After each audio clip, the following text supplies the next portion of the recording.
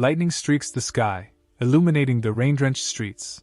And over the noise of the storm, someone asks 2 questions about whether the video has been released yet and whether the Supernatural Force Association has responded to it in any way. And since the association did not react in any way, it means that they do not want to reveal the source of supernatural power. As it turned out, these questions were asked by one of the criminals who attacked the students, holding them hostage. The children were in a panic, but they reassured themselves that the association shouldn't care, so they had to be saved. They just had to wait a little. And then one of the students decided to fight back against the criminals in order to at least try to stop them. But just as the daredevil wanted to do something, he was stopped by Lin Luan with the words that the teenager should not be a hero and control himself, because he could not do anything against the bandits alone. However, the guy was not alone, because the others were ready to help him, because everyone wanted to be saved, and there were only 4 criminals, so the students decided to join forces. But the bandits turned out to be not so simple, so they quickly noticed that something was being prepared against them, and ordered the teenagers to behave more calmly. And one of them had the power to increase in size, which looked very scary. The teenagers did not expect such a turn of events, so suddenly all their confidence in victory instantly evaporated. Although the criminal's accomplices with the strength of his height told him not to go too far with the children, he still hit one of the children with all cruelty. The blow was so strong that the blood of the unfortunate student scattered in different directions. This action frightened all the students so much that they began to panic and run away in all directions without even thinking. Lin Luan then realized that this was the perfect moment to save himself, and shouted about this to the guy Hao, whom he had previously stopped. But the daredevil once again decided to act like a hero, thinking not about himself, but about the others. After all, the student understood that not everyone would be able to escape from the giant, so he wanted to help as many people as possible. Then Luan remembered a situation from his childhood, when he and 5 of his friends swam to the middle of the lake, and he returned alone, and then many scolded him for not helping the others. As a result, the rest of the children were saved by others, but many still blamed the boy for the fact that if his friends died, then their deaths would be on his conscience. Lin himself did not understand what he was to blame for, because he would not have been able to help the others, but at least he could save himself. Therefore, using the same logic, Luan told Hao that they needed to leave in order to save themselves first. The students realized that the best solution would be to duck, walk where there is no light, and head towards the door through which they can escape. But then the guys noticed a figure that was on the mother-in-law, but it was not clear who exactly it was because of the darkness. The stranger concluded that the turmoil was the best time to act. After these words, the unknown person jumped out of cover and struck one of the criminals, doing everything so quickly that he did not even meet resistance. As it turned out, the stranger's name was Ji Feng, and he was one of the most popular newly minted heroes with supernatural power from the association. And if he was here, it meant that the others were saved. The man waited for the best moment, and as soon as it came, the hero took advantage of it and quickly dealt with the villains. But Feng defeated only 3 of the 4 criminals, because the last one hid in the crowd of fleeing students. But the hero himself did not know about it. Lin tried to shout to the man, however, due to the bustle he could not be heard, so the guy could not warn the hero and decided to save himself, hoping that Feng himself would fix everything. The hero himself from the association had already reported on the phone that he had dealt with everything, and almost all of the students had already run out into the street, so he believed that everything was fine. But Feng relaxed early, because while he was distracted, he was attacked from behind by a 4th criminal, whose existence the hero did not even know about, so he was not prepared for this attack. And then, unexpectedly, the man was saved by a boy, who kept repeating to himself that first of all he needed to save himself, and in the end he jumped under the attack of the villain in order to save another person. Lin again remembered that moment from childhood, because it was then that the boy wanted to become a hero, when he saved the rest of the guys thanks to the fact that he swam quickly and was able to loudly call for help. In this situation, the student really acted like a real hero, because by sacrificing himself, he saved the man. According to the criminal, Ji Feng is a vile person, because he hid in the crowd in order to attack later, and the villain was glad that he was able to escape in a timely manner. Then the villain began to discuss how he could punish the boy for preventing the murder of a popular hero, who would no longer be alive if not for Luan's act. Then Ji Feng ordered the criminal to release the student, but would agree to this only if the hero threw away his sword so that everything would be fair. The villain ridiculed the man who is the hero of the association, but at the same time it is he who is saved, and not vice versa. In the end, the hero had to make this deal so that the criminal would stop torturing the teenager, so he had to throw away his sword. According to the criminal, Feng without a sword is not his opponent, so he began to rejoice, thinking that he could now win this battle. However, while the villain rejoiced at his still unattained victory, the hero was able to grab the sword again and deal the enemy a blow that he did not expect. So Feng managed to cut off the criminal's hand, in which the guy was located, and he simply fell to the ground, hitting him hard. The hero, in turn, simply apologized to the student, explaining to him that the situation was simply critical, so it was necessary to act quickly, otherwise someone else might get hurt. Luan became a hero who saved everyone, but, unfortunately, no one could save the teenager himself, who simply remained lying on the ground. Finally, Feng only told the boy that the blow was fast, so Lin should not have felt anything, so he would die without pain. Feng's savior did not understand how the hero could kill him without hesitation, because the man could have come up with something to save the teenager, but Ji simply did not want to come to the rescue. And then Lin saw a sign, as if in a game, which said that the guy had received a chance to be resurrected, and then the question of whether he wanted to take advantage of this chance. Saving the hero, Luan himself died, and now his funeral was taking place, which took place on a cloudy rainy day. Meanwhile, Feng received thanks for being able to heroically rescue more than 200 people yesterday at 8 in the evening at Wenqing High School, where the attackers had taken all its students hostage. The news said that Ji Feng had once again proven that their city's security could be relied upon, and while Feng listened to the enthusiastic cries in his direction, and Lin Luan's mother cried at his funeral, he himself chose to be resurrected in this mysterious tablet. An inscription appeared on the sign stating that regeneration was complete, and then the question arose whether to accept the reward, which was the use of an ability called capture. Lin decided that this ability would not make him any worse, continuing to regenerate with the thought that he should teach Ji Feng a lesson. Therefore, Wan decided to accept this ability, wanting to take revenge on the hero for leaving the guy to die without even trying to save him. It turned out that as soon as he agreed to a second attempt at life, he was returned to the moment when he died, so he immediately found the hero and attacked him from behind. Feng was talking on the phone at this time, reporting the situation, so he didn't expect that anyone would attack him. Therefore, the man was unable to find his bearings when one bit him on the shoulder, so hard that blood gushed out. With the help of the blood that was shed because of Lin Luan, the guy was able to analyze the hero's abilities, learning that among them were shadow walking, snake execution, crow tenacity and breathing method.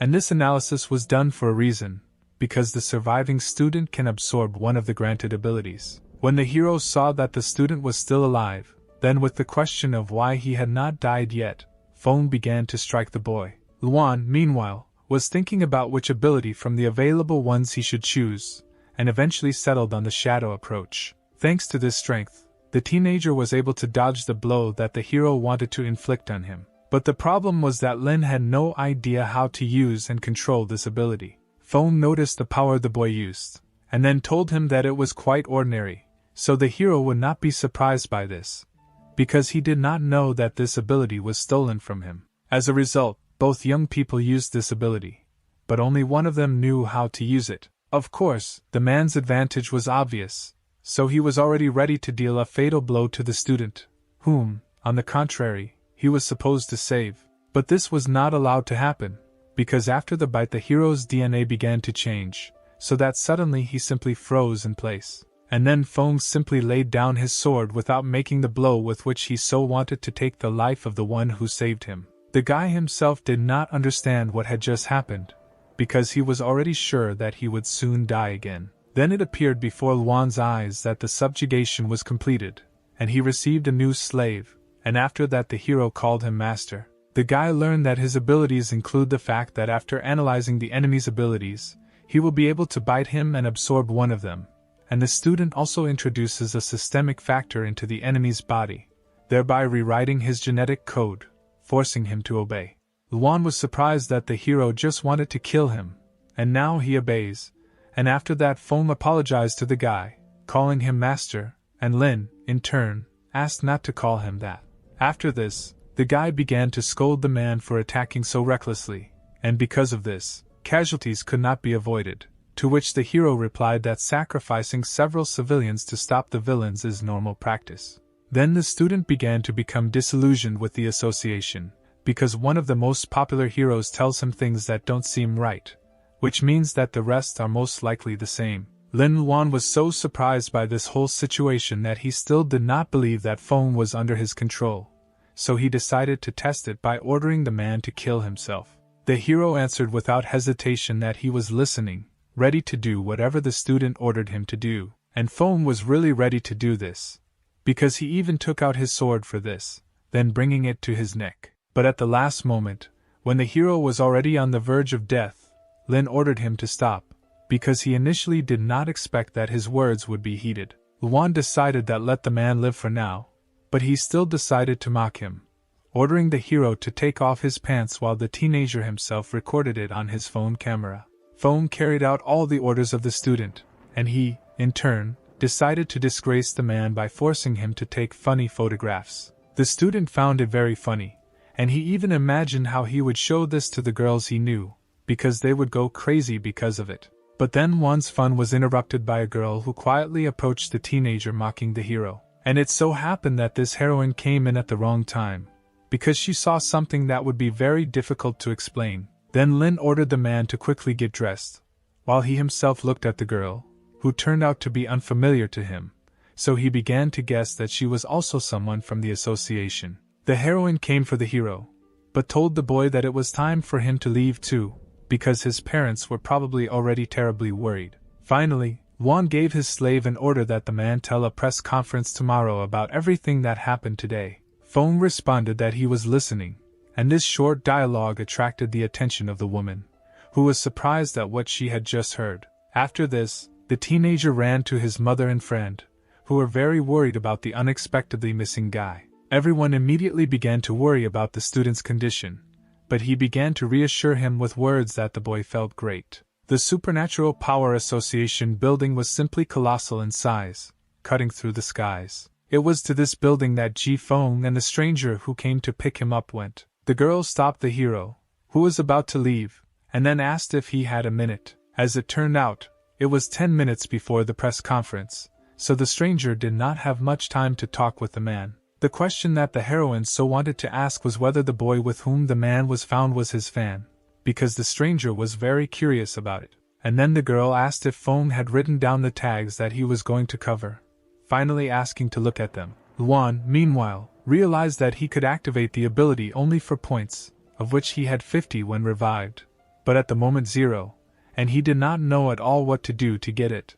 But in the end, the guy decided that now was not the best time for him to think about it, because he was very tired, and only wanted the lessons to end as quickly as possible. Due to loss of strength after past events, Lin did not listen to the teacher at all, but simply practically slept during the lesson. And as expected, this was noticed by the teacher, who did not at all like what Luan was doing in class instead of mastering the educational material. Teacher Shu made the guy stand up and repeat to the class what Newton said, and the student, in turn, explained that he still couldn't recover from yesterday, and that's why he was so absent-minded. But they didn't even want to listen to the student, telling him to return from heaven to earth, because it was just an accident, so you need to think not about what happened, but about the fact that there were only 2 months left before the state exam. However, Lin was not so sure that the attack was just an accident, because the school is always under guard.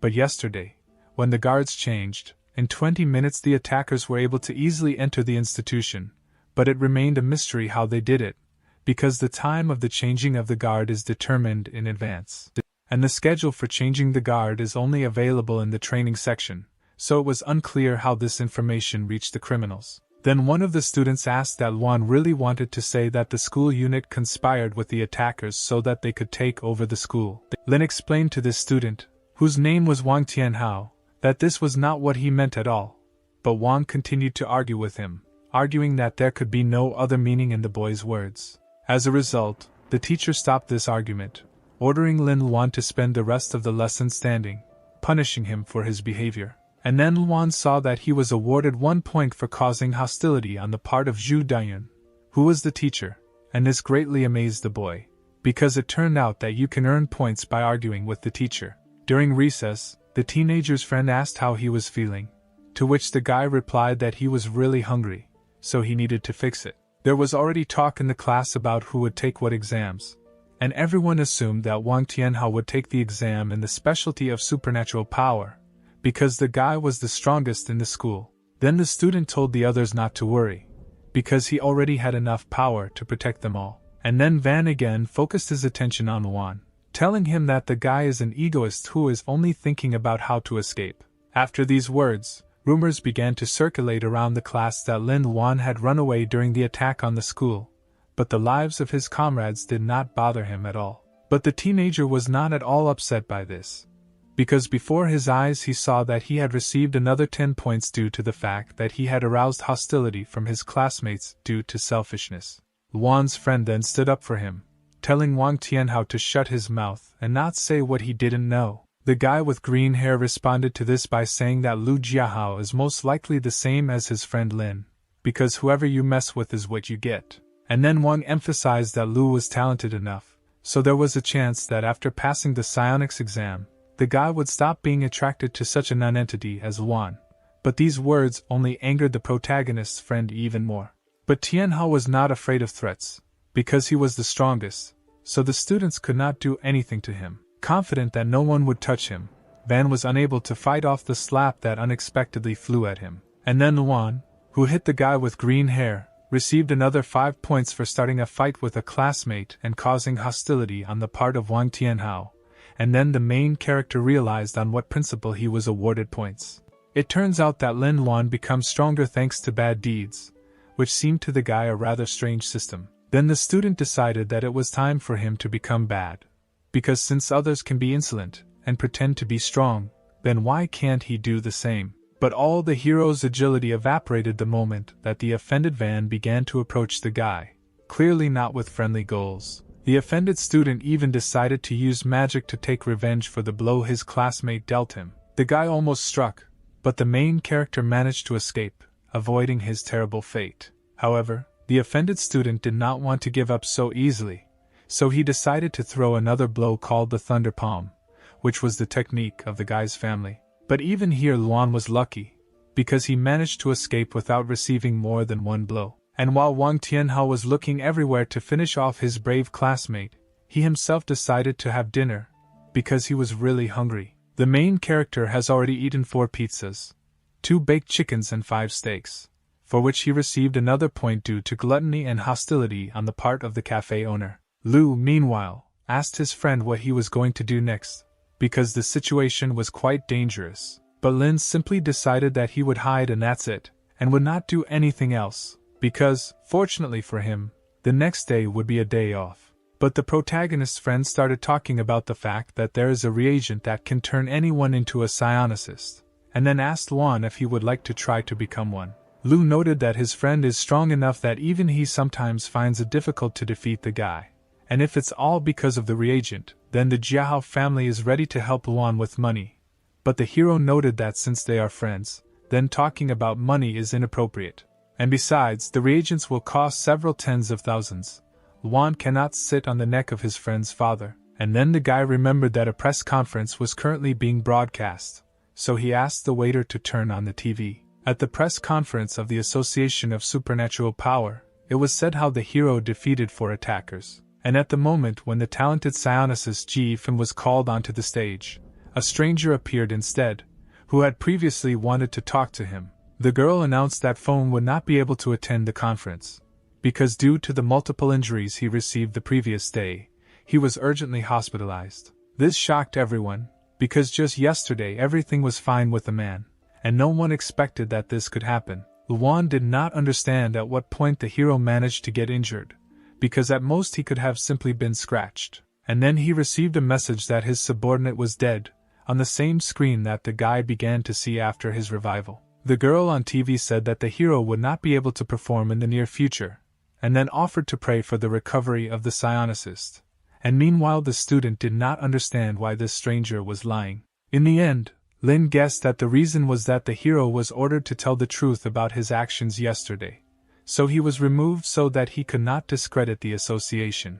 After this, the teenager began to worry that he, too, might be wanted because of yesterday's incident, because if the association found out about him, the guy would face the same fate as Finn. So Juan decided that he needed to be careful with the use of his abilities so that no one would find out about them. And the hero was also pressed by the fact that on Monday he had to meet with a classmate whom he had recently hit. But for now he decided not to think about all this. So he went to his mother and asked if there was anything to eat. And then the teenager noticed that his mother was behaving strangely, as if she was hiding something important from him. Suddenly, someone started knocking hard on the door, shouting that it was opened as soon as possible. It was the aunt who came running to ask how much money the boy's mother had transferred to the fund. It turned out that the grandson of the director of a pharmaceutical factory went on the run, taking with him the money collected by the fund in the amount of 10 million. And the goods turned out to be fakes that did not bring any effect. And Juan's mother transferred 100,000 to these scammers, which was the allowance of the woman's father, which is paid one time to the family of the deceased. This is how the hero found out that his mother had purchased a reagent for a lot of money to improve her son's health. And she did this because of the day when Lin did not leave school for a long time, and the woman's plans simply included a desire to help her son become stronger. People who also fell for the scammers' promises began to organize strikes to get all their money back, so that there was a chance that they would achieve something. Then the teenager said that he wanted to go for a walk, and then added that there was no need to worry about him, because he was just kicking a ball with Hal. But Luan did not go to play ball at all, but in fact he went to the place where the strike was taking place. And while the strikers were discussing what they would do next, Lin calmly jumped over the fence protecting the factory. The teenager found the CEO's office, and then decided that he needed to find clues, such as the address where he or his accomplices lived, and then the student could easily settle everything. And then an unknown man came to this office, asking the hero why he came to this place. Luan recognized this young man as the leader among the protesters, and then explained to the man that the back door was open, so he slipped through. Then the protester said that he understood everything, and then smiled. And this smile did not coincide with the fact that the sign appeared with a message about +1 point for hostility on the part of Lubin. It turned out that Lubin was the main one among the protesters, and the teenager did not understand where the hostility came from if the student wanted to expose the fraudster. Suspecting something, Luan asked the man how he himself got into this office, and he said that he also went through the back door to look for clues. Then the boy began to talk about how the thieves would definitely get what they deserved, because everything would come back to them like a boomerang. The young man somehow hesitantly agreed with the guy's words, and he, in turn, saw that he received more points for hostility on the part of Lubin. Then Lin realized that the man was an accomplice of Sun Che-gong, and he was pretending to be injured only in order to divert suspicion from himself. The teenager decided to use his capture ability, which cost him 50 points that he had previously accumulated thanks to the hatred of his classmates. Using his power, the guy learned that the scammer's abilities include speaking, boasting, legal knowledge and culinary skills. With the help of a high level of performance, one could act in films, or become a fraudster, so the student decided to take this particular skill. And while Lubin threatened Luan, he, in turn, was only waiting for his ability to finally take effect. Finally, when the power began to act, the man fell silent, and then simply called the student master, awaiting orders. Then the teenager ordered the scammer to explain why he was pretending to be the victim, and he began to explain that there were 3 reasons for this, including the desire to find out how the protesters are, also to become their leader and to gain their trust in order to deceive again. After listening to his subordinates' plans, Luan ordered him to be taken to Sun Che-gong. Meanwhile, at the Jade Pond Hotel, the girl admired a gemstone called Azure Mica, which had a very high market value, and the owner of this jewel was the same swindler who boasted to the girl that with the help of this stone he would increase the family fortune. Then the stranger asked Che-gong if he planned to hide for the rest of his life, because everyone was looking for him, and he should be afraid that he might be discovered, to which the man replied that people are like fish, because they remember for half a month, and then they forget, then it will be possible to return. Also, the scammer had 6 bodyguards, so people didn't scare him at all. The main character ended up in this hotel, brought by Lubin, carrying out the orders of his master. Thanks to his subordinate, the guy was able to get past the security without any problems, because the man said that he belonged. So the student and his practically slave reached the main swindler, who immediately asked his accomplice if he was able to calm down the rioters. Driven by anger, Lin headed towards the one who had defrauded his mother of a lot of money, and while the scammer was not expecting it, the teenager hit him, putting all his hatred into this blow. The blow was so strong that Qinggong began to bleed, and at that time the hero called him a worthless boor. The student threw the man to the floor, and the girl was very scared of this, and therefore began to scream. But Wan's subordinate quickly reacted to this, telling the guards not to pay attention, because everything was fine. And while the guards thought that their owner was just having fun, the student was able to beat him to his heart's content as punishment for deception. When the swindler was asked where all the stolen money was, he replied that he did not have it, because he had invested everything in new spar. In the man's opinion, it was not just a stone, but a mountain mineral that he bought from the Wang family's pharmaceutical company, so there was a high probability that it was not a fake. And the criminal sold ordinary stones to people because he took all the spar for himself, because he is a gemologist and knows about stones. Then the main character thought that the skill of knowing stones would be useful to him in order to find spar. Wan decided it was time to bite Qinggong to gain his knowledge of gemology, but the guy was unable to activate his ability, because he did not have enough points for this. However, the student did not want to back down, so he already began to think about who he could earn points on. In the end, he decided to settle on guards who were ordinary people and not psionics. But they still paid a lot for them. The boy ordered his subordinate to go out to the guards and say that they were all fired, and he himself, an ordinary student, would be in their place. The man obeyed his master's orders and did everything as he was told, and then added that the guard's place was in the trash heap, not here. Meanwhile, Luan noticed the spar, and then decided that it was in it that the thief had invested a fortune. When the guy looked at this spar, for some unknown reason his appetite increased, as if he had not eaten for a whole week. Therefore, the teenager could not resist, and without thinking twice, ate this precious stone. After this, the hero felt the power overwhelm him, and then he understood exactly how spar should work. And while the guy was enjoying the feeling of strength, the guards decided to interrupt him in order to sort out who was causing them to be fired. It turned out that these guards were from the most famous company providing personal security services called Shida. And since this company had professionally trained people, the money they paid for them was not small. But even these mercenaries, who have extraordinary skill, could not defeat the boy who ate the spar. The student had so much strength that even he himself was surprised at how much his abilities had improved. Looking at the tablet, the main character realized that he now had enough points to use his power. The man did not understand what the boy who burst into his room was up to. But even without knowing what would happen next, he was still very scared. The first thing Luan ordered his new subordinate was to stop crying, because the man still could not calm down after the bite. It became clear that after submission, the characters of those bitten remained the same, which was only to the benefit of the student, because he did not want them to become soulless puppets. But the most important thing that Lin realized is that by hating his subordinates, he also gets points, and since everyone hates Qinggong, then he will get a lot of points from this. Luan first thanked the swindler for bringing his master so many points, and then the hero could not restrain himself and hit the thief again, because such an amount of hatred shows that he had deceived a large number of people. Remembering the people, Lin ordered his subordinates to compensate for the damage to those who were deceived within 3 months.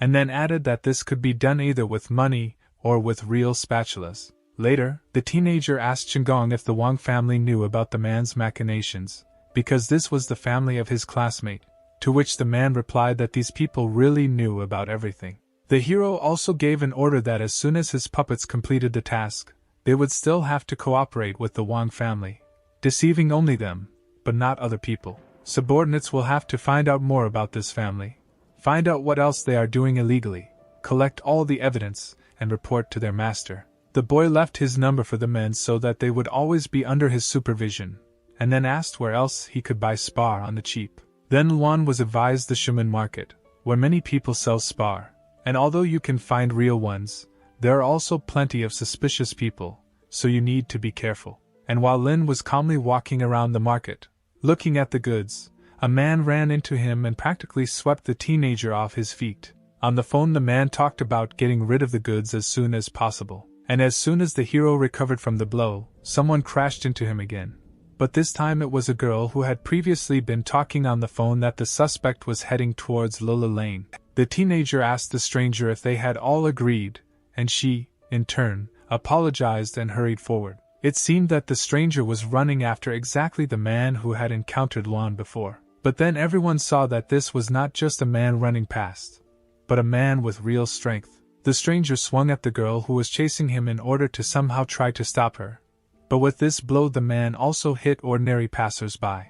And then Lin noticed that this stranger had the ability of gigantism, like the villains from school, so most likely this person was their accomplice. Then another man appeared and began to order the others to cordon off all the passages and drive the criminal to the old alley, because there were no people there. It turned out that it was the Thunder Tiger Wang man, Wang Tianhao's uncle, who constantly bragged about him in class. A classmate was always bragging about his uncle, who was a 5-star psionicist, so Luan immediately recognized the man. Seeing the criminal, the hero immediately attacked him, activating his abilities to attack. The villain tried to escape, but he failed because the psionicist was much faster, so he quickly found himself next to the criminal. And while the runner did not understand what was happening and simply looked at the man, he used his strength, striking. The attack was so strong that the criminal was thrown several meters away. The man began to beg the tiger not to kill him, and then promised that he would not say anything,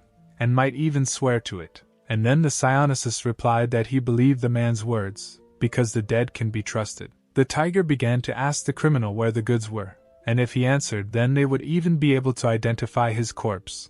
And then the person running away began to say that he would tell everything if he was released. Wang Man then added that if the man does not tell him, the psionicist can easily find another approach to obtain information. Then the criminal decided to fight for his life, but the tiger only ridiculed him, calling this attempt child's play. The 5-star hero was able to tear his opponent apart with one blow, without even putting in much effort. And Lin also saw everything that was happening, because he followed his classmate's uncle to see where he was going. Due to the fact that the guy crawled out of his hiding place, because he was too shocked by what was happening, it seemed that the tiger noticed him. Although the teenager managed to hide, the psionicist still heard some noise and asked who exactly was hiding like that, when the guy himself already understood that he was finished. The main character understood that since he heard this conversation, they would definitely not leave him alive, so he needed to come up with something quickly. Then the guy decided to bite the man, but it turned out that he did not have enough points for this,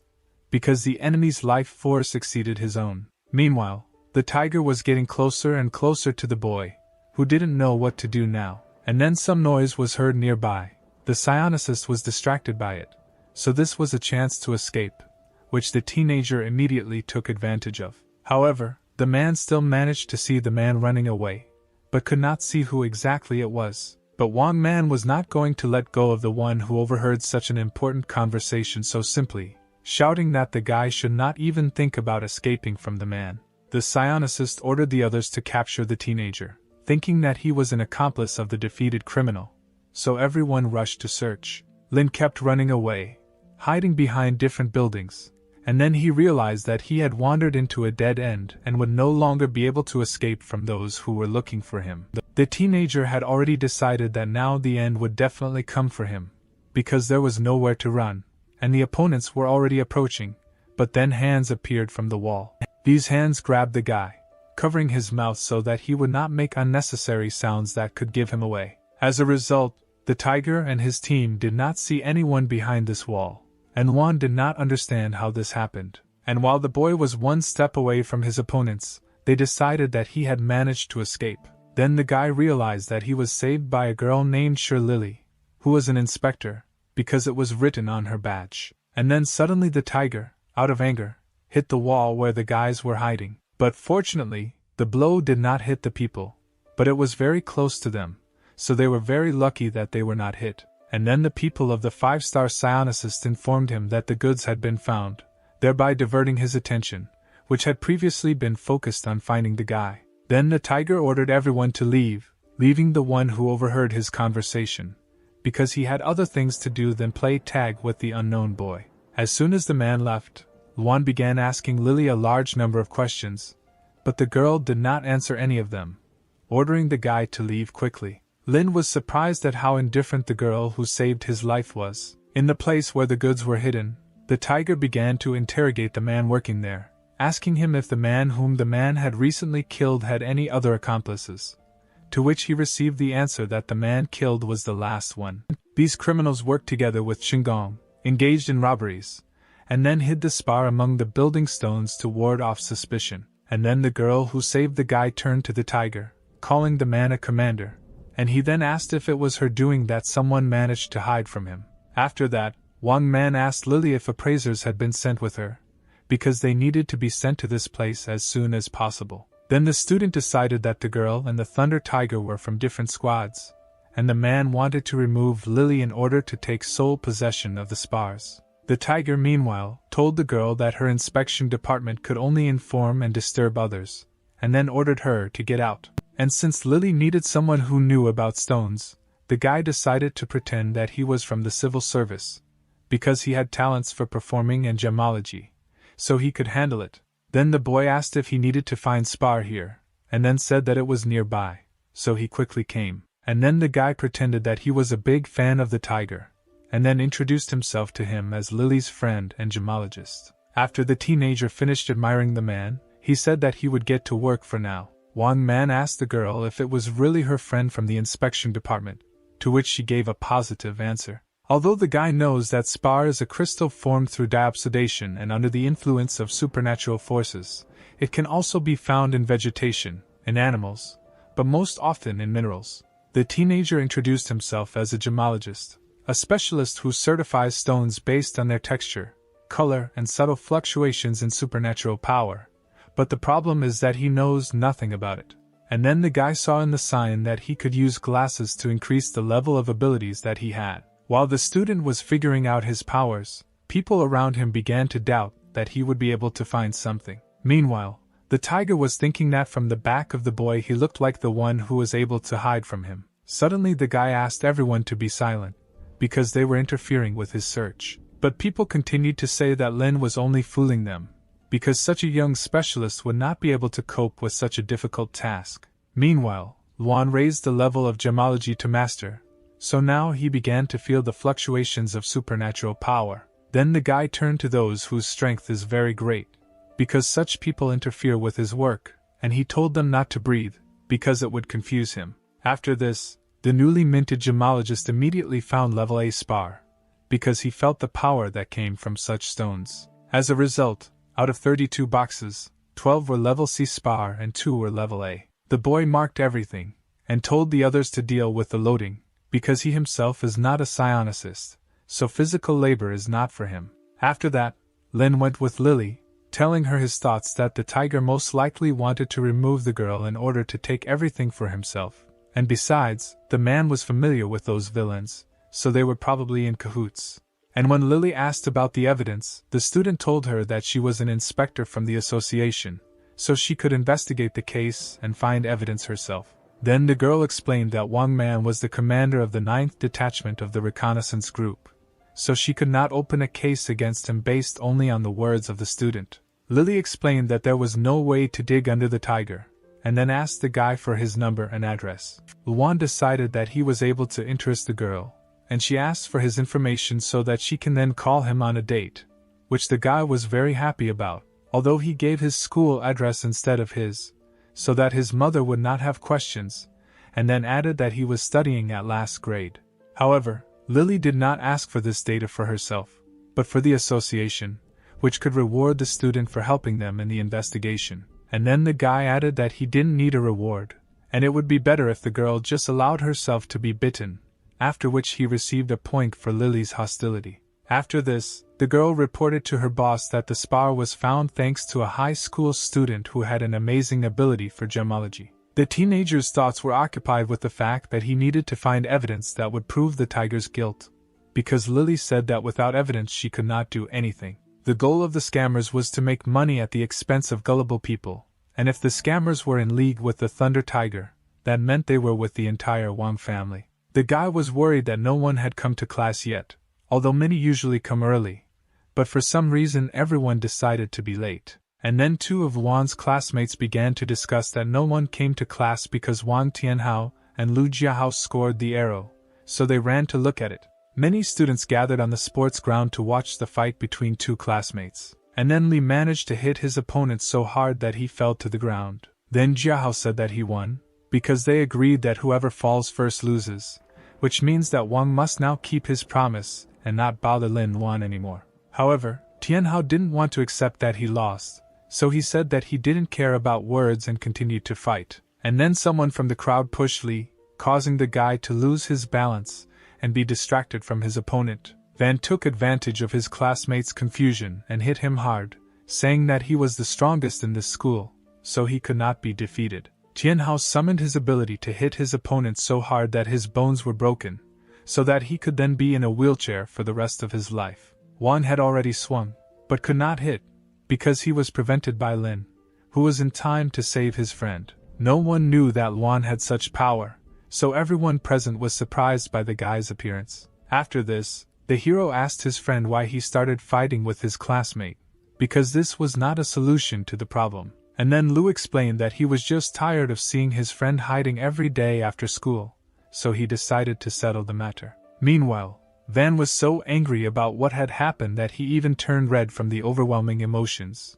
There were many voices buzzing in the crowd of those who saw everything. Some said that Van was no longer the strongest in the school, while others believed that the guy was simply attacked unexpectedly, and that was why he could not dodge. Tianhao didn't like being humiliated like that, so he was willing to fight further to defend his honor. The friend's enemy was furious, so they already began to think about what they should do now, because running away was probably not an option at all. Lu asked his friend to teach him the blow that was used on their opponent as soon as possible. Then the teenager began to teach that he needed to concentrate all his strength, fueled by anger, in his legs and run. While running away, Lin also managed to ridicule his opponent, so that they ran after him. Luan was able to run far enough so that he and his classmate were alone, and then admitted that he thought that it was Wang who stole the shift change schedule for the villains, because the Wang family was in cahoots with the criminals. The main character said that he knew everything, and he even knew that his opponent's uncle killed the witness, and then added that he was giving his classmate a chance to confess, otherwise he himself would report everything to the association's inspection department. Wang, in turn, did not even deny the teenager's accusations, and even praised Luan for being smart enough. And later Tianhao even admitted that it was indeed he who suggested to his father the idea of stealing the schedule. It turned out that last year Van found the key to the training section and kept it for himself, initially without even thinking that it would be useful. It turns out that for the sake of Spar, Tianhao endangered his own classmates, and he was not even ashamed of it, because he considers everyone just a pile of garbage. Van also believed that this was quite justified, because in the future he would become a psionicist, so thanks to him, the lives of others would be better. And Wan's classmate tells everything so boldly only because he plans to beat him so badly that the teenager will remain disabled for the rest of his days, and then he will also put a key in the boy's pocket to make him a villain.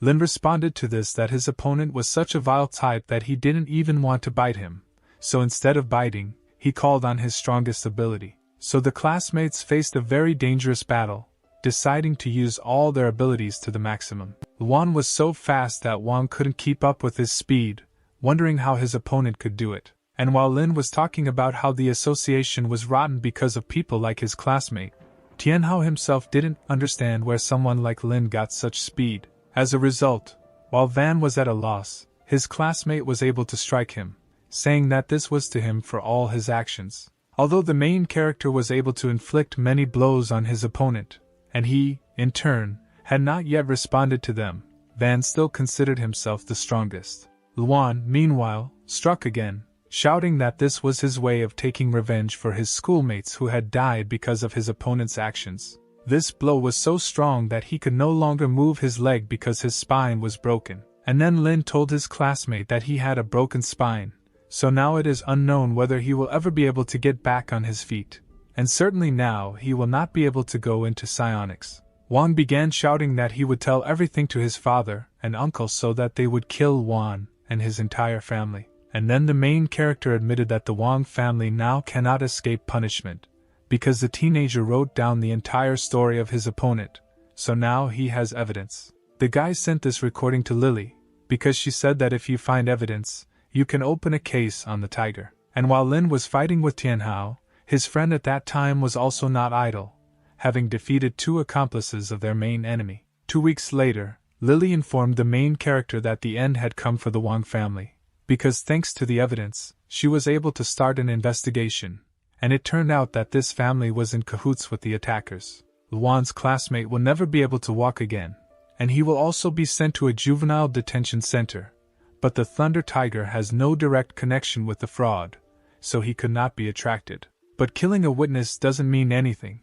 because he was an attacker, so it's not beyond the scope of his official duties. But the guy shouldn't worry about the tiger, because since the man's family was convicted of crimes, he won't be able to do anything against the student. After a telephone conversation with Luan, Lily approached her teacher, who said that Lin was an interesting guy, but in the girl's opinion, he was clearly not eager to join the association. Then the teacher told Lily not to rush into her opinion about the guy, because he needs to be given time. Meanwhile, the guy had a state exam, the first stage of which is to take blood tests for the presence of psionic energy. All the classmates told the main character that he would definitely not be able to pass the test stage, but it turned out that only Lin Luo and Lu Jiahao from the class passed it, which no one expected. Those who passed this stage were asked to go to the Western basketball court, so the heroes went there. There, the heroes met 3 more students who had passed the first stage, which surprised Lu, because usually 2 people passed from their school, but now 5 people had passed. One of those who passed the first stage was Chindoji, who showed himself in school, because he had limitless potential. Also, this stage was passed by Ruan Lusher, who is the best in all subjects, attends all courses at school, and she is very smart. And the third one who also passed was Lin Su, who is an inventor and loves to understand technology. The students did not understand why they had gathered everyone when none of the teachers came to them, and then they heard some noise. Then they noticed the cat, so they decided that it was from him that the noise came. However, then the teenagers saw a man who asked them if they had passed the qualification. The students were surprised by such an unexpected appearance of a man, because they were waiting for teachers who would explain everything to them. Afterwards the stranger added that the embryos should be pulled out at the beginning of growth, and then shouted for Lala to go. It turned out that that cat was not an ordinary animal, because it was the same Lala to whom the man gave the order. The students immediately realized that this was not an ordinary cat, but a spiritual beast that they would have to fight. The main character did not understand why the psionicist was attacking them, so he grabbed the phone to call someone. But the man, as soon as he saw the phone in the teenager's hands, said that there was no need to call the police. And then the stranger himself also entered the battle, calling upon himself a weapon. He was ready to fight. The man used an ability called a rounded stroke on Luan, and then the boy decided to use his strength, but he did not succeed, because there were not enough points, since the enemy's life force exceeded his own. Lin Luan realized that the strength of the one who attacked them was on the same level as the Thunder Tiger, so it would be difficult to defeat him. After this, the student shouted to his friend to briefly distract the attacker, and he agreed to help his friend. Then Jiahao told the others to scatter in different directions and try to call the police. Hearing the teenager's plan, the man replied that calling the police was against the rules, so he would not allow them to do it. As soon as the stranger said this, at that very moment he knocked the phones out of the hands of those who tried to call. While the others were fighting for their phones, the girl was trying to escape from the cat, which was ready to attack anyone. But the animal failed to catch up with Lushi, because she was saved by the main character, who quickly got his bearings and pushed the cat away. And although the man appreciated the teenager's speed, he is still sure that the student is not able to cope with Lala alone. Meanwhile, the cat had already switched all its attention to the main character, forgetting about the girl that she was pursuing. One understands that Lala is as fast as he is, and he only has the ability to run away, but not to attack, so if they catch up with him, then the guy is screwed. The student then decided that the only way to defeat the cat was to take control of it by waiting for the right moment, so he allowed Lala to get as close to him as possible. A stranger saw this and started shouting for the guy to dodge, and the cat stopped because it was a dangerous moment. And when Lala approached the distance the guy needed, he used his ability to capture, spending almost all his points on it. But Lin accepted that victory was more important than accumulated points, so he still bit her, spending 1,000 of his points. The man watching this did not understand what was happening and what the student was doing. Lala's powers included perception, flexibility, playfulness, shadow walking, sharp claws, and Buddha image. Having chosen one of the cat's talents, the guy began to wait for the submission to work in order to finally calm Lala down. But instead of submitting, the cat turned into a large unknown beast that was ready to continue the battle. Seeing that everything was getting out of control, the stranger ordered Lala to stop, and she again became a calm, sweet cat. Afterwards, the man told the guys to calm down too, puzzling everyone he forced to fight. The stranger explained that he only wanted to test and evaluate the students' abilities, and then apologized for scaring them so much. It turned out that this man's name was Gu Yunxiao, and he was the teacher for the guys with whom his cat fought. All the students, except the main character, were crazy about this news, because Yunxiao was the coolest psionicist in their school, because he has the 5th level and is part of the preliminary investigation department of the association. According to the description from Wan's friend, their teacher was a terror for villains, because he has countless solved cases, and he is also handsome and cunning. The man's spiritual energy takes the form of 10 meters. In his right hand he has a brush, and in his left is the Book of Life and Death. The students were delighted, calling their teacher Wonderful Pengguan and talking about how lucky they were. But the psionicist said that the children should simply call him their mentor, and that would be enough. And then the man noted that 5 students had passed this year, and before there had never been such a large number, so the director called the hero to teach. Then the teacher added that in half a month the 2nd stage of the exam would take place, so they should have time to prepare well for it. Meanwhile, the cat did not leave Luan's side, and then the mentor noticed how much Lala liked the boy. Afterwards, Yunxiao suggested that the children go to a special class for training psionics to discuss the 2nd stage of the exam in more detail. The teacher told the students that supernatural power has several gradations, and there are 7 levels in total, including absorbing, cyclical, manifesting, transforming, taking shape, chaotic and spiritual enlightenment. And then Lu noticed that their mentor was already level 5, even though he was only 25 years old, and such people in the association could be counted on one hand. Yunxiao explained that in fact it is not worth drawing conclusions about a person's strength based on his level, because the level rather depends on luck. As an example, the mentor took the Thunder Tiger, whose trump card is that it can collect energy in its hand, so he created a technique called the Thunder Fist, and we can say that its level is somewhere between the 2nd and 3rd. But since Wang has perfected his technique to the maximum, he is able to break through a mountain, so if you compare him with Yunxiao, the tiger will most likely win, so the association decided to recognize that the tiger's strength is comparable to the 5th. Therefore, you should not focus only on the level, but it is better to find your own style in using energy, and then create your own personal technique and become the best in what you know. But it was too early to talk about this, because now the student's task is to concentrate on absorption and cyclicality. Absorption means that one must absorb supernatural power, and the human body absorbs this power gradually. Constant training will help students increase the amount of force they absorb, and after taking a medicine that contains 5% strength, teenagers will need a day to absorb it. One then asked if the medicine was practically the same as spar, and then the teacher said that the concentration of force in spar exceeds 80%, so it is so dangerous that you can die. The main character was surprised by this information, and then decided that it was thanks to the system that the spar did not have a detrimental effect on him. Next comes the 2nd level, called cyclicity, which means that after absorption, the force begins to circulate in the body, strengthening it, allowing a person to surpass his physical capabilities.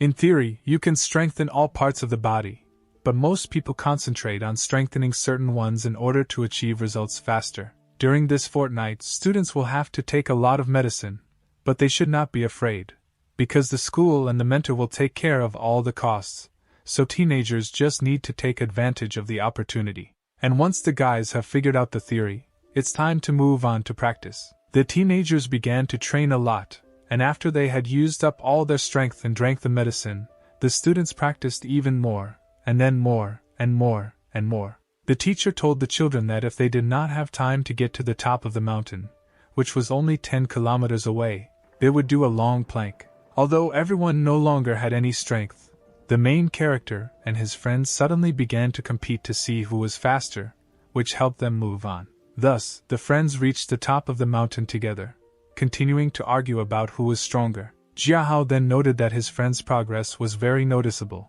even though he said that he did not want to take the exam.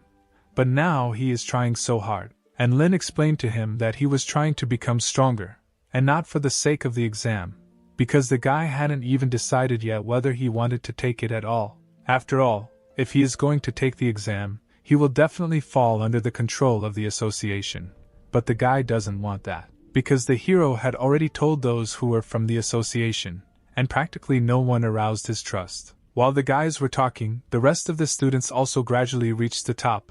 However, they were 3 minutes late, so now they have to stand in the plank for an hour. And so that Hao and Luan would not just watch their comrades suffer, they were told to keep the others company. The friends first began to swear that they were forced to stand in the plank, even though they managed to run, and after that Lin asked the teacher if the association was a good place. Then the mentor replied that although the association is not ideal, isn't that why you should try to join it in order to make this place better? The teacher himself joined the association when he was 17 years old, and he did this in order to make the association an even brighter place. Although the psionicis thought that his speech sounded naive, it greatly inspired the guys who wanted to become the same as their mentor. So all 15 days passed, and then came the second stage of the exam, for which the students were vigorously preparing. Having gathered their strength, the teenagers went to the second round of the supernatural power exam. At this stage, many children from different schools gathered, and this was only a fifth of all people,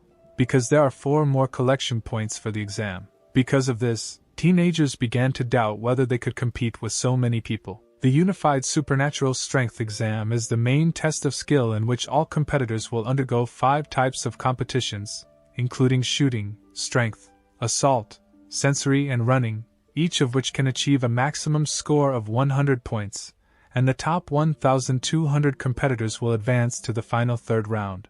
Until the competition began, all the guys gathered in a self-service cafe, where they shared their experiences with each other. And while everyone was worried, Lin Luan ate calmly, because the food was free and delicious. Then Hao decided that his friend was right, and told everyone that they needed to eat well to have strength. And then 3 people entered the cafe, one of whom ridiculed Luan for seeming to be always hungry, and Lin, in turn, immediately received 10 points for hostility from Fu Guangqun.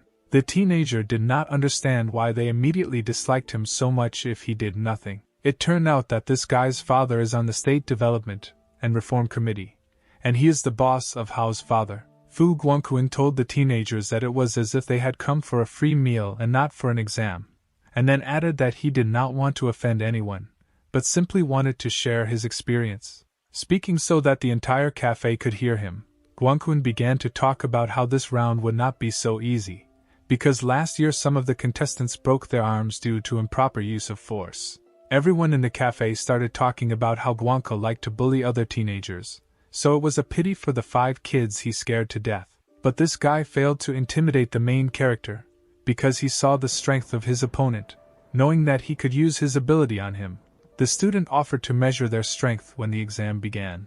Lin decided to make an agreement in which, if he wins, then his opponent in front of the whole school will wish good luck to Luan's team, and if on the contrary, then the main character will quit his studies after the exam and will never return to it. Hao thought that his friend was crazy, because Guangqun was considered the strongest student in his school, and this agreement was too risky. The guy ridiculed Luan for being so self-confident that he even dared to challenge him. Guangqun was very popular, and when he was called to a shooting competition, the other participants began to whisper about how good the guy was in each of the competitions. The teenager's total number of shooting points was 87, which was a very good result. But the guy didn't show his joy, saying that today's result was acceptable to him. And while this popular young man was thinking that the guy who challenged him had some kind of trump card in his head, he, in turn, received 42 points in the shooting and considered that he was quite good. Others were very worried about the main character because of his argument, and he showed such a bad result. The participants were then asked to prepare for the strength test competition that was next. Contestant number 068, Fu Guangquan, received a final strength score of 89, and the number 143 participant, Lin Luan, received only 65 points, which was inferior to his opponent's points. Therefore, the opponent of the protagonist realized that he was in vain to worry about Luan, because he turned out to be too weak. Meanwhile, Lin calmly continued to eat, as if nothing had happened, although he understood that if he lost, he would have to quit his studies. Then his friend began to swear at the student, because how could it be that the boy was 69 points behind, but still found time to eat?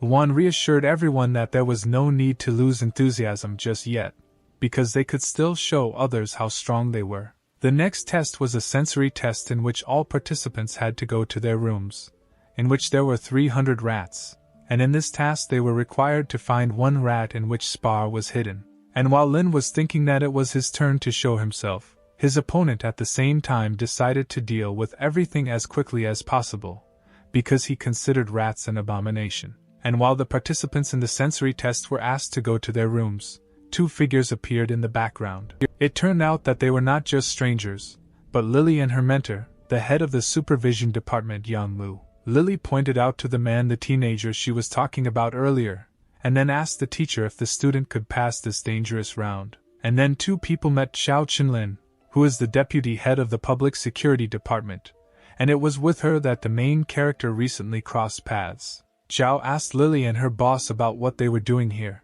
to which she received a response, explaining her presence by saying that cases of murders had become more frequent lately, so she was looking around and giving everyone advice. Then a noise was heard on their site, and it turned out that it was all because someone passed the test very quickly. At that moment, Guangquan was just coming out, so he decided that all these ovations were in his honor, and the guy had already begun to thank the crowd flying towards him, but the people, in turn, pushed him away, rushing to someone else. Then the self-confident teenager realized that all these enthusiastic screams were not in his honor, which means that someone completed the task faster. It turned out that all attention was directed towards Luan, because he found the spar in 10 seconds, but his opponent took 2 minutes to do it. The main character explained this result by the fact that as soon as the door opened, the rat with the spar immediately ran out to his leg, and he, in turn, immediately caught it.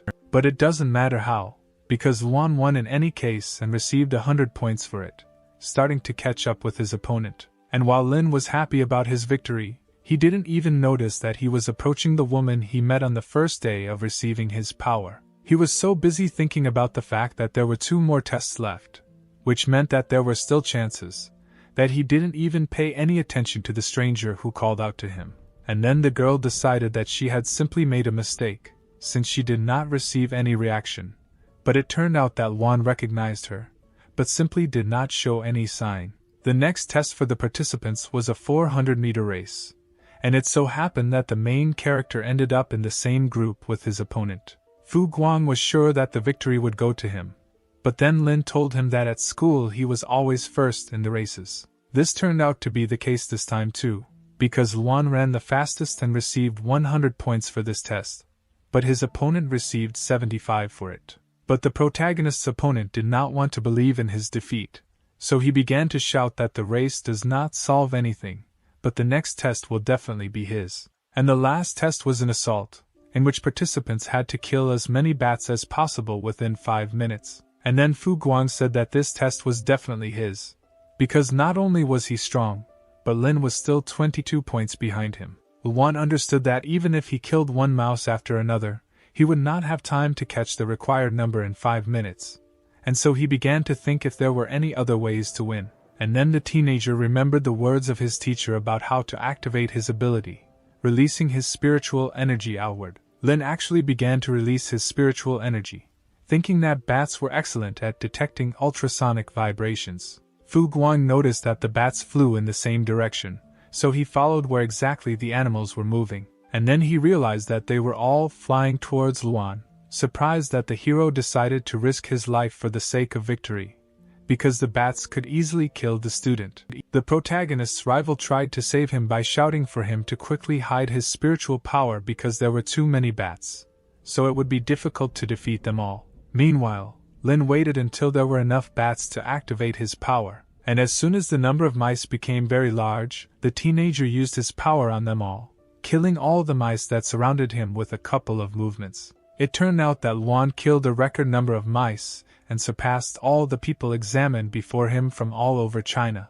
Thus, for the assault the main character received 99 points, having killed 435 mice in 5 minutes, and his total points were 406. And his opponent received 69 for the assault, and the total number of points was 398. This means that Lin won the argument, and his opponent is obliged to fulfill his part of the deal, which included supporting the Luan school. The rest of the students from the main character's school were in another group, and for them the competition would begin in the afternoon, so Lin tried his best to support the guys. As a result, Lu Jiahao received 404 points in total after all competitions. Chen Douji received a total of 341 points, which was a good result. Participant Lin Su received 334 points, falling slightly short of his friend. Wan Lushu received a total of 352 points, and since all 5 candidates from the main character schools showed such a good result,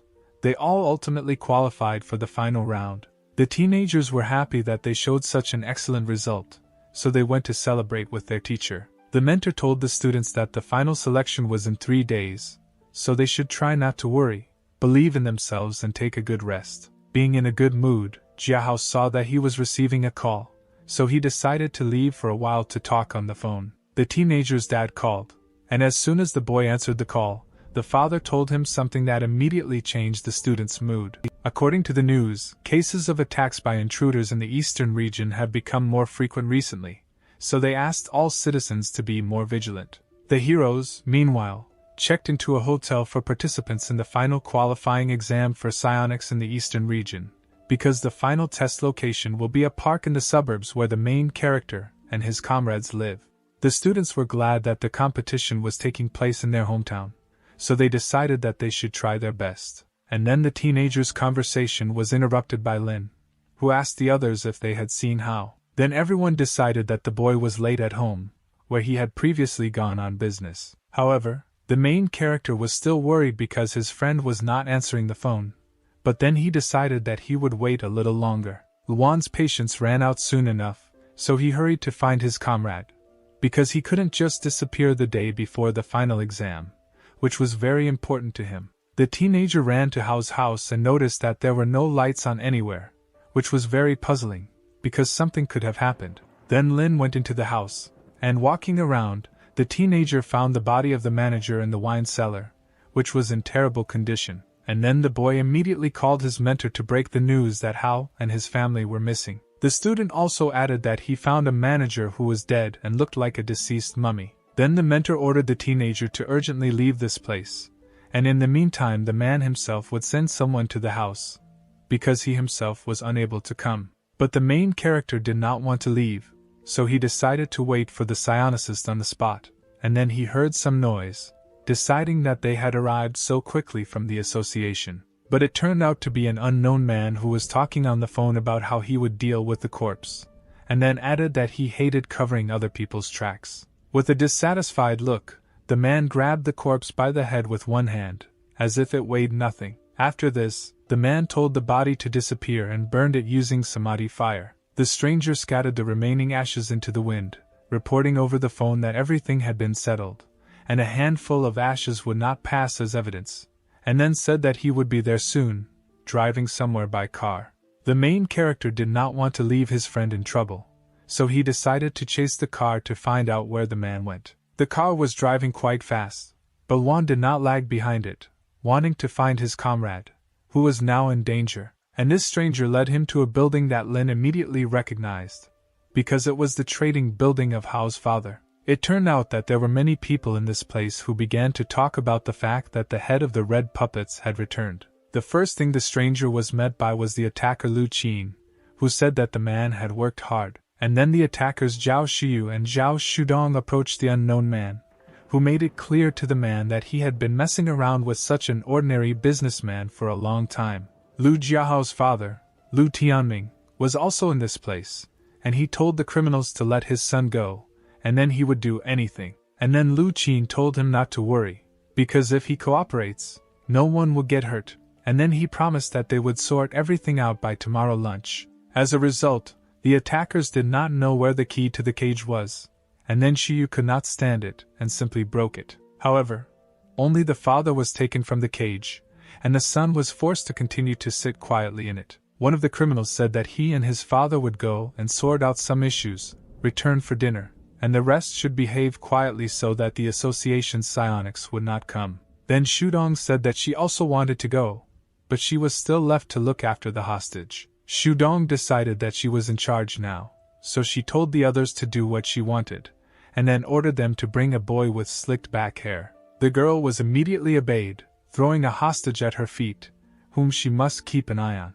After this, Shudong told the guy that his father knew that they were both already dead, but her sister said that Tianming would agree to cooperate to save her son's life. And because of such a heroic act, the girl was so moved that she told the hero that he could run like a stray dog to call the police, because this was his last chance to escape.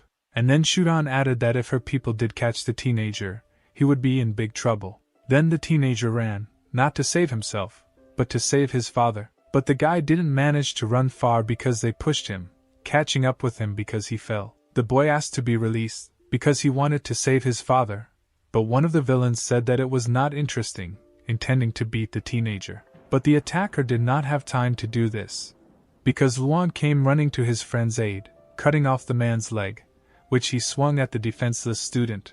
At this moment, Jiahao realized that now everything is not so bad, because at the moment he is no longer alone, but with a faithful comrade. Lin shouted to the villain that they should not dare touch his friend, because then they would be in trouble. Then Jiahao asked what Luan was doing in this place, and the teenager told him the whole situation and how he ended up here. And instead of gratitude, the main character heard cries that he would rather call the police than risk his life. And while the friends were arguing, Shudong noticed that Luan's spiritual energy was fluctuating, which means that his power awakened not so long ago, so they definitely wouldn't be able to escape. And Jiahao agreed with her, because criminals are many times stronger than teenagers, so Luan should not have come. The main character realized that they really couldn't win just like that, and so he unexpectedly hit his friend so hard that he lost consciousness. The attackers were very surprised by this outcome, because their rivals must rarely take their allies out of the game. The guy explained this action by saying that since they couldn't win in an ordinary fight, they needed to resort to an unusual method, because the teenager was ready for trouble and had accumulated a large number of points to use his strength. And when the student was attacked by one of the criminals, the teenager quickly used the ability of submission, waiting for the result. After this, the boy told the attackers to attack all at once, thinking of subjugating as many people as possible. Laughing with such self-confidence of the boy, the criminals rushed to him in a crowd, not noticing how he began to bite them all, in order to then take over their minds. Shudong then began to worry that the boy would be killed too quickly, and she wouldn't even have time to have fun. But then the girl noticed that everyone suddenly stopped fighting, but simply stopped, like dolls. The main character was happy because he had enough points to use the power of submission on everyone. Using his ability, the guy saw that this girl was the strongest among the others, because to use the ability on her it was necessary to spend 1,000 points. But fortunately for the student, he had 3,000 points, so he had enough to zombify Shudong. Meanwhile, the girl thought that the other attackers had stopped to allow her to finish off the teenager herself. Luan, meanwhile, ordered all his subordinates to attack the unsuspecting attacker together. Shudong did not understand what those who were supposed to obey her were doing, because they had completely stopped following her orders. When the girl realized that this was not a joke, and the others were really trying to harm her, she immediately turned into a monster, activating her power. And then the attacker shouted to the guy that since he had done something with her henchman, he should now say goodbye to his head. But she was unable to attack because the teenager was protected by one of the villains controlled by Lin. Everyone controlled by the student also activated their abilities and then attacked all together, making it much more difficult for Shudong to fight off everyone. Luan, meanwhile, was thinking that this was the first time he had encountered such a powerful psionicist, and in the future, villains like this girl would appear on the boy's path more and more often. The teenager understood that when he accumulated enough points to activate the capture, then he would be able to fight all the villains, but for now he needed to become stronger. After these thoughts, the boy ordered his slaves to release Shudan in order to fight her himself. The girl first asked why everyone obeys the guy and not her, and then clarified how the teenager was going to defeat her. And then Lin threw the ball, and Shudan could not resist the temptation and ran after it. Because of this, the attacker became even more angry, because she wanted the student to fight with her seriously, and then he asked her why she decided that he was not serious.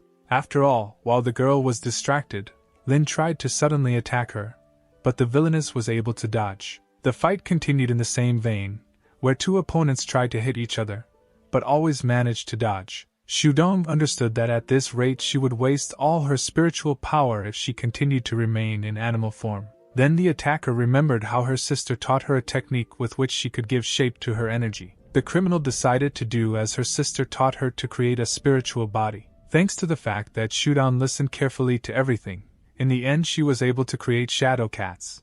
But the girl understood that she could only hold out for no more than 15 seconds.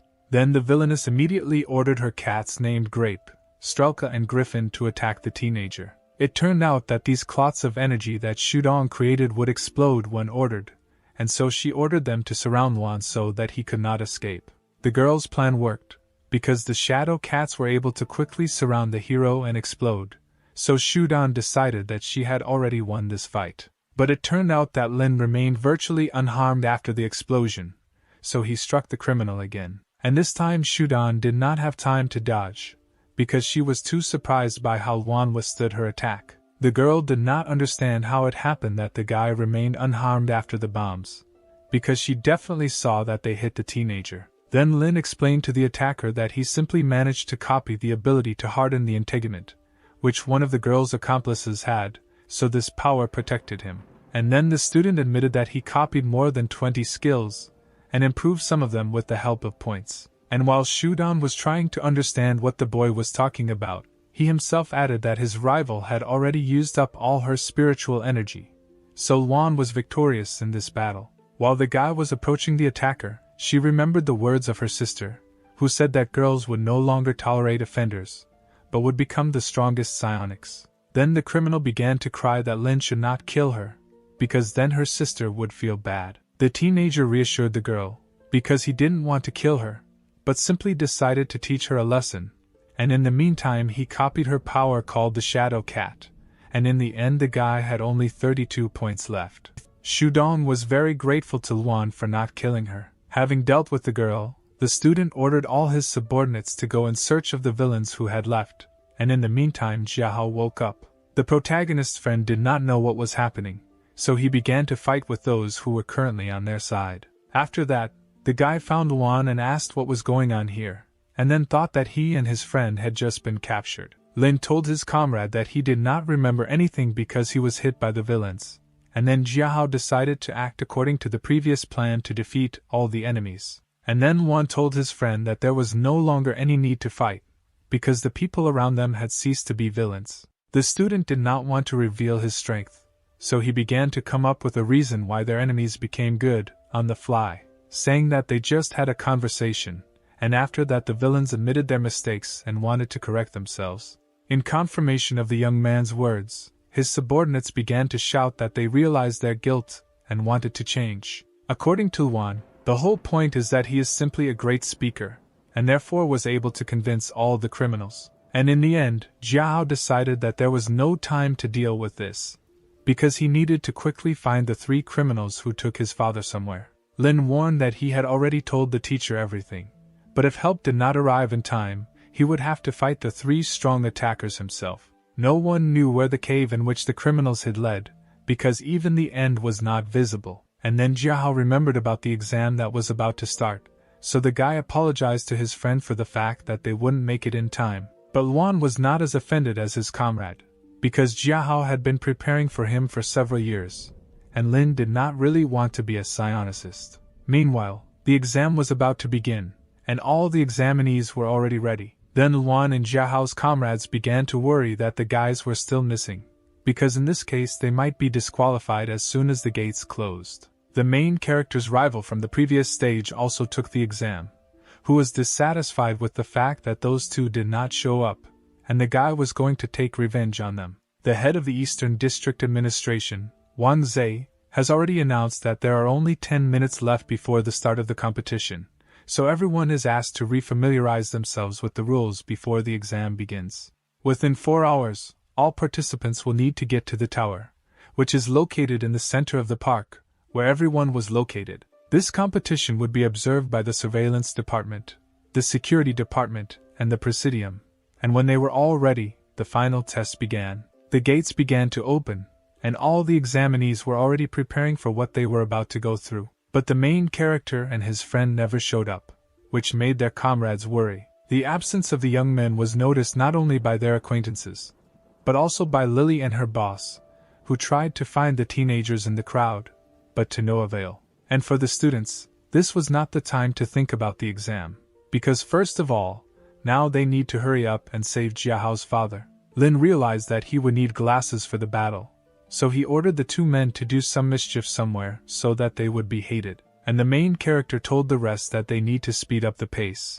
But first they need to develop a plan of action. And then they were interrupted by a man whom Juan had already seen at his friend's house when he noticed the tracks. The girl also recognized the intruder, saying that his name was Chikue, and then added that he should let everyone through, because she wanted to see her sister. Then the criminal said that Shudong was troublesome, and then added that when she gets into trouble for this, she shouldn't blame him. Chikue did not suspect any trick, and then the girl asked him where they were going, to which he replied that they were in search of treasure. Then Lin asked his friend why they captured his father, and he explained that it was all because the man was developing land ownership, so he was familiar with the area, and the villain needed a guide to find spiritual stones. But the guys knew that there was little spar in their city, so they did not understand why the criminals decided to look for something here. And then one realized that the villains were heading to the park, because there were now a lot of miraculous medicines that had been prepared for the examinees. Meanwhile, the exam was strictly controlled, and everyone was watching that only 10 minutes had passed, and 2 had already passed the first obstacles, which means that this year the participants are very strong. Jiahao began to doubt his friend's words, because the exam has serious security system, so going there for the sake of spar is like signing your own death warrant. In addition, this year their mentors group is responsible for safety, so it will be almost impossible to achieve results. And while the guys were talking about their teacher, unknown people in hoods came to him. These strangers turned out to be criminals who began to attack the group in charge of security. The psionics did not have time to react, so the tower, to which all the participants were rushing, was damaged by the explosion of the attackers. The hooded strangers did not stop at one department and went through the rest, causing harm to people and the building. The stranger was asked where Commander Gu was, and he replied that the commander and his men were all already defeated. Then guards from the gathering place of the district security subdivision tried to contact the people in the tower. The villain heard this and told the others to respond to the guards and inform them that everything was under control, so there was no need to worry. And then the district chief said that everything was in order and nothing unusual, so everyone should return to their positions. The attacker noted that the boss values his personality much more than the lives of those participating in the test. Lily and her mentor realized that something was wrong, so the girl used her power of invisibility and disappeared from the criminals unnoticed. Meanwhile, the district chief asked the villains who they were and what they were going to do, and then the criminal asked if anyone remembered the incident when the city of Chao was destroyed 8 years ago, and in response to this he received only silence. Then the villain decided to remind everyone. Before the incident, the Association of Supernatural Power existed only in the eastern region, and not as now, scattering its branches around the world, and then the city of Chao, the ghetto of the eastern region, was captured and then destroyed by the group Thick Mist. 1,375 residents died in that event, and since the association was originally an unofficial organization, it was not able to arrive at the scene in time.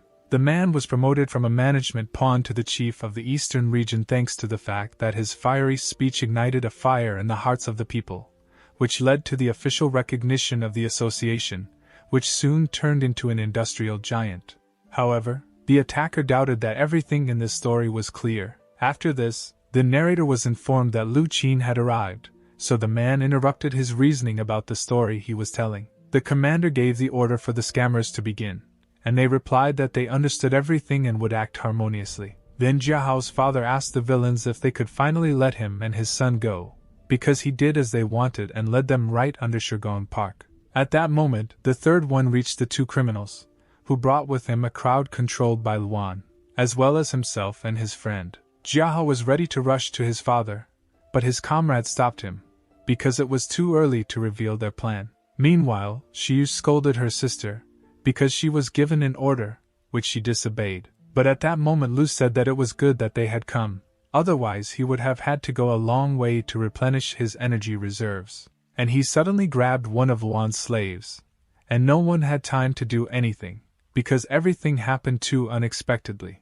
And then the man who was captured began to quickly dry out, turning into a mummy. Qin, meanwhile, threw the body away, and then said that it would not be enough for him, and he was still hungry. The fraudster began to look around in search of a new victim, and then he turned his attention to Jiahao's father, starting to reach out to him with his hand. And at that moment Jiahao himself could not resist and struck the attacker, saving his father. The man was very surprised to see his son here, and he, in turn, apologized for helping only now. While his friend was busy with dialogue, Lin ordered all his puppets not to wait, but to attack their opponents together. And at that moment, when the fight was just beginning, Wan ordered his friend and his father to quickly leave here, because at the moment it was possible. But as it turned out, Lu Qin was not upset by the fact that their loved ones rebelled. The criminals simply began to absorb the energy of everyone who tried to fight him. Shudan also wanted to get involved in the fight, but her sister did not let her,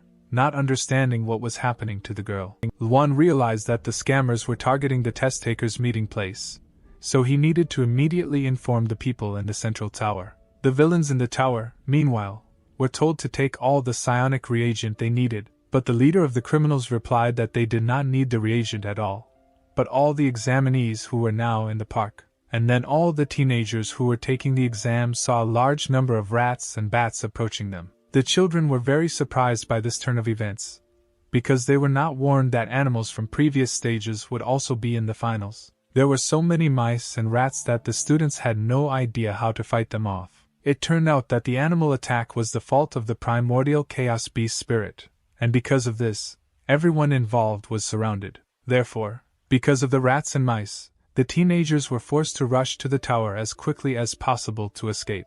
Lily, meanwhile, tried to call at least someone who could help her save her teacher and the others by stopping the attackers. The protagonist's comrades were also running away from the animals, and then the girl tripped over a stone and fell, so that the mice and rats began to approach her. But the animals failed to catch up with the heroine, because Fu Guangqun came to her aid, who killed all the creatures that tried to attack the student. And then the 4 examinees were left to be torn apart by the animals with which they were surrounded. The former rivals shouted to the others to try to escape if they did not want to die. And then a shadow cat appeared in the distance.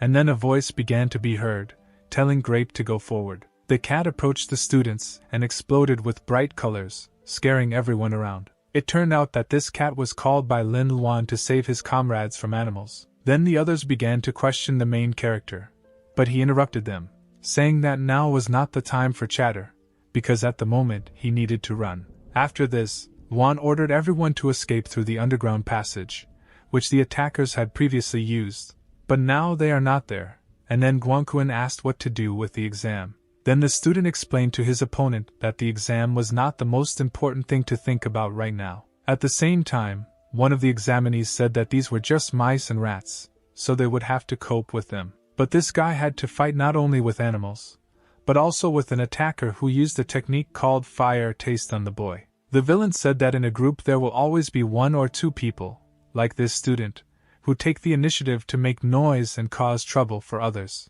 And the way out of such a situation is very simple, because you just need to eliminate the initiators, and then the rest will immediately rush into chaos.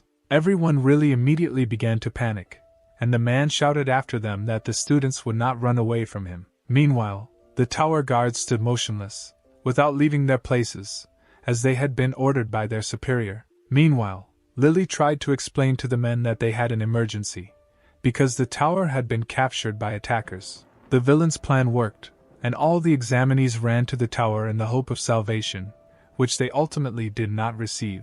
Then one of the attackers reported to his commander that all the students were assembled. The leader replied that he understood everything, and then added that after 8 years he would finally be able to make the case public. After this, the man turned to the administrative workers with the words that they should know the other side of the fall of the city of Chao. The attacker said that at that time the association deliberately arrived later in order to provoke the public and gain the desired status. The association's resulting power cost the lives of 1,375 Chao residents. The criminal said that he wanted to pull out the weed, meaning association, by the roots, and the examinees were chosen by him as revolutionaries. Then Lily's mentor thought about what this psycho wanted to do with the children. Lu Qin asked his commander if they could finally begin their plan, and then it seemed to all the students that some kind of earthquake had begun, because the earth began to disappear from under their feet. But it turned out that it was not an earthquake, but a large monster that crawled out of the ground.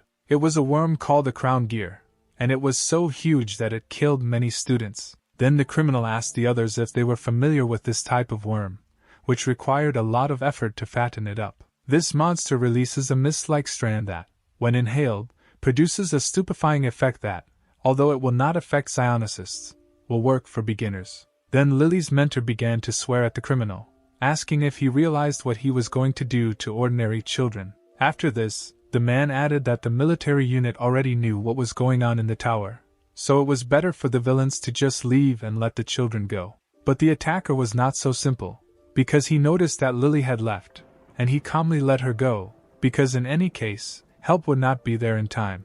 The criminal understood that by the time the rescue squad arrived, the villains would be able to do their job. After this, the worm was ordered to begin, and he began to do everything as the criminal had described earlier. The students inhaled this fog and did not understand what it was and what was happening to them, and then the criminal noticed that the monster had stopped, and it became unclear to him why this happened, because the worm had eaten enough of the reagent to give it a lot of strength. The students also began to notice that the fog had stopped appearing, and it also seemed as if the monster was in pain, and then the worm said that he couldn't do it anymore, because it was so disgusting here. It turned out that even the criminals themselves did not know that this worm could talk, because they were very surprised by this fact. Then the worm began to scream that he wanted to get out, and then shouted something about a fierce claw. Half an hour ago, the main character and his comrades were running away from criminals and trying to get to the exit where they would be safe. Here the heroes began to think about what would happen to the rest of the examinees, and this thought made Luan stop. After that, the guy said that he had a strong call of nature and ran away, promising to return. The others tried to call the teenager to stop, but to no avail. Then the friend of the boy who ran away said that the boy knew what he was doing, so he could go. The student understood that he currently had few points, so it would be difficult for him to defeat anyone, so he needed to quickly earn more. The teenager's subordinates did everything they could to make themselves hated, because they behaved horribly in public, telling movie endings and pretending to be exhibitionists. And then the young man began to feel waves of spiritual power, realizing that they were from reagents prepared by the Association for Examinees. So he decided to find a warehouse that should be somewhere nearby. Then the guy noticed a large worm that was crawling out of the ground, which the student definitely did not expect to see. The teenager did not understand where this vile worm came from in the park, because he had never seen anything like it before. But it seemed to the guy that this worm did not pose any threat, and looked quite friendly. But that was not the case, because this monster suddenly opened its mouth, showing the boy that he clearly posed a threat. After this, the monster flew up, wanting to attack the young man, jumping on him. But the worm did not manage to eat the student, because he reacted in time and dodged. And while Lin was thinking that the worm obviously belonged to the villains, and why it was so big, the monster itself disappeared somewhere at that time. And then it dawned on the teenager that the worm had not disappeared, but had gone underground. But the boy realized this too late, because the creature was already under him with its mouth open. As soon as the boy had time to think that he was finished, the monster's mouth slammed shut, and he was eaten. So Luan ended up inside the worm, but he remained alive, because among the abilities he copied there was a defensive one, but he didn't know how long he could hold out like that. The student decided that he would gut him out using an ability called a ferocious claw. But then the boy decided that if this monster belonged to the criminals, then he could wait in the belly until the worm itself delivered Luan to the villains. Although the plan was good, the main character had to endure a place in which he was disgusted to be. Then the guy felt that a worm was crawling somewhere, and then he heard the voices of other guys. It was then that the boy decided that it was time to activate the fierce claw and kill the monster from the inside. Thus, the main character killed a monster that could harm a large number of children. Once Lin finally got out of the worm, he began to swear at what kind of war they had staged here, and then said what an abomination this worm was. The main criminal ordered the others to capture the guy who ruined all their plans. Lu Qin, meanwhile, ran to treat the worm, calling it by its name Lady Hell. Shiyu, meanwhile, turned into a beast, shouting that she would not allow some boy to interfere with them. However, the girl was interrupted by her sister, forcing her to stop to protect Luan. And since no one was going to catch the boy, it had to be done by a man who was not happy about this, because for him it was too steamy. The head of the attackers, meanwhile, asked how long it would take to completely heal the monster. Then Lu Qin replied that it would take him about 10 minutes, which did not please his boss at all, because the main attacker understood that they hardly had these 10 minutes, because soon other psionics would come running to help the guys. And so the man ordered his subordinates to try to delay the approaching warriors as long as possible in order to gain time. Lily's mentor, meanwhile, looked at Luan, thinking that he had noticed this young man a long time ago. Meanwhile, Lin saw the villain who was controlling the fire, and then the teenager decided that this attacker at the moment represented the greatest danger to him. And then someone called the guy's name, and this made Luan surprised because he did not understand whose voice it was. Then the man introduced himself as Lily's mentor, and then explained to the boy that his ability would help them communicate telepathically. The mentor told the guy that help would arrive in 15 minutes. But in the meantime Lin would have to try to detain the intruders. The main character said that he will definitely cope with this task, because a lot depends on it. Meanwhile, the villain could not keep up with Luan, thinking that the guy was running like a cheetah. The attacker then tried to attack the teenager with a wave of fire that was large enough to reach the boy. And although Lin managed to dodge, the man's flame flares up and goes out at his will, so it will be difficult for the student to escape from the fire that surrounded him. And then the young man began to say that he was still a complete beginner, an ordinary student, so the man needed to be easier with him. But the villain didn't really care about the guy's words, so he used an ability called Heat on him. However, the teenager didn't even have to dodge, because he used a block and a protective field. Thanks to the abilities that Lin had copied earlier, he was now able to give at least some resistance to the attackers. But even with the use of two forces together, the young man could not resist the blow of the criminal. The boy understood that if his opponent hit him in all seriousness,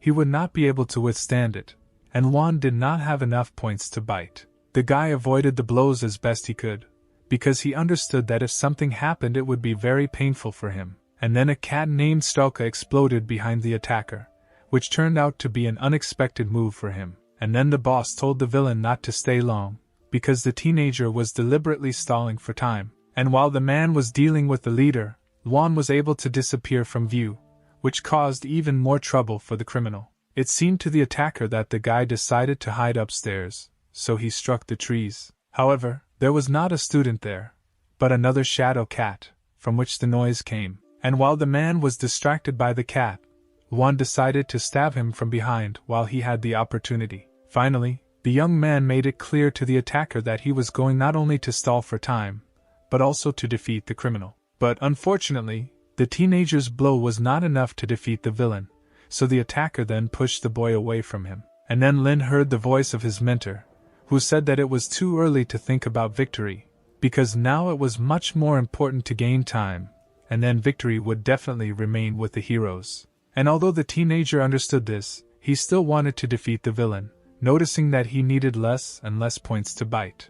The student realized that the number of points required for capture is determined by the vitality of the enemy, and therefore it can decrease if the vitality drops. The young man understood that if he lowered the attacker's points a little more, then he would be able to use the power of capture on him. The mentor noticed the persistence of the hero, who could gain even more time than expected, and while Luan tried to stall for time, Lu Qin was able to completely cure the worm, which was already ready to continue. Sure, Lily and other operatives were already rushing to help. However, they met someone on their way. It was a detachment of those who attacked the building. They blocked the path of our fighters. One of the hooded strangers, apparently the leader of the squad, told Lily that entry here was prohibited. Meanwhile, the examinees looked up and one of them shouted in panic that the worm had recovered. The guy controlling the worm laughed and said that it happened because he was inattentive.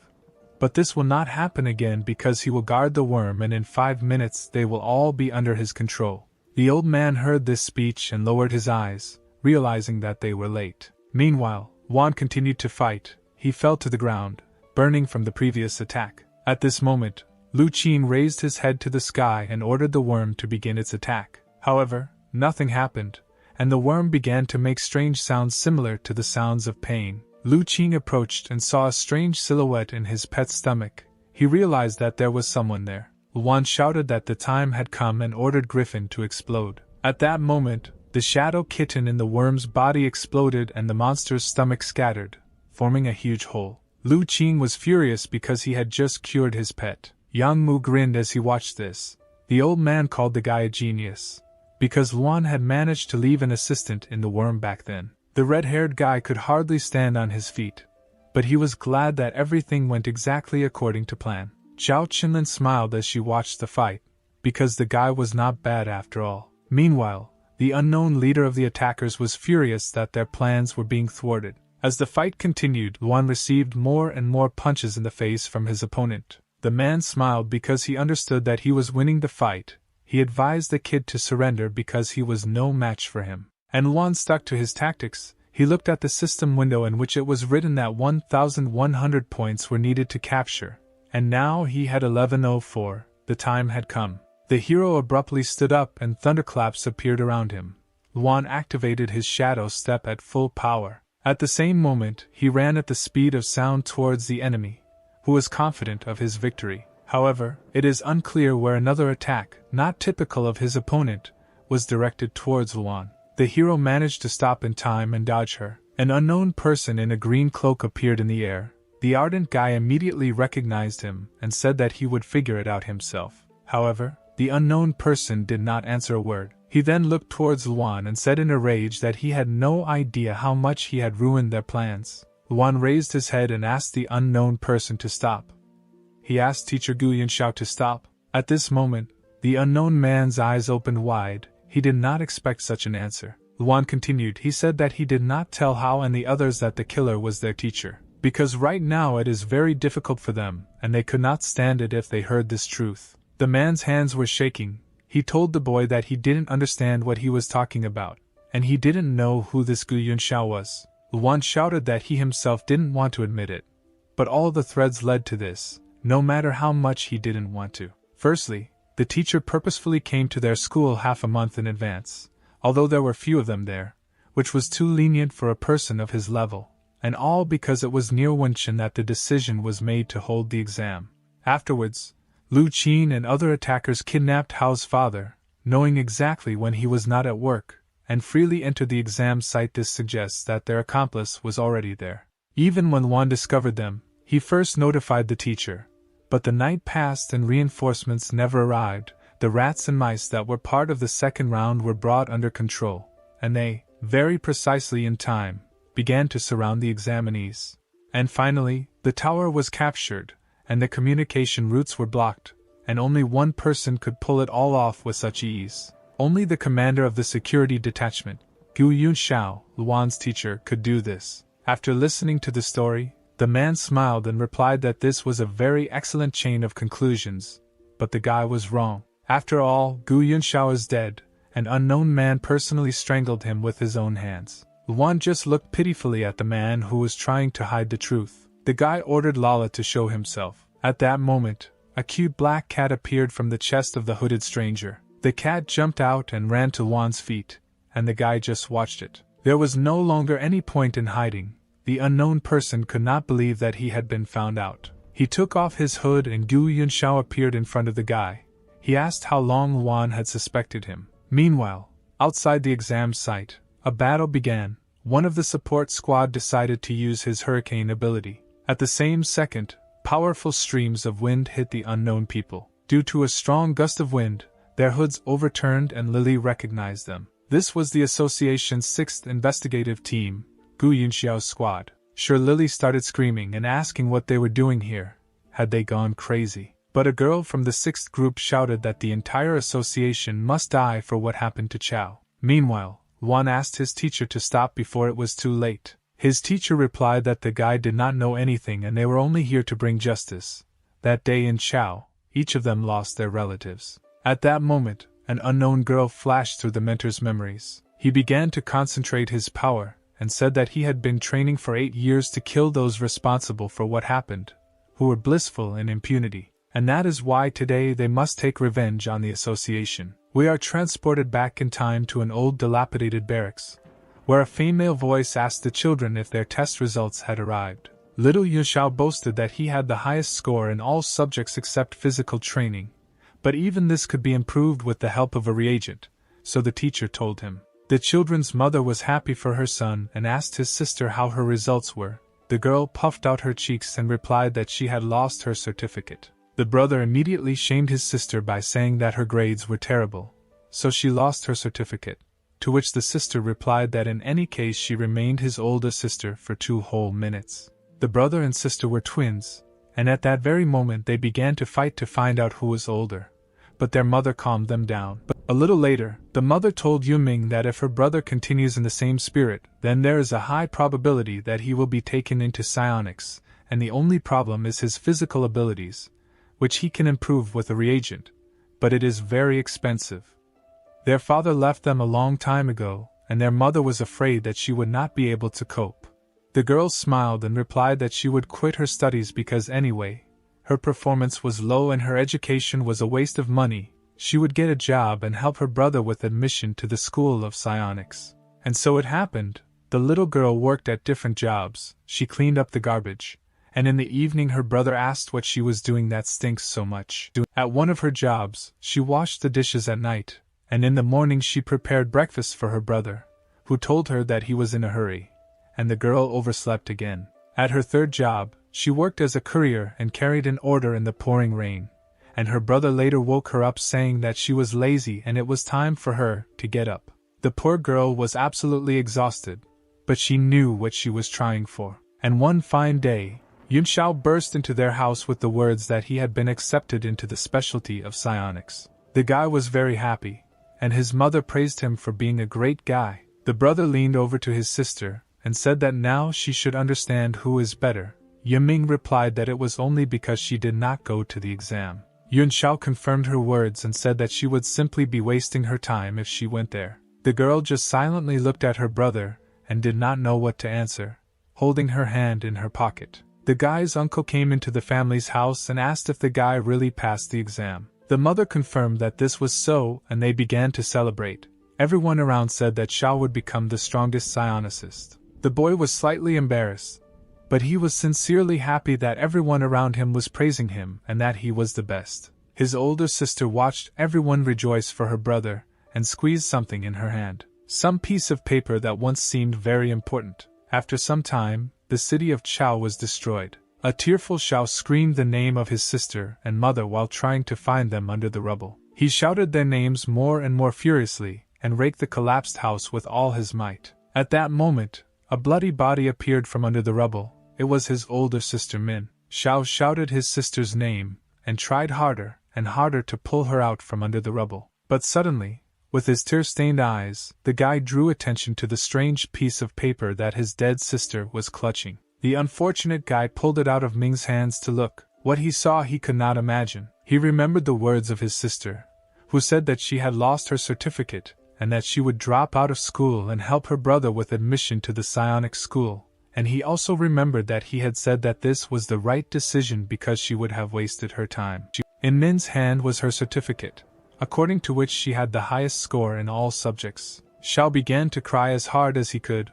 Only now he realized what his sister had done for him. She sacrificed her future for the sake of her younger beloved brother, who now sits next to her corpse. 2 years after joining the association, Xiao accidentally stumbled upon the truth about what happened back then in Chao. Just one note, that an incident was discovered in Chao and instructions to temporarily do nothing. That is why now he will make every resident whose hands are stained with Chao's blood pay for their deeds.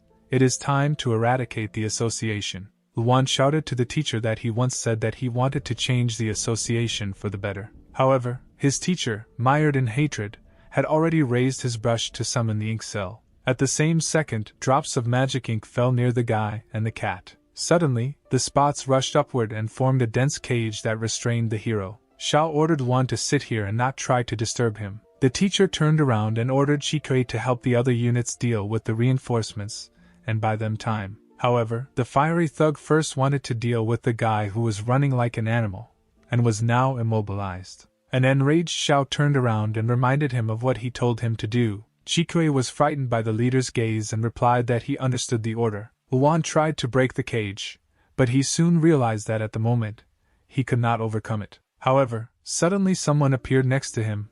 The guy looked up to see who it was. It was an angry Zhao Xiu who wanted to kill the guy for what he did to her sister. At that moment, Luan realized that he was finished. At the same time, the battle, which took place outside the exams, had already dragged on and everyone was tired. The blonde man from the defensive squad ordered his opponents to surrender. After they saw that the exhausted guys rushed forward, the blonde ordered his subordinates to surround the tower and save the examinees. However, suddenly he heard something and strange spots appeared in the sky. Instantly they were hit with blows of paint that were so sharp that they pierced the ground. In the sky in front of them there was him. The blonde recognized this man. It was Gu Yunxiao. He warned his soldiers about the danger and advised them to be 120% alert. After all, their opponent is not just a soldier, but a legendary fighter nicknamed the Beautiful Pangwan. At the same second, an enraged Xiao uses one of his abilities Pangwan Buddha. Meanwhile, Luan begged the girl to understand him correctly, because he did not do anything with Qingni.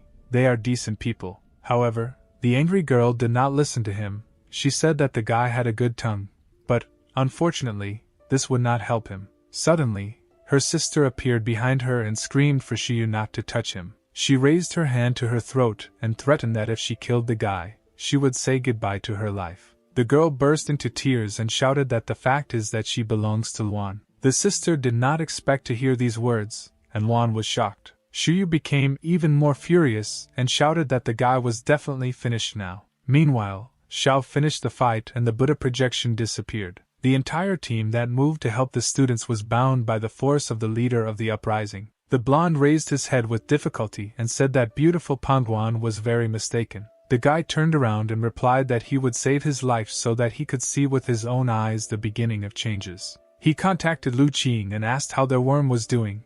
The guy replied that everything was fine and this time everything would work. At that moment, the worm sprayed poisonous clouds and all the examinees fell into a strange sleep, as if they were under control. An old man watched all this from a safe distance. He couldn't believe that all they could do was watch the students being taken control. At such moments, Yang Mu hated himself for not being able to fight anymore. The old man turned to the girl, saying that now only her clone is here, who can exchange information with others so that they call for help.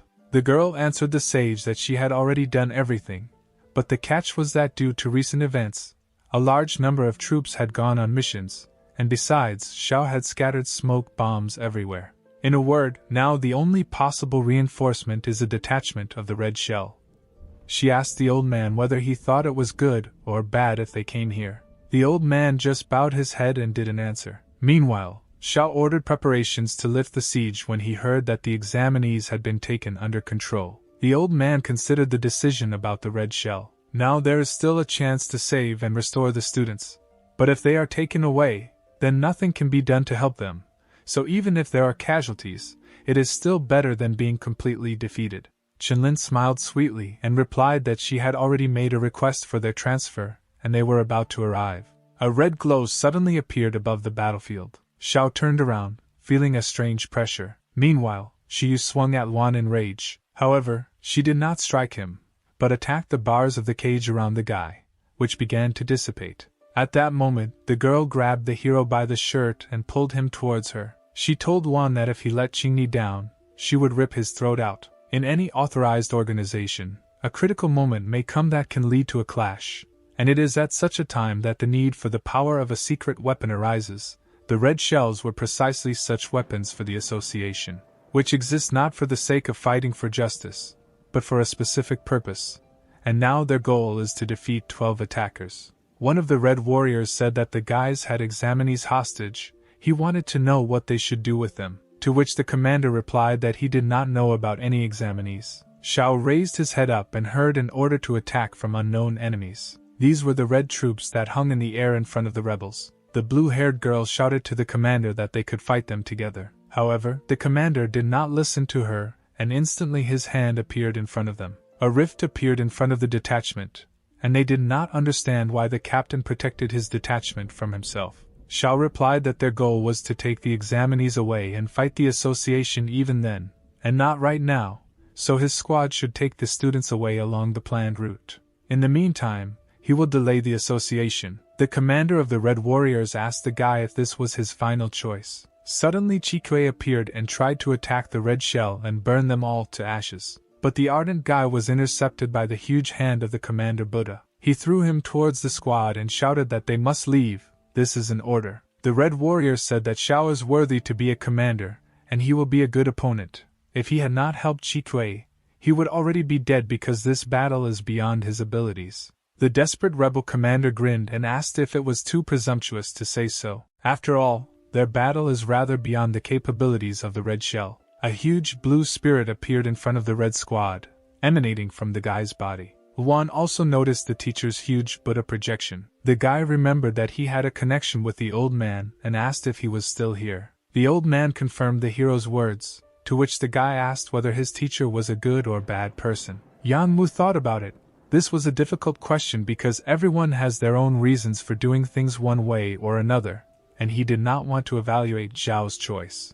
Therefore, he decided to tell Wan Zhao's whole story so that he could draw his own conclusion. Once upon a time there was a boy who was driven by a sense of justice and talent. Everyone believed that he was capable of becoming a hero, and if there was a flaw in him, it grew from his very birth. After all, this boy was born surrounded by poverty. The Buddha projection struck first.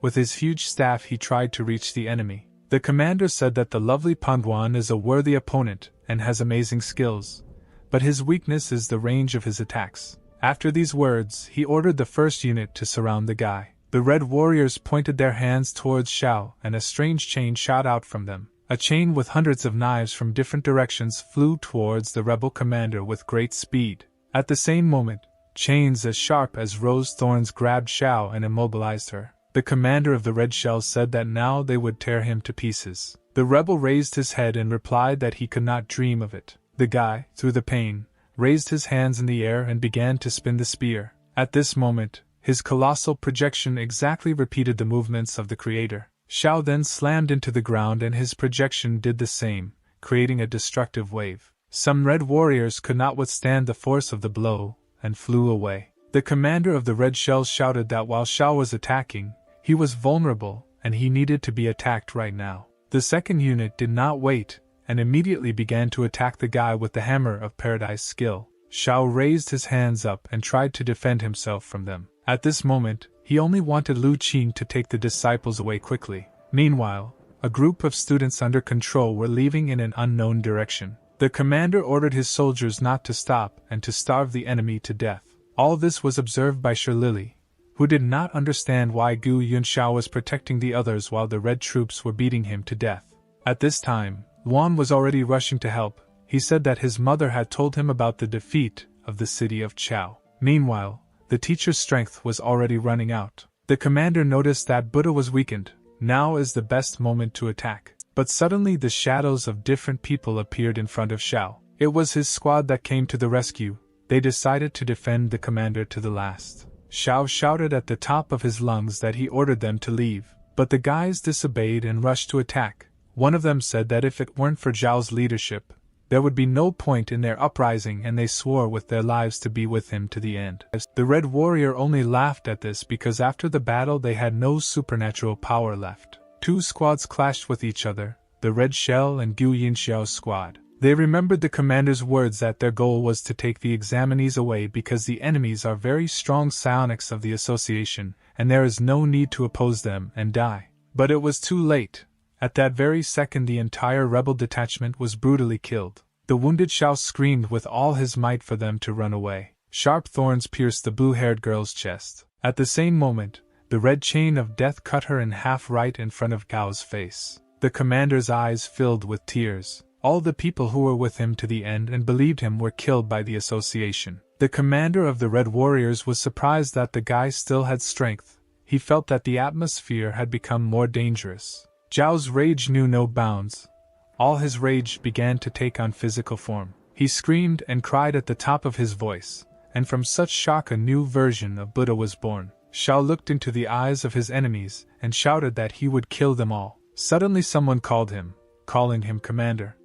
Shao was surprised and turned around. It was Lu Qin, one of his squad, who was leading the disciples away. Shao couldn't understand what he was doing here because he should be near the students now. The Red Warrior ordered to begin. At the same second, the guy's hand in the center of which was a huge mouth reached out to Shao. The guy pierced the body of the white-haired rebel right through. The pale killer raised his eyes and, smiling, asked for forgiveness from his former commander. The moment he pulled his hand out of Zhao's body, Luan and Qingyi came running. The hero was shocked by the picture he saw. The traitor's hand began to gradually suck the energy from Shao's body. The hidden boy smiled and told the commander that it was all over now. Shao, who was coughing up blood but was still conscious, could not believe that he had been betrayed. Lu Qin jumped away from the rebel, and Shao still stood on his feet even with such a serious wound. The guy in the hood said that he was waiting until the commander had no strength left because his ability was not that good in recovery. One of the Red Warriors asked if this guy was a traitor,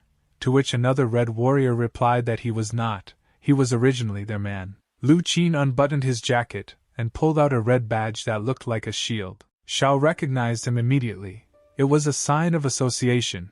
Now he realized that Qin was one of them. Since everything was revealed, the guy decided to introduce himself. He is a spy for the secret department of the Red Troops. He was assigned to Commander Shao 2 years ago. The association immediately realized that something was wrong with Shao, a native of Chao's city, talented, extremely stubborn, and has a strong sense of justice. Such a person could not simply be allowed to take a high position without insurance.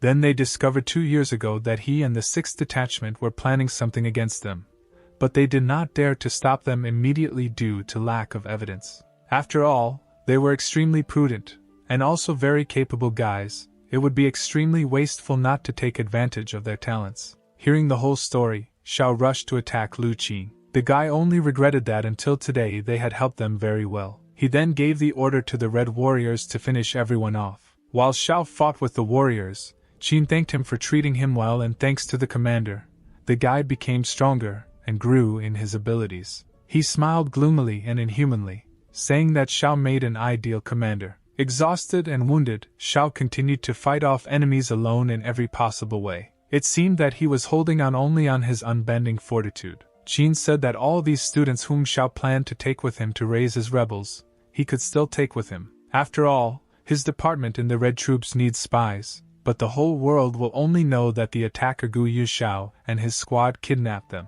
The words of the traitor irritated the former commander more and more. He used his internal energy and drove all the Red Warriors away. After that, bleeding, he rushed towards Lu Qin. However, the pale guy easily repelled the attack by piercing the rebel's chest. Indeed, in his current state, Shao cannot resort to the face of Buddha, but his disciple is full of strength. Blood streamed from the man's mouth. Qin said that it was time to die and threw Shao away. The fighter for justice crashed into the trees and then fell to the ground without any strength. Luan shouted the teacher's name when he saw him land. He, the cat, and the girl ran up to the dying Shao. Luan couldn't believe what happened because his teacher was such a strong fighter. Someone in the distance ordered to finish off the rebel.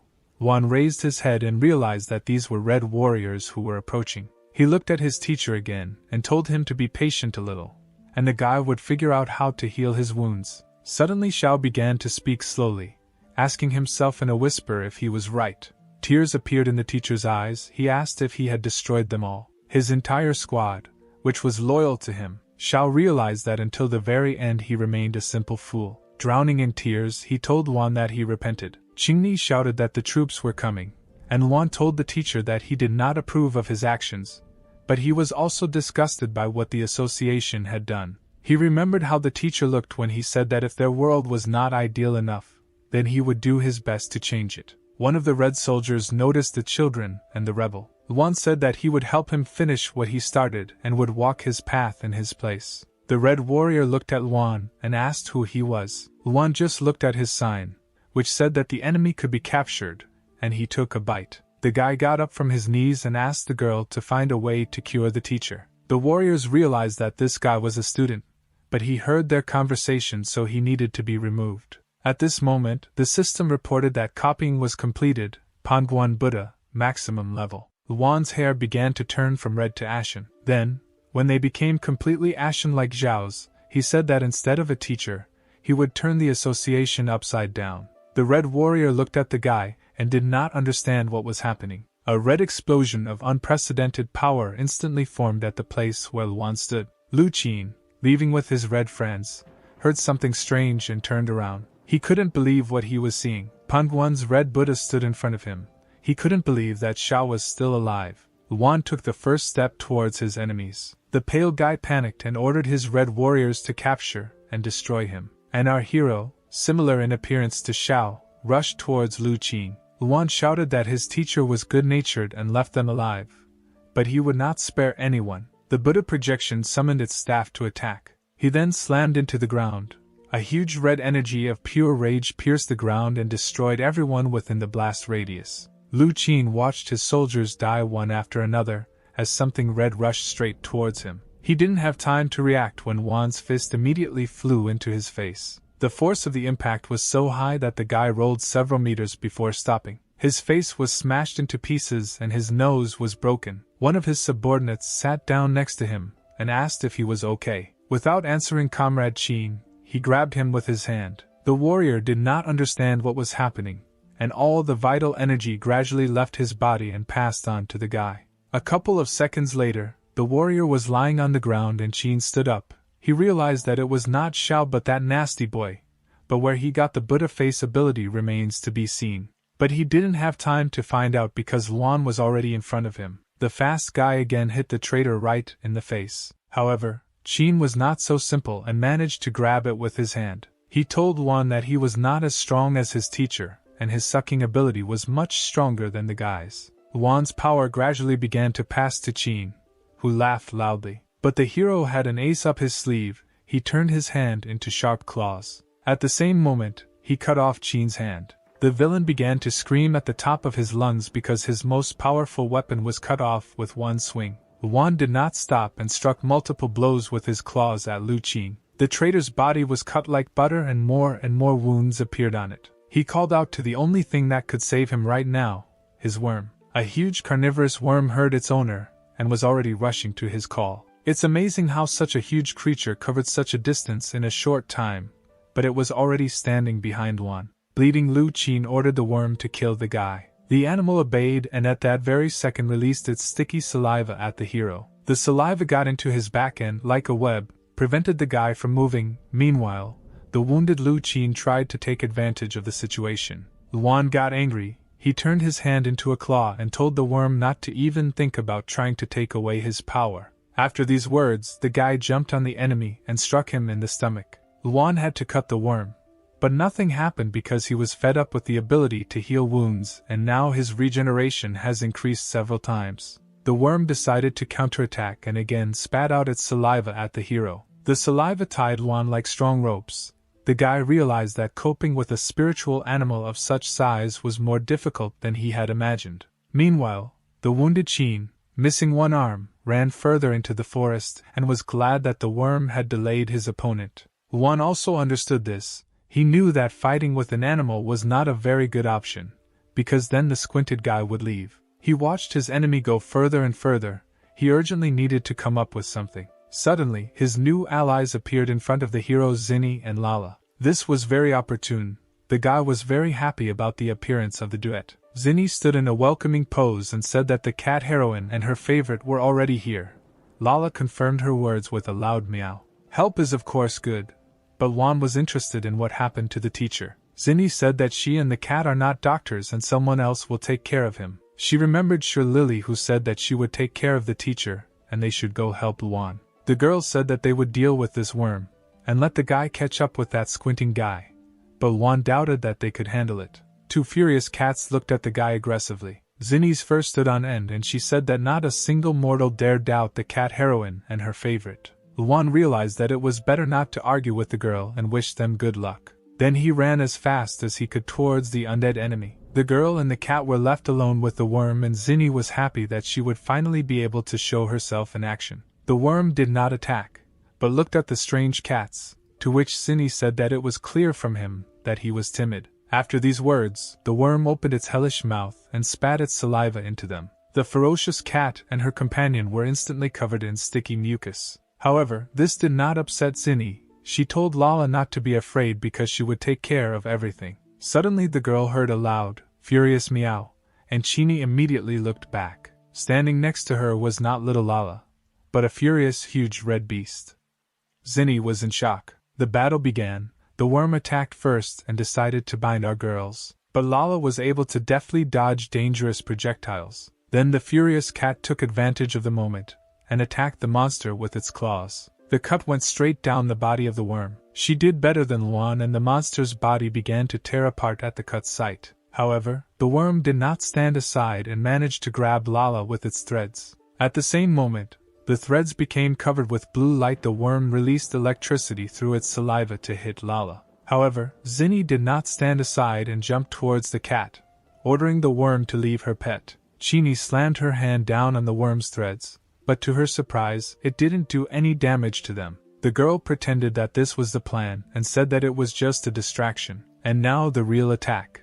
After these words, she sent her ghostly spirits in the form of cats to the head of the worm. The ghost cats immediately struck the monster by exploding. Lala was saved from the monster. Zinni told her that this worm has rough, thick skin and it will be difficult to control it, so Lala needs to do something about it as soon as possible. The fog from the explosion cleared and the worm immediately attacked the girl, not allowing her to finish speaking. The monster stuck into the ground and everything around began to shake, but our heroes miraculously managed to dodge. Lala stood up and immediately began to form a strange ball with her mouth. Immediately the ball became larger, and the cat shot a bomb at the annoying worm. Lala was pleased with herself. She knew that people couldn't survive something like this. The huge body of the worm was covered with many wounds. Zinni was already rejoicing at the victory. She praised the cat and said that it deserved to be called her pet. The worm's body had split into several pieces, and now it looked like sliced sausage. But victory was still far away, because each part of the body began to turn into a separate small worm. The worms released smoke, and the girl became angry because of the monster's vitality. Zinni covered her nose. She realized that this was the same smoke that was used on the students, and she did not want to become weak-minded. Meanwhile, Luan used his shadow step at full power and was already catching up with his opponent. He quickly overtook the cripple and happily jumped on top of him. The moment he found himself above the head of the squinting guy, Luan activated the face of Buddha, and a huge red projection hit the traitor with its weapon. The force of the blow was colossal. Lu Qing immediately lost his arms and legs. He could no longer escape and began to beg for mercy. He said that the main villain here is Gu Yunxiao and he is on the side of justice because he is a secret agent. The traitor began to cry. He told Luan to go and look for Xiao to kill, and not him. Suddenly, Qin heard a meowing sound next to him. It was a purple ghost cat. After a cute meow, the cat exploded right next to the guy's face. Qin screamed. His face was disfigured, and he called Luan all sorts of names. He just looked at the pathetic traitor. Then he replied that the guy had no right to condemn the teacher. After all, his entire family died, and in his place Luan would not have lasted so many years in a sober mind. The association is not the direct culprit, but it is connected to what happened. The teacher captured the students only to tell them what the association really is, and not to harm. He remained decent until the very end, unlike Lu Qin, because he used the teacher and his comrades, looking for benefits and considering himself right. But the most disgusting thing about this guy is that he squints. After these words, Luan attacked Lu Qing with many cats, which made him a scarecrow. The guy didn't understand Luan's last sentence. It seemed to him that he was just looking for an excuse to beat him up. Luan replied that he planned to maim him half to death to give him time to think about his behavior. But Lu Qin simply laughed at this because his ability makes him immortal. But the hero's strength is already running out. After this, the traitor opened his mouth wide and ordered everyone to go to him. At the same moment, hundreds of examinees approached the battlefield under control. Luan watched as he was surrounded because he had completely forgotten about them. Lu Qin mocked. He said that there are several hundred students here. Will the red-haired guy have the courage to kill them all? At that same second, one of the students thoughtlessly attacked Luan, but he easily dodged. The zombie students continued to run after the guy, but he was fast and easily ran away due to the shadow footsteps. The traitor said that he and Xiao are very similar. They are both merciful and cannot harm the innocent, which is why Luan himself will be the reason for his defeat. But the guy didn't lose heart. He replied that since you can't kill them, you can just knock them out. After this, the hero began to hit the students so that they would lose consciousness, but without causing fatal damage. After a few minutes, Luan began to get tired. He understood that these were the strongest guys entering, and he did not expect that it would be so difficult. Now he has 1,000 points, each will require 20, and don't forget about the main enemy. Meanwhile, his opponent stood in the middle of the crowd and shouted that he was forced to admit that people like Luan are born once a decade and he is the strongest among all the examinees in the country. But if he thinks that this is enough to resist the association, then he is a fool and crazy. Indeed, today the association has strengthened its position and is widely known. It has more monster-level masters than stars in the sky. And in this world, psionics either join them or die. After these words, the traitor put his hands on the two students and sucked the life force dry. Smiling, he said that tomorrow's news would announce how Luan and his teacher killed these two students. Luan flew into a rage. He activated his shadow walk and jumped at his enemy. The guy was ready to tear him to shreds, because he associates him with that very dark side of the association. But suddenly he felt a sharp pain in his chest. The guy did not reach the target, and immediately fell to the ground. His head was spinning, his body ached, and his legs did not obey him. Luan realized that he had no more strength left. Lu Qin mocked more and more. He said that the guy had been using his abilities for too long, and had spent all his energy. After all, he lacked combat experience. The zombie students continued to attack the hero, but now he could no longer dodge them. Qin said that the winner is always right and no one will care about what really happened. The hero and Xiao will be forgotten very soon, branded as criminals, which they will remain for history. But he will become a hero who will be praised, after which Qin laughed very loudly like a true villain. He then ordered the disciples to kill the guy, at which point Luan became scared. The old man and Deputy Zhao watched silently. The man asked the girl if nothing would change this time. He also asked her to suppress the bad news about the security department as much as possible. The girl smiled and said that newly hatched chicks throw off their unhatched brothers. Nature has always been cruel, but people have never called it evil. Man is also a part of nature. He is no different from other creatures and Darwin's law reigns on Earth. So a pessimistic view of the future will only lead him to the grave faster. The old man replied that people are not like that and Hao appeared on the horizon looking for his friend. In addition to Hao, other comrades also came who were looking for Luan. Luan heard his friend's voice and responded to his call, shouting that he was here. Fu Guangqun ordered the students to listen carefully. All the people on the battlefield are under control and therefore need to be stunned, not killed. Zhao was surprised at what she saw, and the old man only smiled imperceptibly. On the field there were not only students, but also adult men who fiercely wanted to make their children human. Guangqun asked his father to urgently convene people. All these men are psionic slackers who owe him money. One call and everyone is assembled, because his father is a member of the state committee. One of the formidable men approached Guangqun and reported that soon other comrades would arrive in time and if everything suited the gentleman, then could he put in a word for them in front of his father? The guy answered in the affirmative. At that moment, Hao gave the arrogant man a kick in the ass and told him to go save people and not show off. The angry guy said that he just talked a little, but at that moment Hao invited him to measure his strength. Whoever stunned the most people won. Guangqun agreed. Together, the children and psionic fathers began to win the battle over the zombie students. At this moment, the traitor, who a couple of minutes ago was rejoicing at his victory, realized that the situation had turned not in his favor. Hao, who was holding one of the students, began to loudly call for his friend Lin Wan. The red-haired hero responded, and his friend was glad that he was still alive. Wan asked why he returned, and Hao replied that he took his father to a safe place, and then thought about how to help his friend. Fortunately, Fu Guangquan instantly managed to summon a gang of psionics.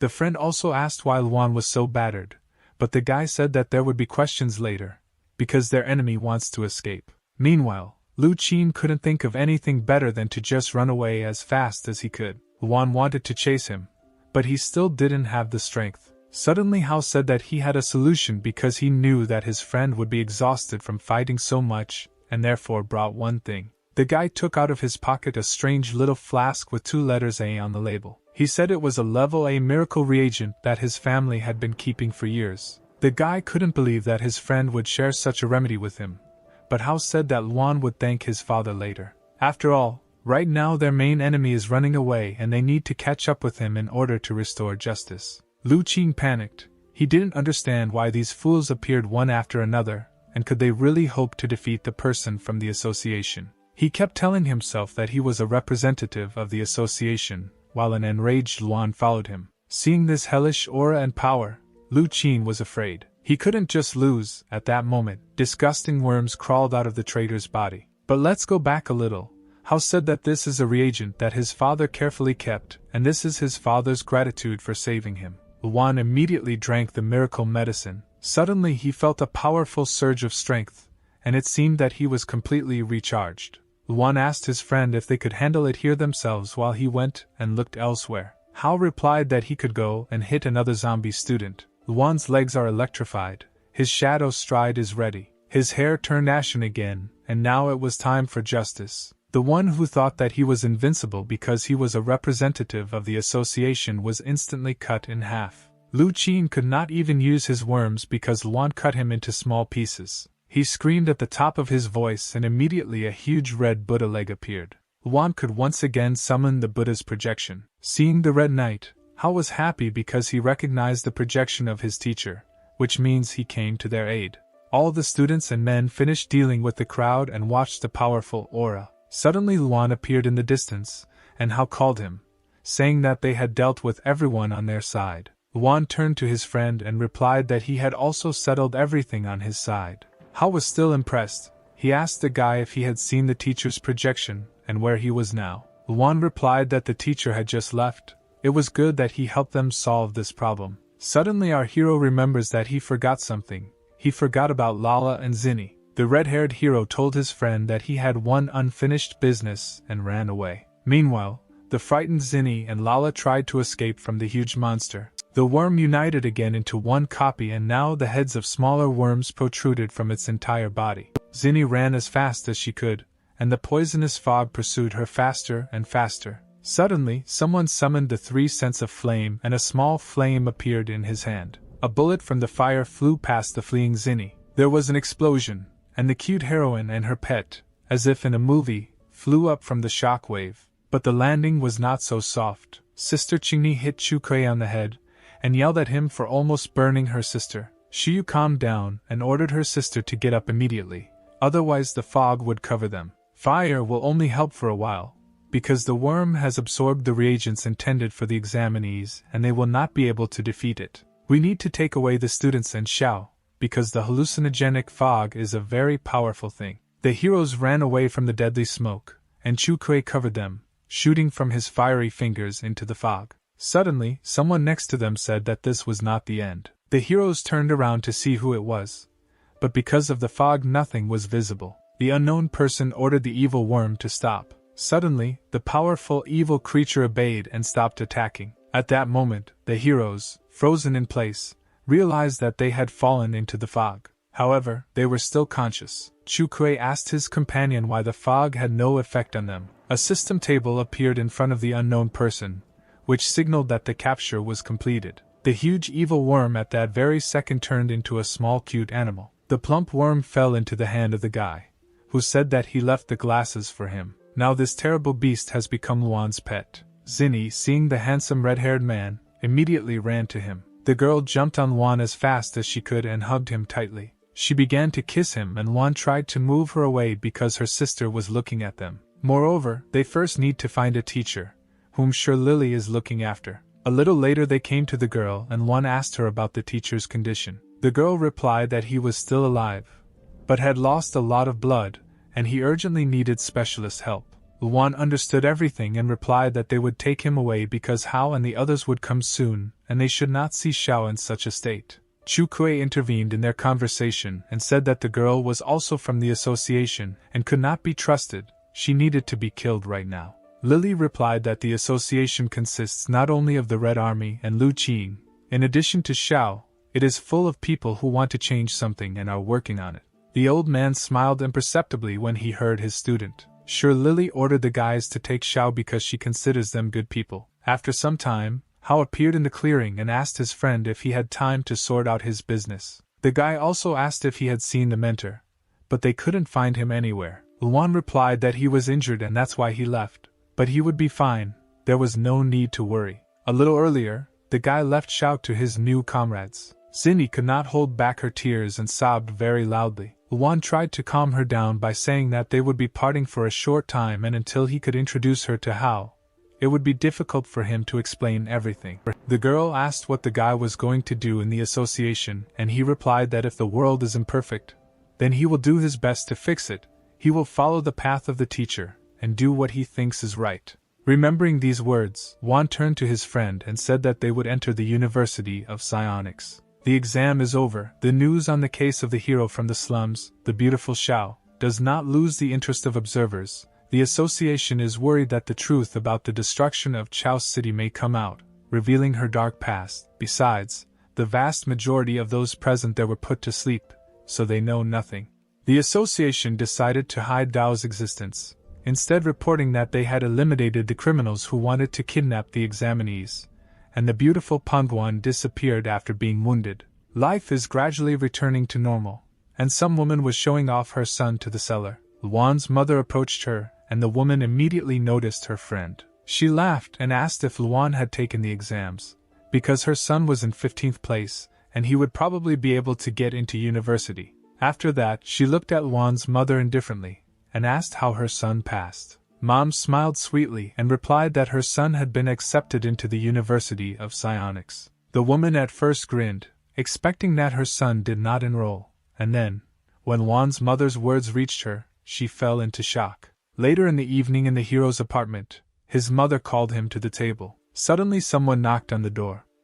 Mom was surprised that someone came to them so late. She opened the door and saw Qigong and his assistant, who said that they had come to congratulate Luan on his admission. Seeing the swindler on the doorstep, the mother was surprised, but he replied that he was no longer a swindler, but her son's best friend. Then strange guys appeared on the threshold with fish in their hands. Luan's mother did not recognize these, but she was also amazed. After them, Chini appeared on the threshold with Lala, who introduced herself to her mother as Luan's new girlfriend. This information shocked the mother even more. After the girl, the guy's friends appeared on the doorstep and also came to congratulate him. Poor mother thought that apparently the whole city would come here today. A little later, Hao asked Luan why he called the villains here. The guy smiled and said that now they are all friends and they need to forget past grievances. Meanwhile, a secret meeting was taking place in the association tower. Zhao Qinlin was sitting at a wide table with an unknown man in the shadows.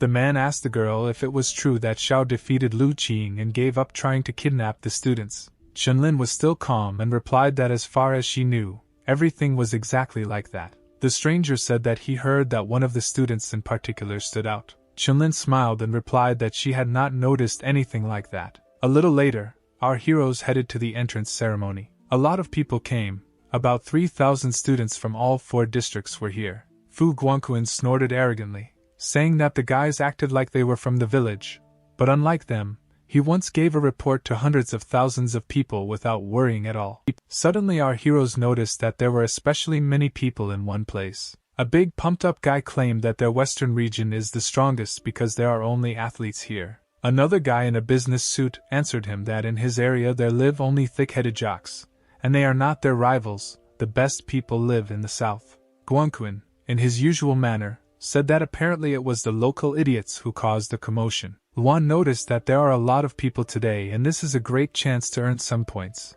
But he needs to calculate everything. The guys on both sides of the barricade continued to argue more fiercely about whose region was steeper, the western or the southern. Suddenly Luan laughed very loudly and called everyone around him simpletons. The crowd died down, and all the bullies turned to see who the brave one had appeared. The crowd dispersed, and they saw Luan, who said that none of them are strong because they are all scum. After all, the strongest region is the eastern one, and they will tear them all to pieces. The blonde asked if this area was hypnotized, because of which the exam was never completed, and the association missed them all out of pity. The system reported multiple points gained due to hostility, which certainly made Luan happy. Suddenly, Luan said that this is all because there is an incomparable person in their area, capable of defeating 100,000 people in a second, handsome and macho, sir.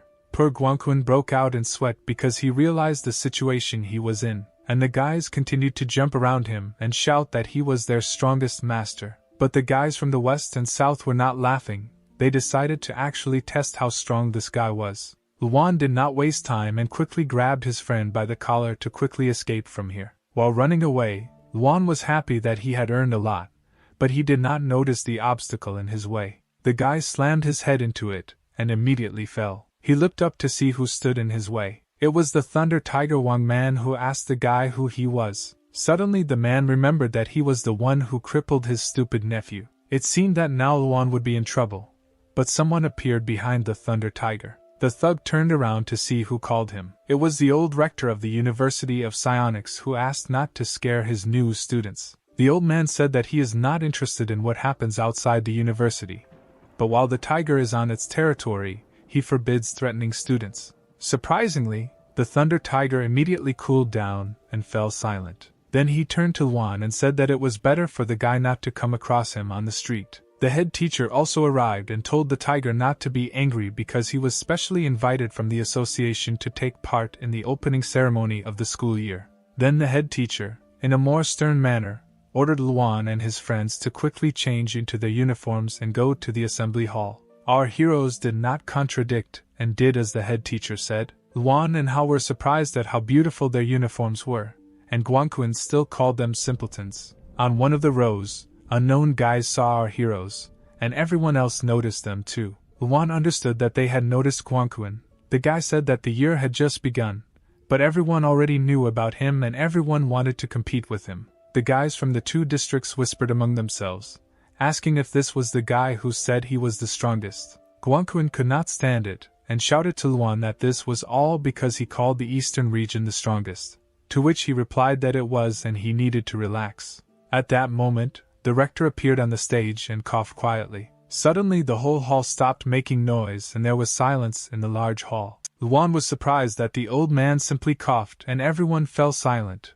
The rector didn't even need a microphone to speak. The old man greeted all the students and said that his name was Fan and he is the rector of this university. Fan continued, he understands that no one wants to listen to the old man's story, but nothing can be done because speech is the only way to convey one's thoughts. After these words, everyone in the hall laughed. This university was founded by an association, so when children join they will technically become half members of the association. And from now on, their every word and action will be watched. But the old rector hopes that one day the students will be able to achieve more than the association. These words touched Luan. He heard something that was dear to him. The old man finished and went to his place, and the head teacher thanked him for his speech. And now he asked to greet one of the chairmen of the association, Quan Ming, who prepared a speech for the students. The chairman smiled and greeted everyone in the room. He then said that his main interest was games. Hao did not immediately understand what the chairman said and asked his comrades what he said about his interests. Guangqun replied that he did not know anything about what the chairman meant, because the management of the association is a mysterious place. Quan Ming continued by saying that resources containing supernatural power are very important to the association, and that is why their extraction is constantly the focus. The first good news is that they recently found a completely new vein, the scale of which is not inferior to the Lu Tao mountain range, and excavations will begin soon. All the students were surprised by this news, but Quan had second good news. The association decided to allow students to participate in the process. All this time the rector looked at the chairman with contempt and remained silent. And the students were even more shocked that they would be able to participate in the extraction of resources for the association. Quan said that mining ore is not an easy task and they will encounter unprecedented beasts and bad weather conditions, which is why they need security. But what seems like an opportunity may turn out to be the reason for the death of the students. It is impossible to count how many 5-star psionists have taken off after participating in mining. For example, Mr. Thunder Tiger is one of them. For any psionicist, taking part in the development of ore deposits is a dream. Of course, this is very dangerous for students, so the association will select only the 3 strongest students. The students stood up from their chairs after hearing what they heard.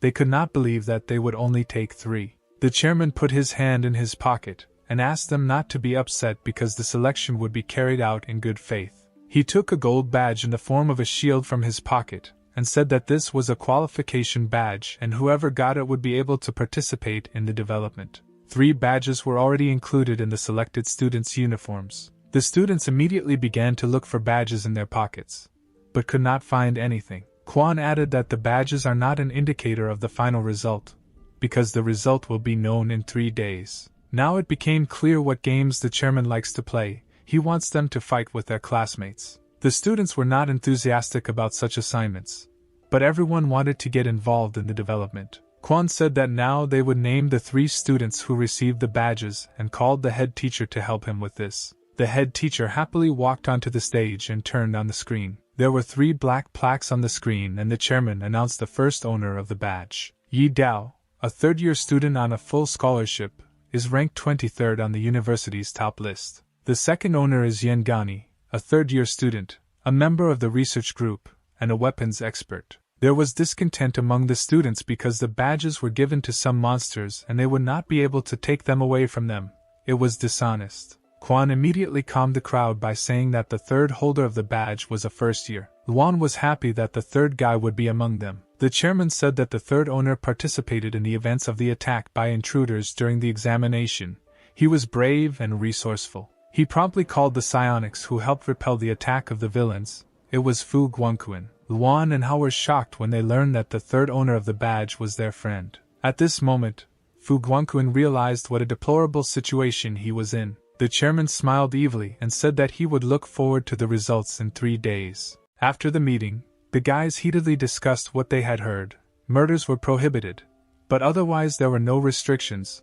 One could resort to any methods to take away the badge. Some refused to take part in this so as not to get hurt, because many understood that there was no chance against 2 senior students. But the newcomer Guangquan was a real weakling. It was worth starting with him. Guangquan also understood this. He knew that all the guys would start their collection of badges with him. The guy asked his friends to help him. After all, right now a crowd of students was already standing in front of him, pinning them into a corner. Give it back, know your place and quickly chase the badge. Give it back and we will do without bloodshed, the students shouted to Guangquan. Luan asked his friend if he even wanted to mine ore. Of course I want to. This is the cherished dream of any psionicist. But I didn't think that I would have to fight with everyone for this dream. The crowd of students realized that the guy would not just give up his badge, and so they decided to take action and take it by force. Luan shouted for the guy to give him the badge, but he froze in place, so the main character decided to act on his own and snatch the badge from the guy. Then Luan made an unobvious move that shocked all the students. He simply threw him into the air and sent him far into the clouds. Everyone turned to look at the flying icon, but Guangquan was most amazed. Meanwhile, Hao and Luan took advantage of the distraction. They grabbed the frozen Guangquan and ran away. A few minutes later they broke away from the angry crowd. Guangquan still couldn't believe what Luan had done. He wanted to kill the guy, but the hero saved him, so Guangquan could not kill him, and it would have been worth thanking him. But still he threw away his precious badge. Hao and Luan watched their friend rushing back and forth and could not understand whether he had gone crazy or whether everything was okay with him. Luan decided to take pity on his friend and said that he still had the badge. Then he threw away the regular card. Guangquan was overjoyed to the point of tears. He snatched the badge from the guy's hands and began to kiss him. However, the guy was saved only for a while. Soon the guys will understand that it was a trick. He should think about what to do next. Suddenly, a familiar cat appeared behind the guys, who seemed to be calling them to follow her. Luan turned around and saw his friend, a cat that belonged to Xiao. The guys told Guangquan to find a good place to hide in the meantime. They would also think about what to do, and our heroes themselves ran after the cat Xiao. A few minutes later, the cat led them to two guys who immediately recognized Luan. The two guys saluted to greet the boss. Luan was a little embarrassed. He couldn't get used to the fact that he was now the head of the group. The guys asked how the boss's first day went. If anyone offended him, they would definitely teach him a lesson. But the hero replied that everything went pretty well and the university's affairs were his personal affairs. Luan decided to get straight to the point and asked them why they came. He was also interested in what was happening to Xiao now. The guys replied that the teacher had already come to his senses, but recovery would take some time. The association people are secretly trying to track him down, so he asked them not to visit him for now. Hearing that everything was fine with the teacher, Luan calmed down a little and thought about it. He then said that they needed to quickly find out the whole truth about what happened in Xiao's city and make it public, so they could protect the teacher. Luan asked the guy if there was any evidence that would help solve the riddle. The guy said that year the terrorist group Fog captured the city. No one had heard of it before. Most of them died when the city was destroyed, but some were still able to escape. For several years, Zhao's key goal was to find them. He caught almost all of them and lived up to his fame. The news said that the Fog had arrived in Xiao to seize the supernatural ore. But Xiao believed that if this were true, the entire city would not have to be destroyed. Therefore, he interrogated the criminals with passion, trying to find out the real reason, but none of them split and died as a result. Xiao said that they were all very strong psionics. Interrogating them was emotionally difficult. He did not want them to die, so the likelihood of them dying at the same time was low. The only explanation for their sudden death is that they were killed to maintain a secret. The one who killed all the people of the Fog knew all the secrets. But the interrogations were not in vain. Something about that person became known. Firstly, on his body there is a tattoo similar to an eye. And secondly, he likes to play. The tattoo is understandable. But what does it mean that he likes to play? Luan asked again. The guy explained that they were saying that during the torture one of the criminals lost consciousness. But he constantly muttered that for him it was just a game. Luan thought about it. There were too few clues and it was difficult to identify a person based on these signs. Although there was one candidate in mind. The hero decided not to detain the guys for long and ordered them to return. If any news appeared, let Lulu convey it to him. The guys said goodbye and went about their business, while Juan was thinking about the information he had received. The hero was walking around the university yard. At the same time he was looking for Guangquan, who had disappeared somewhere. It works secretly. A tattoo in the shape of an eye games, the one who benefited the most is the criminal. I read about this in a book on criminal psychology.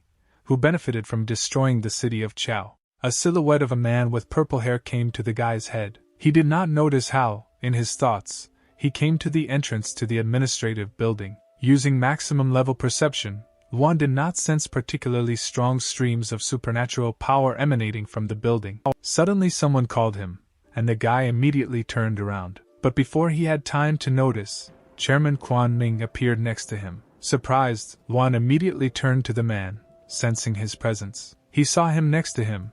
The chairman stood silently as if he suspected something about the guy. The situation was heating up. The heroes stood silently when suddenly their silence was interrupted by a fat head teacher running after the chairman. Luan was amazed that he did not feel the emanating power from the man even at close range.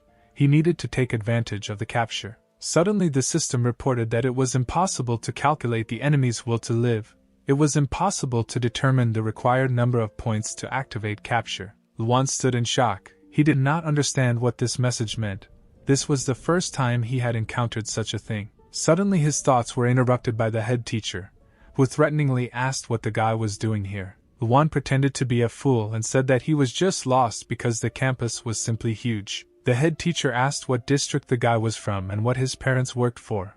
Luan replied that he was from the Eastern District, and his mother worked as a nurse. The head teacher adjusted his glasses and looked at the guy with contempt. He thought that he was just a local stupid boy. Meanwhile, Luan continued to look at the man with a stupid look. The head teacher believed him and told him to get out of here because he shouldn't be here. Luan exhaled with relief, noting that the head teacher was a rather nasty guy. Suddenly he called the head teacher and asked him to wait a little. The man asked what he needed and Luan asked if the head teacher could get him nude photos of the chairman. What, nude photos? What are you talking about? The head teacher asked. looking at the stupid guy. Why would I do this for you?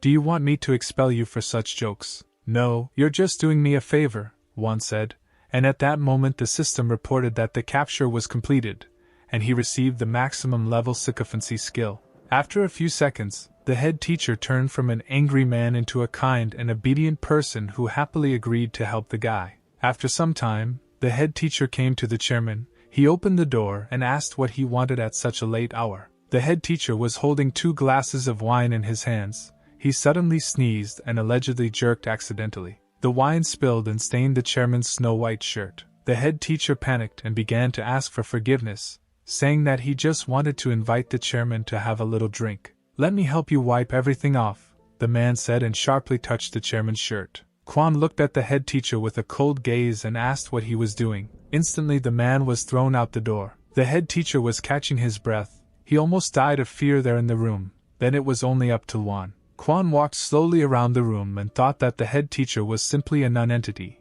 It was a mistake to appoint him to a position at the university. He slowly unbuttoned the buttons on his stained shirt.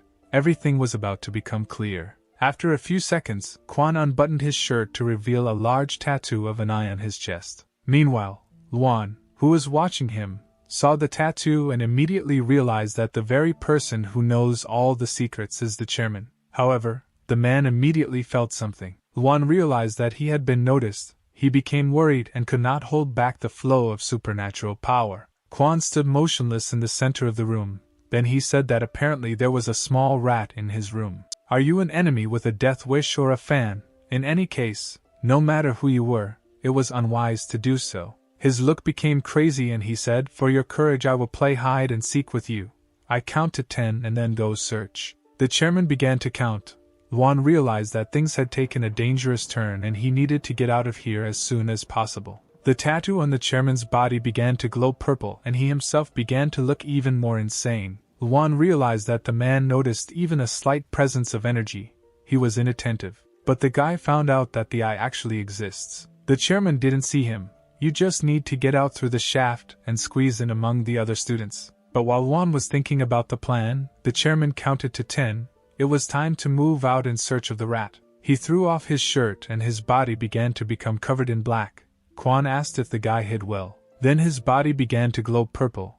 His hair developed like a flame.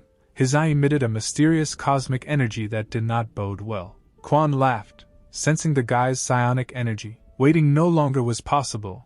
Juan used his shadow step and immediately headed towards the exit of the mine. Sensing where the enemy was, Quan also followed him into the mine with great speed. Juan jumped out of the ventilation shaft like a bullet.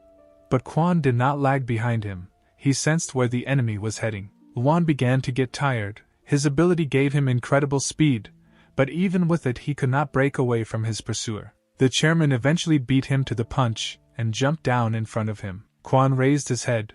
Pure madness was visible on his face. However, he saw a not entirely living creature. In front of him stood a purple cat filled with explosive energy. Juan was happy that he was able to outwit the man by leaving him a shadow cat. If the hero reaches the door, then victory will be his, and only after that he will discuss with others how to defeat him. A smile appeared on the guy's face. The doors were not so far away, and victory was close. However, an obstacle appeared in front of him that erased this smile. Juan crashed into an invisible wall. What is this? The guy rubbed his nose after the blow. Meanwhile, the chairman grabbed the cat by the throat and mercilessly blew it up. Quan was angry that the guy dared to joke with him. Juan, meanwhile, examined the invisible obstacle. He realized that it was some kind of barrier, apparently one of the chairman's abilities. Previously, the guy didn't feel his energy, but now it's everywhere. It seems he began to guess. Quan noted the guy's intelligence, but on his territory no one can hide from him. After all, the entire house in which they were located was under the dome of the chairman. The mark on the man's forehead grew brighter and brighter. Not a single rat would escape from his territory. At that moment, Juan realized that he was trapped. Apparently a direct collision could not be avoided. Therefore, if possible, you need to prevent yourself from being revealed, which is why the hero used his appearance ability, which dyed his hair an ashen color like Zhao's. He also put a mask on his face. A difficult battle awaits. The chairman was like lightning heading towards the guy, while Juan used his shadow cats to attack. The two beasts crashed into the purple figure, but an intact Quan appeared from the smoke, also moving towards his goal. Juan realized that the cats would not work on him, so it was time for the fierce claw. With one powerful blow, the guy hit the chairman and cut his left side. Did it really work? The guy looked at the figure of the enemy, which was missing one arm. But the chairman didn't care. He easily restored the missing part of the body. Looking at the guy, he said that he was sorry because in this form he was immortal. Is there really not a scratch on it? His body is seemingly intangible. Juan used Shadow Step and turned on full power. He began to run around Quan analyzing the situation. Then the guy stopped abruptly and grabbed the chairman by the shoulder, using his absorption ability on him. The violet aura began to dissipate and circle around the guy's hand, but Quan remained motionless. He wondered where such a brat got such a rare ability. Suddenly Quan laughed.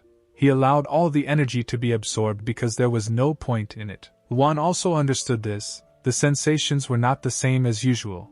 His energy did not increase. So he clenched his fist tighter and all the power he had absorbed dissipated. The guy was breathing with difficulty. He was already pretty exhausted. But the fight hadn't even started yet, and the chairman had some strange abilities. And he continued to mock the guy. This is not how you planned everything, right? He said. However, Quan did not expect to meet such a master at the university. He was unfamiliar with the guy's energy. I don't know why you decided to go against me, but alas, you can't cope. Juan also understood this. Now his strength was not enough to fight such an enemy. Quan asked the guy if he felt its power on his body. The fact is that in this area all the energy is controlled by Quan.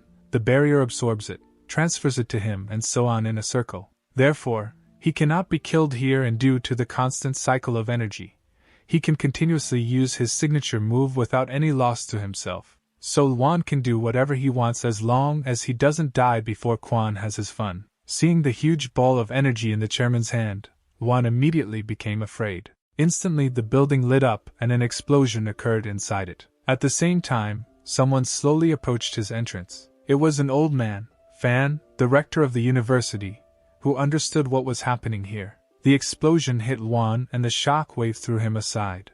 The guy landed, having traveled a couple of meters. With difficulty getting up, he realized that he was finished. There was nothing to be done about it. The chairman slowly approached the guy. He said that they were talking in the eastern region. An outstanding student had appeared. Could it be you? Quan demanded to remove the mask so that he could see who was hiding under it. Juan did not obey and only gasped for air. Then the chairman in a menacing tone demanded to take off the mask. But at that moment the old man began knocking on the barrier, which distracted Quan's attention. How many times have I said that school is a place for learning? I will not allow students to be in danger. They don't take me into account at all. After his words, Fan put his hand to the barrier and it began to heat up. Then the barrier suddenly cracked and seemed about to burst. The chairman stood calmly. But then he became furious and shouted at the old man not to get under his feet. But the old man didn't listen to the man. He just continued to use his recovery ability. The gazes of two strong psionics met. They both disliked each other. Fan's gaze became more furious. He told Quan to stop doing whatever he wanted. Quan, in turn, invited the old man to measure their strength and find out which of them is stronger. Meanwhile, Juan took advantage of the moment. He realized that everything would be over unless he used a special ability. There was no other way out. Instantly the hero was covered with a red aura and a huge scarlet projection appeared behind him, the image of a Buddha, the lord of the underworld. Seeing such a powerful ability in an ordinary student, Quan became interested. The scarlet Buddha waved his huge staff. He then struck the barrier in which the old man made a crack. Instantly the barrier burst like glass and the protection began to disappear. Juan was happy. This was his chance. The guy activated his shadow step. Finally he was able to get out. The hero mentally thanked the teacher for his salvation. And the old man just smiled when he saw that a student from his academy was saved. The chairman stood motionless, his target gone. Quan was amazed that the guy was able to use Lord Panduan's technique and split the energy. The old man smiled. Mr. Yen was right, this is the same outstanding guy. Juan ran a sufficient distance. No one was chasing him and his strength was already running out. The guy realized that he was safe and there was no point in hiding anymore. So he took off his mask and breathed a sigh of relief. Juan thought, most likely the destruction of the city of Chao was the work of the chairman. Although I was closer to the solution, I still attracted unnecessary attention. I'm afraid next time it won't be so easy to get to the chairman. In addition, the guy is not that strong yet, but the most unpleasant thing is that his capture ability does not affect him. Is it really because he does not have enough points? The hero screamed in despair. Why was everything so difficult? But in any case, he must tell the whole truth about him, not only to find a way to deal with the chairman, but also to keep everyone safe. The next time the guy will be able to get close to the chairman only when he gets to the development of an ore deposit. That's why Luan knew he needed to get this badge. The badge, it was taken away, said the beaten Guangquan. There was no place on his face without abrasions. Luan was shocked. Now his plan became even more complicated. He was taken away in the morning, half an hour after you left. Luan couldn't believe that Guangquan lost so easily. He is still the strongest student. What could I do? I was alone. But there were many of them, all of them students from the southern region. The southern region was originally ruled by the military. The students there are close-knit. Anyone can have the badge, and students from other districts will never know who it is. They say that on the last day they will decide who will get the badge using rock, paper, scissors. In other words, in order to return him, you need to defeat all 500 students in the southern region, and this is impossible. Yes, Luan also understood that it would not be easy, because the main difficulty now is that he cannot stick out too much. But suddenly a brilliant idea came to his head. It might not be necessary to go there in person. The next morning, in a spacious house, one of the disciples was sitting and meditating. Suddenly he heard the footsteps of a man approaching him. A calm guy with red hair opened his eyes upon noticing the uninvited guest. If you came to compete for a badge, then you are 101st, the student answered the unknown silhouette. The guy pointed to the badge lying next to him and said that if his opponent wins, he will take it. Those are the rules. He also asked to introduce himself because he didn't want to fight with a nameless fighter. Luan introduced himself as Su Daqiang, a new student from the southern region. New student, and a new student suddenly had the courage to challenge me, self-confidently. Let me, as a senior student, tell you about my abilities. Before becoming a psionicist, I was well versed in various martial arts. After awakening, I achieved great success in techniques of supernatural power. Not a single student in this school has been able to defeat me in a one-on-one duel, the red-haired guy said and summoned the devilish martial arts dragon. But Luan was full of confidence. He said that he was ready to get this badge at any cost. At that same second, a fist from a senior student flew into his face. A multiple flurry of blows fell on Luan. The guy beat him like a punching bag. From such a massive attack, Luan fell and flew several meters away. Suddenly he stood up and said that he was giving up. He realized that he could not compete with the senior student. This can hardly be called a fight. The red-haired guy exhaled in disappointment and called Luan a weakling. It was really difficult. You are a very strong student, Luan praised the guy. But he turned around and asked him to leave. But Luan was not going to leave. He kindly asked the senior student to take a photo of him with the sign, because he wanted to publish his photo on Instagram. This proposal surprised the guy. He didn't understand why the newcomer needed his photo. Luan explained that if everyone finds out that he fought with a senior student, they will probably respect him. Now it's clear why this newcomer came. What a vain guy he is. The senior student agreed to the request. He pulled out his badge and struck a pose. Luan took out his phone. The hero asked the guy to look into the camera and widen his eyes. The phone began to take a photo and a bright flash appeared from its camera. This flash blinded the guy's eyes, and he tried to hide from it behind his badge. It was this moment that Luan took advantage of to snatch his award. Then he ran away, shouting that the senior badge was stolen by Su Daqiang from the southern region. The red-haired guy shouted for the enemy to stop. But Luan had an ace up his sleeve, namely his shadow walk. Instantly he flew out of the house, leaving behind only electrical traces and a stunned senior student. Damn, you think you can get a badge that easy? I'll dig through the whole school. But I'll find you. You won't get away with it. What was his name? Su Daqiang from the southern region. A little later, the guy appeared at the hostel in the southern region. Suddenly he noticed a familiar girl who also came here. They immediately recognized each other. These were the same senior students with badges. The guy and the girl asked at the same time, and your badge was also taken away. And this badge was taken away by Su Daqiang from the southern region. Yen Gani said that this scoundrel came to her with a pitiful look and asked her to take a photo to publish it on Instagram. Yi Dao said that he was carried out in the same way, and at that moment they shouted the name of this scoundrel. Meanwhile, Su Dachiang seemed to feel that someone remembered him. The guy was wondering who had their badge now. There is only one badge for 500 people, and the guy understood that he was unlikely to get it. But still he really wanted to get it. Suddenly he heard something happening behind him. There was Luan who quietly threw something into the air. Su Dachiang turned around and saw a badge with a cat keychain attached to it spinning behind him. The guy couldn't believe his eyes. It was a badge. It was clearly a gift from the gods. They heard his prayers and sent it to him. Suddenly the guy was called out by a female voice that came closer to him. It was an angry Yangani who said that this was her badge with a cat. The girl threateningly pointed her machine gun towards the guy. "What other icon?" Dachiang asked. "Our badge is safe, and we will not give it to you." Suddenly, guys from the southern region appeared near the guy. Dachiang ordered them to deal with the strangers. It seemed like this was what the seniors had been waiting for. It was time to have some fun. Several explosions thundered.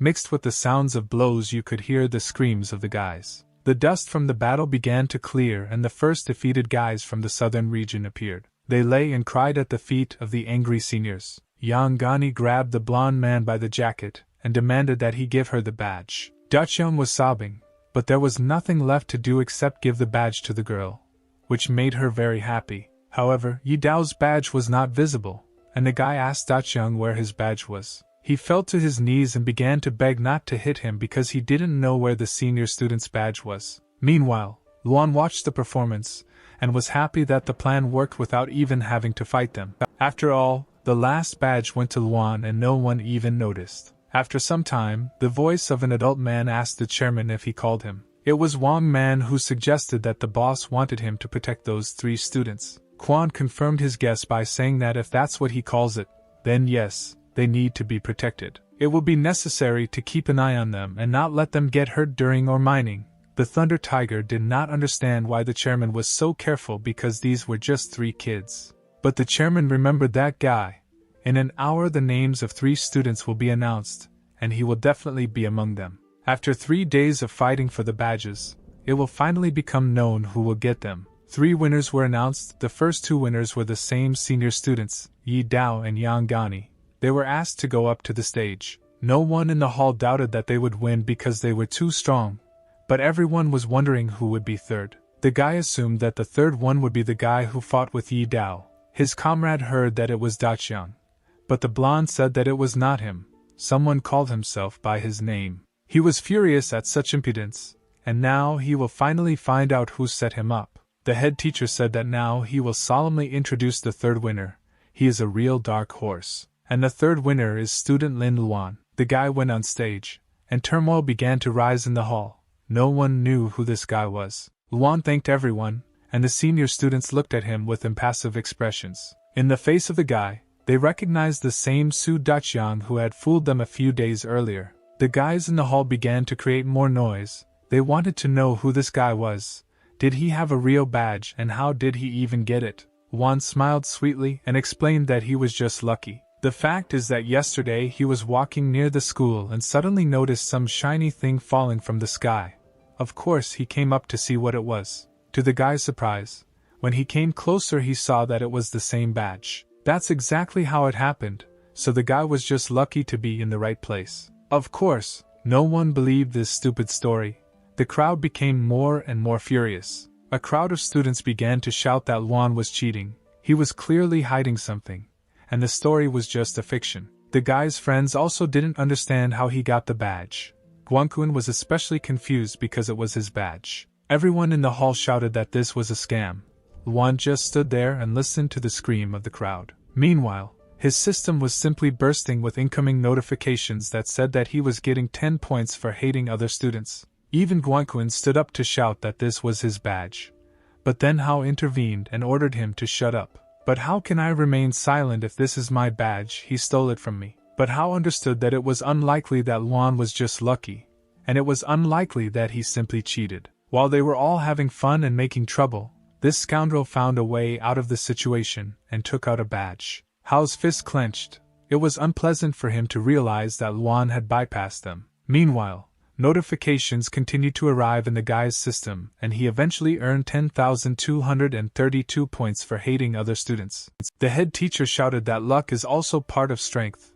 Whoever continues to be indignant will be expelled. Student Lin Luan deserved victory. But the audience did not let up, because even the head teacher defends him. Apparently he bribed him. The most angry were the senior students, who seemed to be about to kill Luan right on stage for using them. The guy panicked and asked them to stop because he had not broken the rules. The rules do not say that the badge must be taken by force, and the hero just thought a little about how to get it without using force. Yi Dao turned away and said that the guy took a roundabout route, but it would be better if he gave up right away, because kids have no place in the mine, some die there in agony. But Luan knew that he was far from a weakling, and besides he had a plan. The meeting ended and everyone began to go about their business.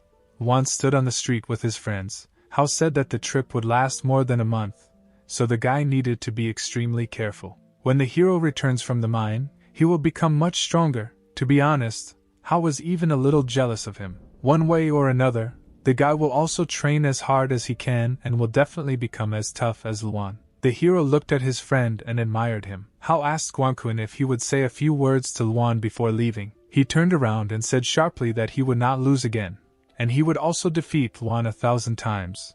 No, 100,000 times. Guanquan then turned around and left, leaving Luan with no choice but to accept this statement. After some time, the guys were getting ready to go to the mines in jeeps. Luan greeted the Thunder Tiger and asked if he was the leader of their brigade. Wang Man, meanwhile, was disappointed that even such a kid received a badge. Apparently their university had completely slipped in terms of development. The senior students were also not happy and said that they should not be assigned to him, because the guy ended up here by accident. At that moment, Luan realized that this trip was indeed going to be difficult. Meanwhile, the chairman was sitting in one of the jeeps and observing the situation. Among the candidates he did not see that fair-haired youth. However, among them he noticed a young man who interested him. It was a photo of Luan, who looked similar to that blonde guy. One of the officers approached the Thunder Tiger and asked permission to report. The man loudly announced that all units were formed and ready to depart. The time had come to leave. The advance unit was ready, the armed detachment was ready, the special operations detachment was ready, and the student brigade was also ready. And also the inspection team was ready, which included Sher Lily and an unknown man with glasses. Once everyone was ready, the officer shouted for everyone to listen to his order. He ordered the dispatch, and the convoy of jeeps went to the mines. The cars drove at enormous speeds to their goal, and in the meantime the guys were told information about the mine that was sent to their watches. Its area is approximately 15 square kilometers. 2 months ago it suddenly began to exude supernatural energy. The reason for this is still unknown. The technical department provided a diagram that shows the distribution of energy according to its concentration. The area itself is called the Crimson Eye. The guys looked at the goal of the task and noted that the square really looked like an eye.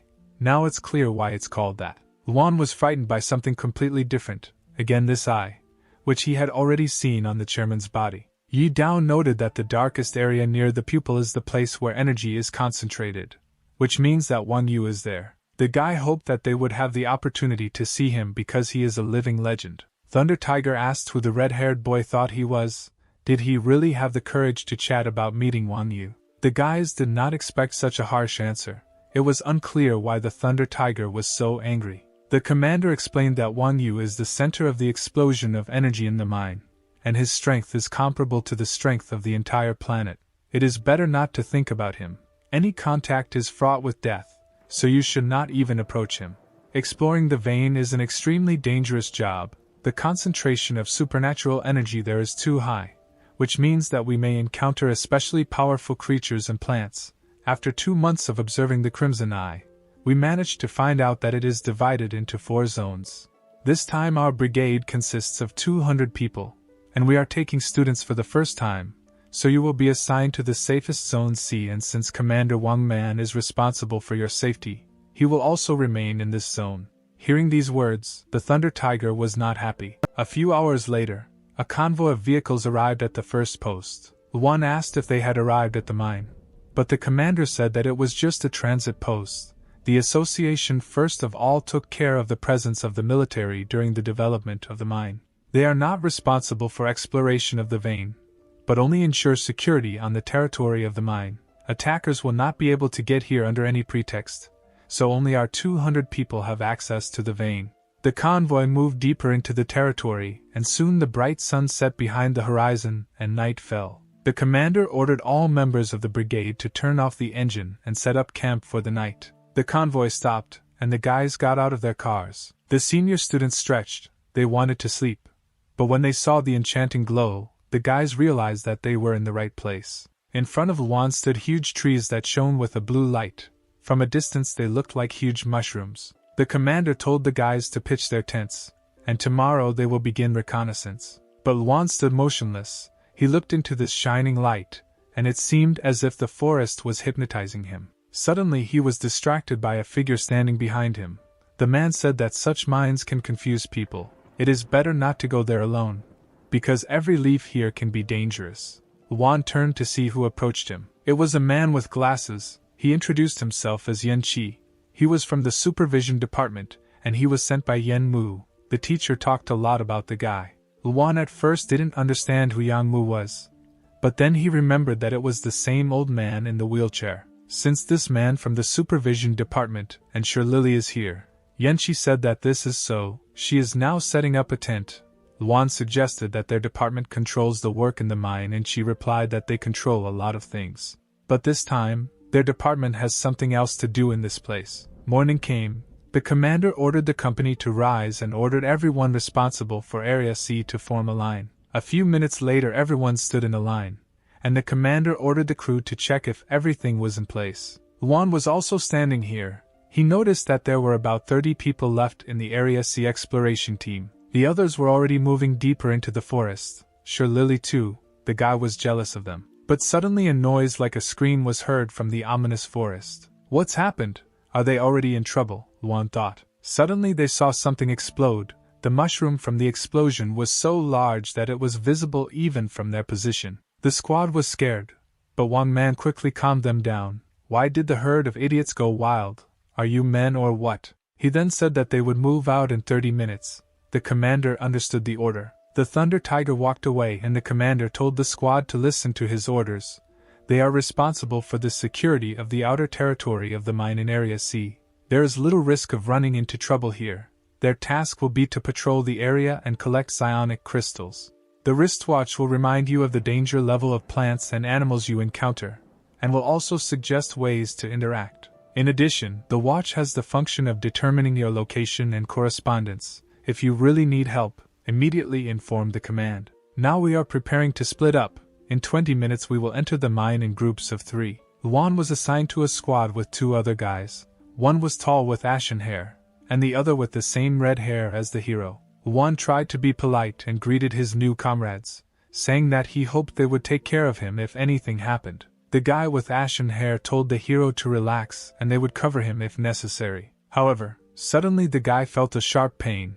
At that moment a Thunder Tiger was looking at them and Luan did not notice anything. 20 minutes later, the teams moved to the patrol site. There was a rather interesting fauna of various mushrooms and plants. Luan moved forward while 2 guys from the squad stood behind him. The guy cut his way with a knife, cutting down another plant. Luan was amazed at how unusual they were and how they could grow to such a size. While the guy was busy with the plants, the guys from his squad smiled ominously and began to move away. Luan also noticed this, and shouted for the guys to wait for him. The guy tried to catch up with them when suddenly the vines next to him began to move. Luan looked at the tree branch where he felt movement. It seemed like it was just a hanging plant. However, after a few seconds, the vines lowered and sharp claws appeared from the tips of the plant. Luan was surprised by what he saw and decided to immediately check his watch. The watch said that it was a snake-like vine. It attacks the victim and penetrates the body, sucking out energy. The best way to interact is to kill. Liana tried to attack the guy, but Luan easily cut her into small pieces. Pieces of the vine fell to the ground and dried up in an instant like deflated balloons. Luan immediately realized that psionic energy was coming out of them, and if you find the root of the vine, you could probably get a good piece of ore. The guy turned his head and didn't see his comrades anywhere. He tried to call them again, but suddenly he heard someone approaching behind him. It was a Thunder Tiger who said that finally he had a good chance. This time no one would stop him. It was time to pay the bills. Luan panicked when he saw a man who was clearly not in a friendly mood. He tried to calm the situation by telling Wang Man that there was no mortal enmity between them. maybe only a small disagreement. And besides, his nephew started it first, and Luan is not to blame for anything. The Thunder Tiger said that he does not know what his nephew did, but family is family, and he must avenge him. The battle began, and the Thunder Tiger attacked first using a clap of thunder, his hand immediately becoming covered in electricity. Thunder roared and a beam of lightning flew towards Luan, but he managed to jump away. The lightning did not hit the guy, but the trees that stood behind him were less fortunate. The lightning erased them, leaving the trees with charred stumps. Seeing the consequences, Luan realized that this would not end well. He needed to get out of here as quickly as possible. The guy tried to run away, but the Thunder Tiger did not lag behind. Then the guy remembered his ability to capture. Just before leaving for the mine, he saved up points for such a case. Mentally apologizing to the Thunder Tiger, he decided to capture it. However, the tentacles nearby beat him to it. To the boy's surprise, the fauna took advantage of the moment and attacked them with its vines. Both Luan and Wang Man did not have time to react, and the vines tightly bound them. Then the creatures began to throw them and hit their heads against the trees and the ground. Ultimately, the tentacles threw them into some dark pit. For a second the guys forgot about their differences as they tried to get back to their feet after the heavy blows. But suddenly a huge cobblestone fell on Wang Man's head and split in half when it hit. The Thunder Tiger immediately lost consciousness and fell to the ground. Luan tried to call him, but the man did not answer. Then Luan took a step to approach him, but suddenly he heard a crunch under his feet. The guy looked down. He was shocked by what he saw. Luan was standing on a pile of bones. Many creatures had died here before him. At that moment he realized that he was in a very difficult situation. Meanwhile, long vines like worms began to appear from under the pile of bones. After a few seconds, they already filled the entire space. It seemed that Luan was in a den of snakes. The system also reported that it was a snake-like vine, danger level D. Luan was furious that this watch had nonsense written on it. How could such a creature have a low danger level? However, there was a small note that in some cases they could form a danger level A snake nest that had already wrapped itself around the Thunder Tiger, and was ready to drag it underground. Luan noticed this in time, and ran to help his former enemy. The guy used a fierce claw and cut the vines that enveloped the man. With difficulty, he raised the unconscious body and realized that it was better not to linger here. After all, the passage through which they entered was dragging on, and literally for another couple of minutes there would be no way out. Luan said that he did not plan to quarrel with Wang Man, although he intended to finish him off. But the guy could not leave him here to die so uselessly. So he grabbed the bulky body and threw it into the hole with all his strength. To his surprise, Wang Man flew out of the hole and crashed into a tree standing next to it. The man's bulky body fell down, and as he fell, he crashed into all the branches he could. But fortunately, he did not fall back into the hole. Luan, meanwhile, was left alone with the snake's lair. The tentacles rushed to attack. The guy tried to dodge them. Suddenly a brilliant idea came to his mind. He wondered if he could bite and subjugate plants. To his surprise, the system reported that the guy could capture them.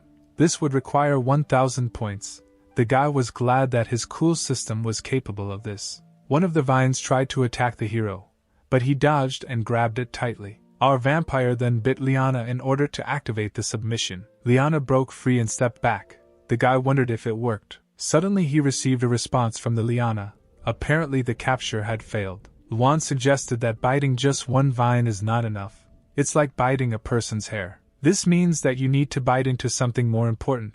Most likely there is a key root here. Luan used his maximum level perception ability and sensed where the psionic energy was accumulating. This must be the root. The guy was delighted. The hero called on his shadow cats. For this trip to the mine he not only accumulated points, but also improved his skills. The guy pointed at the vines and ordered his shadow cats to blow up everything here. The cute creatures immediately followed the order and attacked the impenetrable wall of vines. The vines were charred, and after the smoke cleared, the hero saw something that resembled a hole. In the depths of this hole appeared the silhouette of a green monster with red eyes. The monster growled. In appearance it resembled an angry gorilla, whose hair was replaced by vines, and the monster also had bones of other creatures on its body. The system identified him as a wild beast, a creature in whose body a mutation occurred, as a result of which he lost his mind. He retained only the killing instinct, and the creature's danger level was A. Meanwhile, the soldiers on the surface saw a shiny pink crystal. One of them was happy that they had just arrived, and he had already found ore, and the piece was so large that it was most likely Class B ore. Suddenly their joy was interrupted by the roar of a beast that came from behind them. The guys turned around and saw in front of them a hyena with 3 heads, reminiscent of Cerberus from the legends. The watches on the guy's hands reported that this was the same wild beast as the one Luan was fighting. The watch also received a notification that a mutated scolopendra had been discovered in the zone. Following her, a mutated vulture and a mutated spider were discovered in the zone. The commander shouted that mutated animals were found everywhere in the zone. The troops should be extremely vigilant. He also ordered all troops to destroy these dangerous monsters. Senior students moving deeper into the forest also met one of the wild animals. In front of them stood an angry hyena with sharp thorns sticking out of its paws. Behind the hyena were 2 small puppies who were whining in fear. The watch also identified her as a wild animal that needed to be killed. The girl doubted this because it seemed that the monster was simply guarding its puppies. Suddenly, the rabid creature grabbed 2 small puppies into its mouth.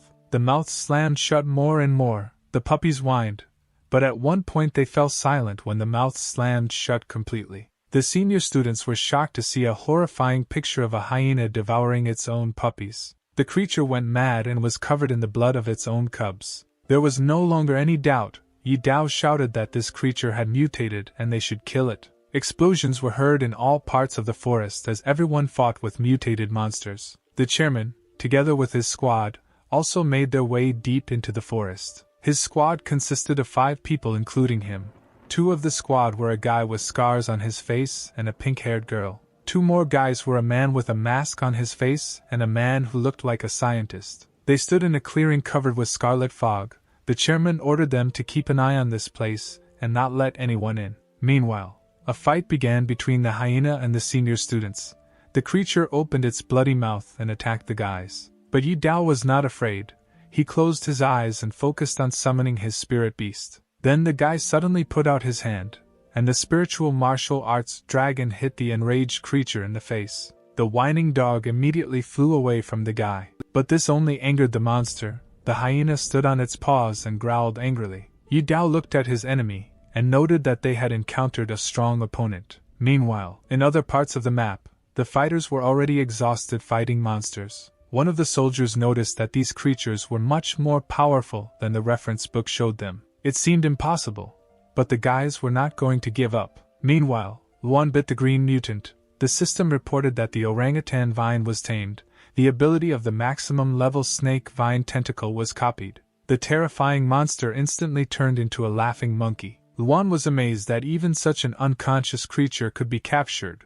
What kind of system is this? The hero climbed onto the back of the monster, and said that it was time to see what was so interesting in this mine. Meanwhile, in another clearing the battle continued.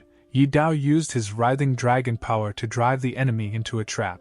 The blue dragon began to circle around the hyena, confusing it, and not allowing it to pass. The guy shouted to his partner that now is the best time to attack. The girl realized this a long time ago, and was already preparing to attack the enemy in a jump. The moment she flew over the stunned hyena, Yamgani readied her machine gun. The gun charged, and at the same second a barrage of electric bullets fell on the creature. The machine gun fire blew up everything in its path. Her partner covered himself so as not to be hit. Even the ground shook from such an attack. While still in the air, she ran out of cartridges and the girl greedily took in air. The dust from the raised ground cleared, and the heroes saw a dead, riddled animal lying on the ground. Finally the battle is over. The girl noted that they are still too inexperienced for such battles. Meanwhile, the scarlet glow somewhere near the center of the forest became increasingly stronger. The chairman stood in front of a red cloud of energy that seemed to be about to absorb him. The eye in the center of Kunming's chest reacted to the emitted energy, and also turned a little red. The chairman's squad at that moment stood at the entrance, and waited for him to finish. Suddenly they heard someone approaching them. The guy with the scars turned around to see who was coming towards them. It was Yen Chi, who thanked the squad for their help, and asked if the chairman was here. The guys were not too happy with the inspector. They asked what he needed here. The inspector explained that, judging by his watch, the chairman's mark breaks off here. You yourself know that keeping order is our job. I don't meddle in other people's affairs, but I must make sure that everyone present responsibly fulfills their duties. The masked man replied that the chairman was safe now and they were in charge of this area, so they shouldn't mind their own business. He ordered the inspector to leave here, but the man pretended to be friendly and did not move. Then he said that each of them understands that exploration of a mine is not an easy task and often someone dies. And if suddenly some inspector dies by chance, no one will suspect anything. The masked man's eyes lit up and he shot at the inspector, the force of the blow knocking his glasses off, and he fell to the ground. The inspector grabbed his watch and shouted, "What are you doing? I'll report this right away." But the villain quickly reacted and fired his beam directly at Yan Qing's watch. He came closer to the guy. Their figures seemed ominous, and then he said that the inspector asked for it. The beaten guy asked what they were going to do with him. He looked pathetic. But in fact, it was just a distraction. At this moment, he was thinking about Lily. The invisible girl took advantage of her comrade's distraction and penetrated deeper into the zone. They remembered the words of the teacher, who said that the inspection was originally a department that controlled management. Perhaps for some this became a stumbling block. Over the years, they have lost dozens of outstanding employees, and the influence of the inspection department has waned. Now the department is just a fiction, and these victims are now reporting that inspectors are dying in the line of duty. But they understand perfectly well how things really are. It is clear to everyone that the chairman is involved in something. The old man knew that his strength was running out, so he would personally go to the mine and try to restore it with the help of Yu. This is one of the rare cases where Quan Ming can be killed. Lily stepped forward and asked the mentor to entrust her with this work. The old man replied that although the chairman is weak now, this task is too dangerous for the girl. But Lily raised her eyes, which were filled with pain, and said that she had to do this. In the girl's memories, photographs of her family flashed, where at first they were friendly, and then her parents died. Lily ran towards danger and her gaze was serious. She understood that she herself had to deal with him. Meanwhile, the scarlet essence became stronger and stronger. When the time came and there was enough strength, the chairman decided that it was time to absorb energy. He shouted for the entity to return to him.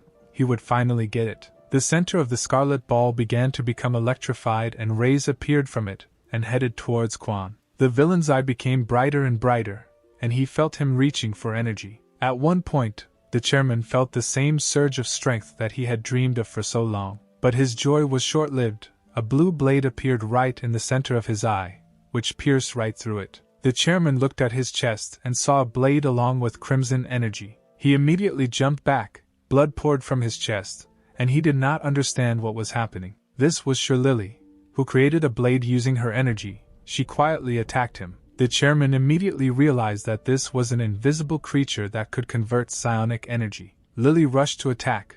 Those two photos of her parents appeared in her head again. It was time to take revenge. Quan did not see her, so he could not avoid the first cut that fell on his cheek. Then his body felt pain in all parts of his body. Lily did not spare him. She continued to cut up the chairman, inflicting hundreds of cuts on him. Ultimately, the villain fell exhausted to the ground. Lily looked at the enemy. At that moment she thought that she had managed to defeat him. Meanwhile, her comrade was on his knees and raised his hands up. He began to beg the enemy squad for mercy, saying that he was wrong and would leave here right now. Yanqi understood that most likely Lily had already finished, and it was time to get out of here. The girl also decided so and turned around to leave. But that same red energy appeared behind her. Suddenly Lily crashed into an invisible wall. She immediately realized that something was wrong. The girl turned around and saw how the energy was returning to the chairman. The man's corpse stood up and he said that it was painful. Someone wanted to kill him, taking advantage of the opportunity, and knew that he was weak now. So this someone is a person from the association. But you were late. You should have acted faster. But you can understand. You were waiting for me to be alone. Unfortunately, you didn't take something into account. You didn't understand my abilities. And by the way, I've already regained my strength. These words shocked Lily. How did he regain his strength? This can't be true. He couldn't do it that quickly, even with the help of Yu's powers. The chairman called his ball and said that now they will see who attacked him.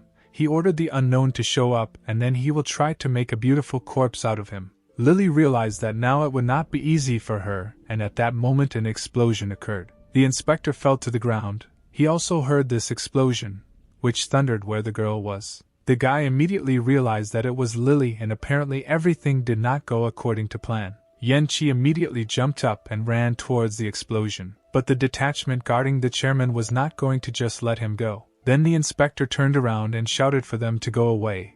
His hand began to be covered with a huge mechanical prosthesis. Then the man hit the ground with his huge fist. It immediately split, and the ground shook. Taking advantage of the rising smoke and confusion, the inspector ran to help his friend. But suddenly ropes flew out of the smoke in his direction, which immediately grabbed the guy and struck him with a bolt of lightning. The squad of fighters said that they would not let him go just like that. The girl noticed that the guy was only crying, but in fact he turned out to be a quite capable young man. Meanwhile, Lily had a hard time. The chairman launched one bomb after another, but the girl successfully dodged, albeit with difficulty. Quan noticed that his opponent had mastered the skills of hiding and converting energy, but it was only a matter of time. In any case, there was nowhere to run. His gaze became terrifying, and he shouted that he was going to blow everything up here. The scarlet energy emanating from the center of the forest began to move further and further towards its borders. The senior students were standing near the corpse of the hyena. They were restoring energy when suddenly a scarlet glow appeared behind the hyena. Yi Dao told the girl that she needed to leave and find the others to recover. But Wan Yu's energy had already reached the hyena's corpse. Power filled the monster, and the once dead creature opened its eyes. The animal immediately jumped to its paws. This time it was much more furious. The senior students couldn't believe their eyes. They no longer had the strength to fight her. The enraged beast rushed at them, and at that moment the guys realized that the end had come for them. But suddenly the vine grabbed the dog by the paw, and it fell a couple of meters from the target. Then more vines flew towards the beast, and they completely neutralized it, wrapping its paws and mouth. The senior students watching this did not understand what was happening. Suddenly they saw a shaggy gorilla appear behind the hyena. The guys thought that now they were definitely finished since another animal had arrived. Behind the beast there was a dark figure who told the guys not to worry because their torment would soon end. The system window notified the successful capture. But they didn't hear this. The senior students didn't know what to do. There was no way they could cope with two mutated beasts. Unexpectedly for the guys, they saw how the hyena and the gorilla hit their paws. The senior students decided that now these animals are at the same time. The girl cursed the day when she decided to go to this mine. Suddenly the monsters turned around and walked in the opposite direction deeper into the forest. The senior students looked at each other. Were they really afraid of us? In addition, it seemed to the guy that there was someone on the orangutan's back. In any case, whoever it was, they were saved. Meanwhile, Luan, riding on a hyena, walked deep into the forest. The guy laughed very loudly. The hero said that he would become the future king of mutated beasts. They headed to the center of the vein. It was time to deal with all the animals using their own method. In another section of the vein, the soldiers were running away. These creatures were stronger than expected, and there was no better solution than to flee. Behind them stood an angry three-headed hyena. But at one moment it turned into three cute dogs. A spider with a dozen crazy eyes also suddenly turned into a cute creature. Next was the angry vulture, who turned into a cute bird. The last was the powerful centipede, which also became one of the animals in the collection. Meanwhile, in the center of the forest, the inspector was barely holding out against the detachment of fighters. The scarred guy was surprised how long the inspector could hold out against the four of them. But it was time to end this. Suddenly they heard a strange rustling in the forest, the shaking of the earth, and the sound of something approaching. The scarred guy turned around and didn't believe what he saw. A flock of wild animals from the entire forest was rushing straight towards them. All of them were aggressive.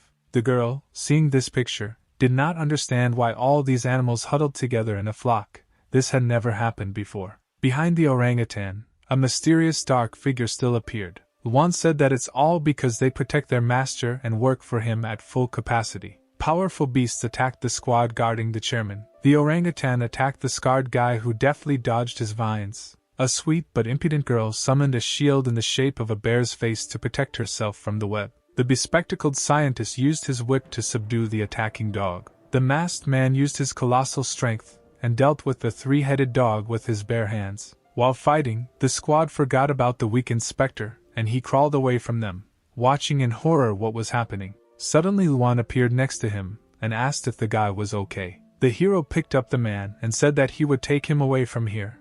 But the inspector was wondering how he ended up here. The guy replied that he was just passing by.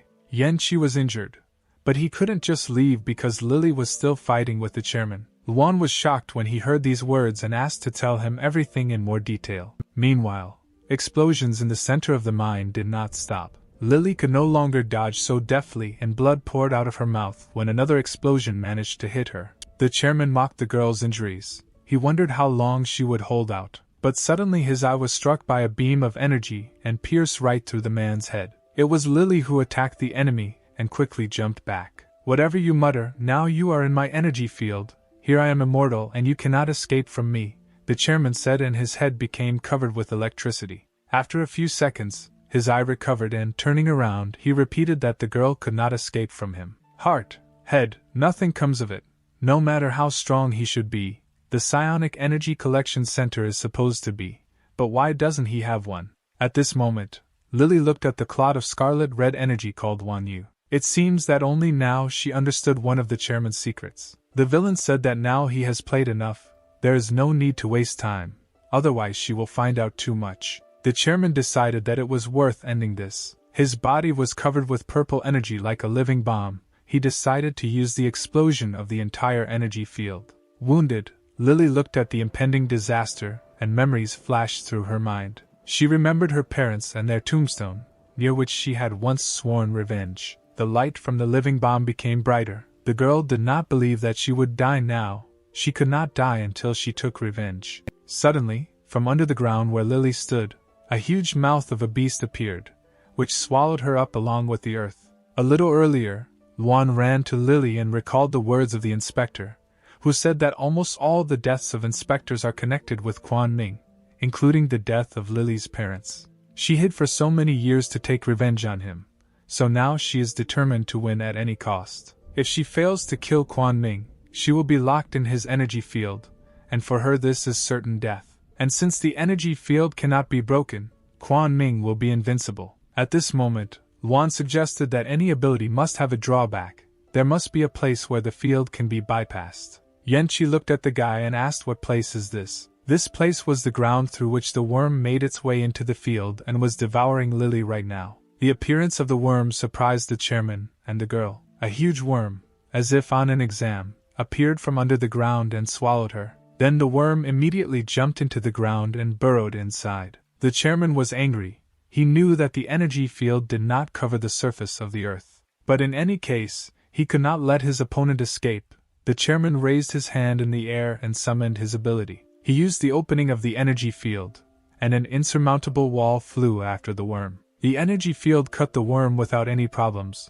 One part was behind the field and the other was under it. The hero ran towards the worm. He put on his mask so as not to reveal his appearance. A girl fell out of the cut-off part. Fortunately, she was not harmed by the chairman's attack. Lily could hardly breathe. She was covered in worm drool, but she was alive. Quan grinned.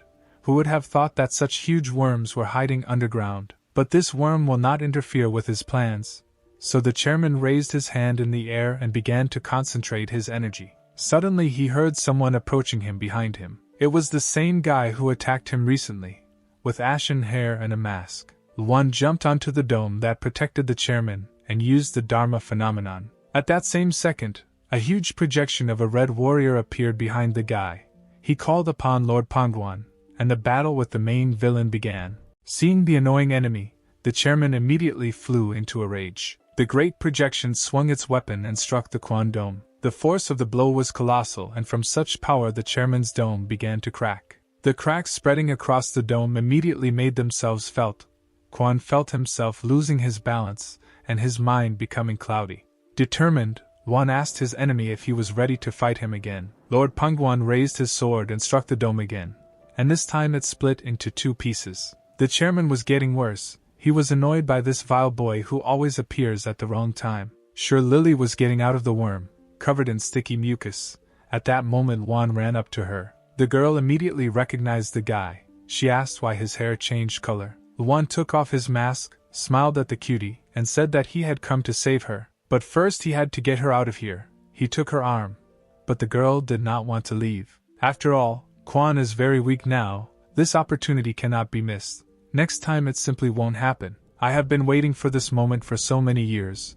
I must avenge my parents, I must. Luan did not let her finish, but lightly hit her impulsive head with his fist. The guy told the girl that her life was more important. He planned to deal with the chairman himself, so let her trust him. The sweet girl looked at the savior and was a little embarrassed. Meanwhile, the chairman became very angry. He cursed the guy and shouted that he would not forgive him for this. Quan looked at the scarlet entity. He had very little left. Lily told Juan that everything is not as simple as he thinks. No matter how much they hurt him, he cannot be overcome. The girl suspects that this is not his real body. And besides, psionic abilities generally cannot be developed to the same extent as the chairman's. The strange things happening at the mine. Quan Ming's descent into the vein. His eye shape similar to that of Wan Yu. All this points to only one thing. Most likely Wan Yu is somehow connected with Quan Ming. Perhaps Wan Yu is the chairman. Sure, Lily's guess shocked Luan, but he remembered this important detail. Quan, meanwhile, could hardly stand on his feet, because when the energy field is torn, a huge part of the energy is lost. However, very soon I will become the strongest. I just need a little more effort. The eye on his chest activated, and the man again summoned the scarlet essence to himself, ordering it to merge with himself. An entity similar to a huge flower froze next to the chairman. Then it began to shrink into one small clot of energy. Quan laughed evilly. He was completely mad. This was the moment. But suddenly something moved next to him and Quan looked away, seeing that there was nothing now in the place where the worm was. Because the hell worm did not die when it was cut, several worms from its body parts appeared from the ground right now. Then the worm swallowed a clot of energy intended for Quan. Bad worm, the chairman shouted. His indignation knew no bounds. Quickly spit it out. The enraged Quan summoned an energy sphere at that very second. Like a baseball, he launched the sphere at the worm. The sphere crashed into its mouth and exploded. Nothing happened, and then the chairman summoned several dozen energy balls. He sent ball after ball into the worm's body, ordering it to spit out Wan Yu immediately. The smoke from the explosions cleared. The worm was tormented, but continued to hold the sphere inside itself. Hel kept in mind the words of Luan, who said that it was her duty to penetrate the energy field and absorb Wan Yu. Remember, don't spit it out under any circumstances, otherwise we will lose, did you remember? The cute little worm nodded affirmatively. The task was clear. Therefore, Hel continued to fight to the last. The owner should be proud of her. The worm spat out its sticky saliva at the chairman, but he deftly dodged the attack. Quan was angry that some worm dared to touch him. He also understood that he had lost too much psionic energy, and he would not be able to create a field. Suddenly the worm felt a sharp pain, as if the sun inside it was flaring up and becoming larger. The chairman, who was watching this, knew that the worm must be in a lot of pain right now because Wan Yu is too strong for him. The man shouted at the worm to quickly spit out the core, otherwise it would explode and die. But the worm continued its mission. It was all tense, but remembered the words of its owner: under no circumstances should it be spit out. You're a lousy worm, you imagine a lot about yourself, the angry chairman shouted. This time he summoned even more energy spheres, shouting at the worm to spit out his son. Hel held back the core as best she could, and it became even more difficult to hold back due to the fact that energy bombs were falling on her every second. Do not spit it out under any circumstances. Hel repeated this phrase to herself while restraining Wan Yu. At that moment, Luan came running to the battlefield. The guy remembered how he carried Lily, and she asked about the insect. The girl recognized it and asked if it was the same worm that was on the exam. It can absorb psionic energy, and if it swallows Wan Yu and his energy, it will greatly weaken Quan Ming.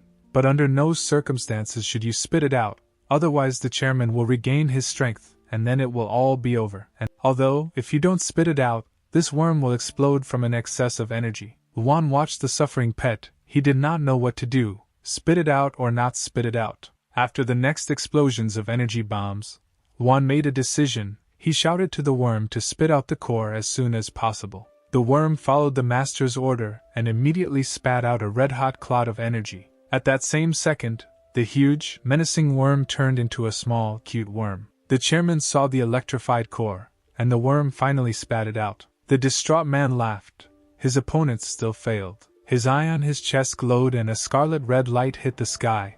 The chairman ordered Wan Yu to return to his body. While Quan was absorbing energy, Wan ran up to his wounded comrade. Picking up his exhausted pet, he promised that the chairman would still pay for this. At that moment, the guy remembered Lily's words. The girl said that as soon as the enemy replenishes his strength, everything will be over. Luan placed the worm on his shoulder. The guy understood that they would not have time to stop the chairman. He turned around and began to run away, shouting to everyone to get out of here as quickly as possible. Hearing the hero's words, the guys were surprised. Had they really lost? The chairman's aura at this moment became more and more bloody and terrible. He continued to laugh maliciously. Luan heard this laughter. It irritated him. But now he could not do anything except use the shadow step and run away from the epicenter. Instantly, all the bloody energy in the form of tails disappeared. The chairman fell silent, and a scarlet crown appeared above his head. He then opened his eyes. His pupils were deformed and filled with horror. They looked like pierced spheres. The heroes looked at the enemy and realized that something was about to happen. The chairman broke his silence and uttered only a few words: energy field. Instantly, the villain's field began to spread over a huge area. No one else could escape. Luan, along with his allies and even the senior students, saw the dome cover them, blocking out the sky. Quan's allies also fell under the dome. The guy with the scars from his squad realized that their master had succeeded after all. Within seconds, a huge dome covered the entire mine area. Finally it happened. Now the chairman has all the power. Luan realized that things were bad. Apparently, the energy field had strengthened. It was unknown whether it would now be possible to use the power of Lord Pangwan and cut through it. The hero's thoughts were interrupted by a woman's voice coming from the clock. It was Lily calling. The guy answered the girl that he was fine for now, but the entire mine was in Quan Ming's energy field. At that moment, Lily realized that it was all over. The inspector also said that the situation could not be worse. The man smiled and asked Luan, as a freshman at the Psionic University, if he had any ideas on what to do now. The guy laughed and replied that he was not as good as the teacher thought. But the hero really had one interesting idea. Only to implement it, Luan needs the teacher to help him gain some time. Yan Qi exchanged glances with Lily and replied that since Luan called him his teacher, then he must fulfill his student's request. Meanwhile, Quan contacted his people. He asked to immediately tell him the location of all members of the brigade. I must find this blonde boy. No, not necessarily blonde. I need to find this cunning upstart. And yet, the chairman asked to immediately bring these 3 students to him. Quan's people said that they would fulfill his request. At that moment someone approached the man. Good afternoon, Chairman Quan Ming. You probably don't know me. My name is Yan Qi. I'm from the inspection. I'm accompanying the team. My task is to monitor the activities of the association members at the mine. And it seems to me that some of your actions violate the rules, so I must take disciplinary action. The words he heard confused the chairman. How dare some pathetic person say such a thing? Meanwhile, at another point in the forest, the animals were pretty exhausted, but continued to fight the enemy. The chairman's squad was also exhausted. The pink-haired girl noted that these creatures were really huge. I don't know how this brainless beast thought of uniting, but we need to finish them off as quickly as possible. These beasts are fighting with all their might. Now we will quickly finish them off. The orangutan seemed to hear the words of the guy with the scars and fell to the ground, growling menacingly and preparing for battle. Suddenly he was distracted by the owner who appeared behind him. Luan said that the time had come. Fighting chairman-level opponents is very difficult. Thank you. You will greatly weaken their strength. Only with your help can we win. Luan also added that now biting creatures has become much more profitable. Guys, you need to hold out a little longer. Lady Hell will soon help you replenish your strength. A squad of opponents watched the animals. The guy in the mask was wondering why these creatures listen to him and do not attack. The pink-haired girl thought this boy was familiar, and then she remembered that this was the same kid that the chairman was looking for. He galloped up and saved them the trouble. At this point, Luan finished his speech and ordered the creatures to disperse and attack the enemies one by one. The inspired animals understood the order and roared unanimously. To the surprise of the enemies, the ground shook and it seemed as if something was moving in it. Suddenly, a huge scolopendra appeared from underground, dividing the enemy squad. What stupid tricks! You can't even hurt anyone, what a bore. Suddenly, vines flew towards the impudent fox and grabbed her from all sides. The orangutan held his prey tightly while the scolopendra distracted other enemies. The girl got angry and escaped from the trap, shouting to the animals that their attacks were just a kindergarten. At the same moment, another animal, a vulture, appeared above her head. The creature flapped its wings and a powerful stream of air fell on the enemy. She raised her hands to protect herself from the blows of the wind, and dust rose around her, obscuring her view. The girl did not understand what kind of tricks these were, when suddenly someone appeared behind her and said that all this was needed to bring her to her knees and force her to call her daddy.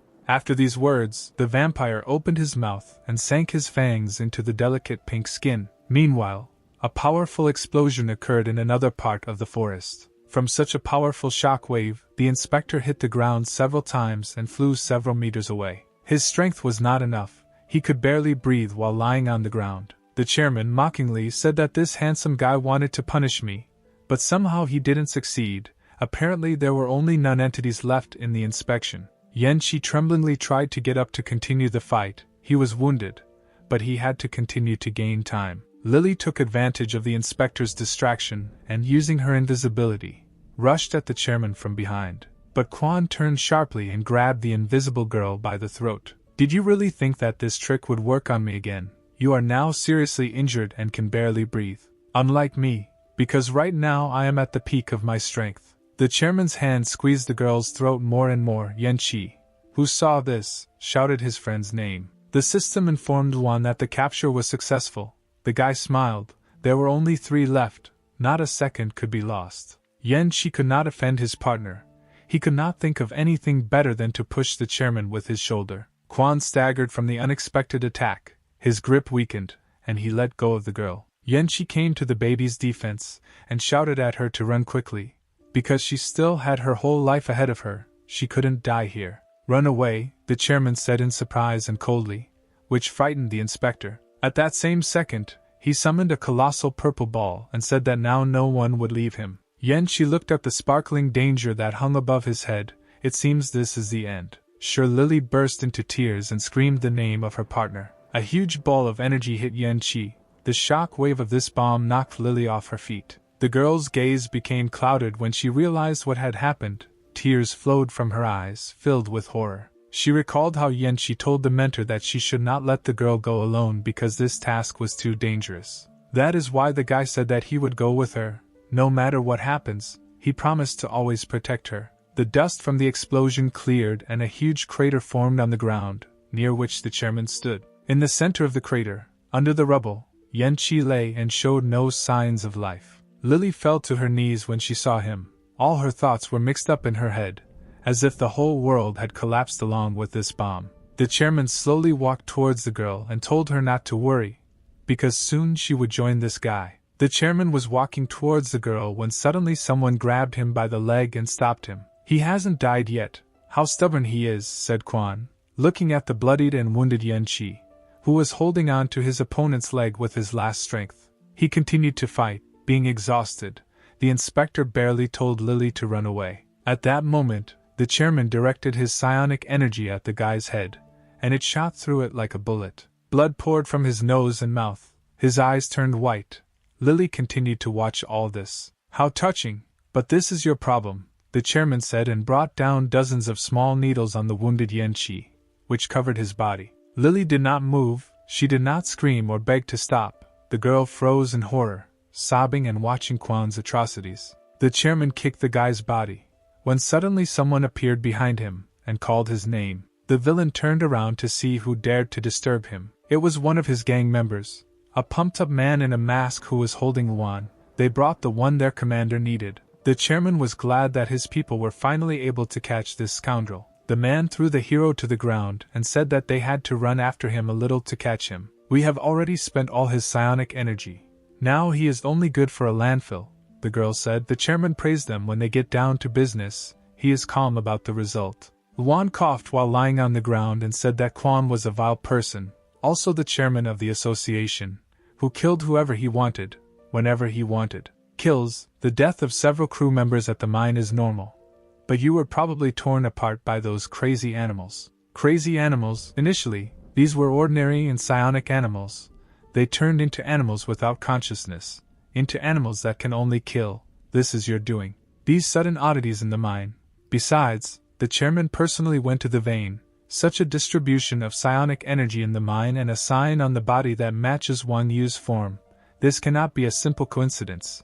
It's all connected with you, Chairman Kunming.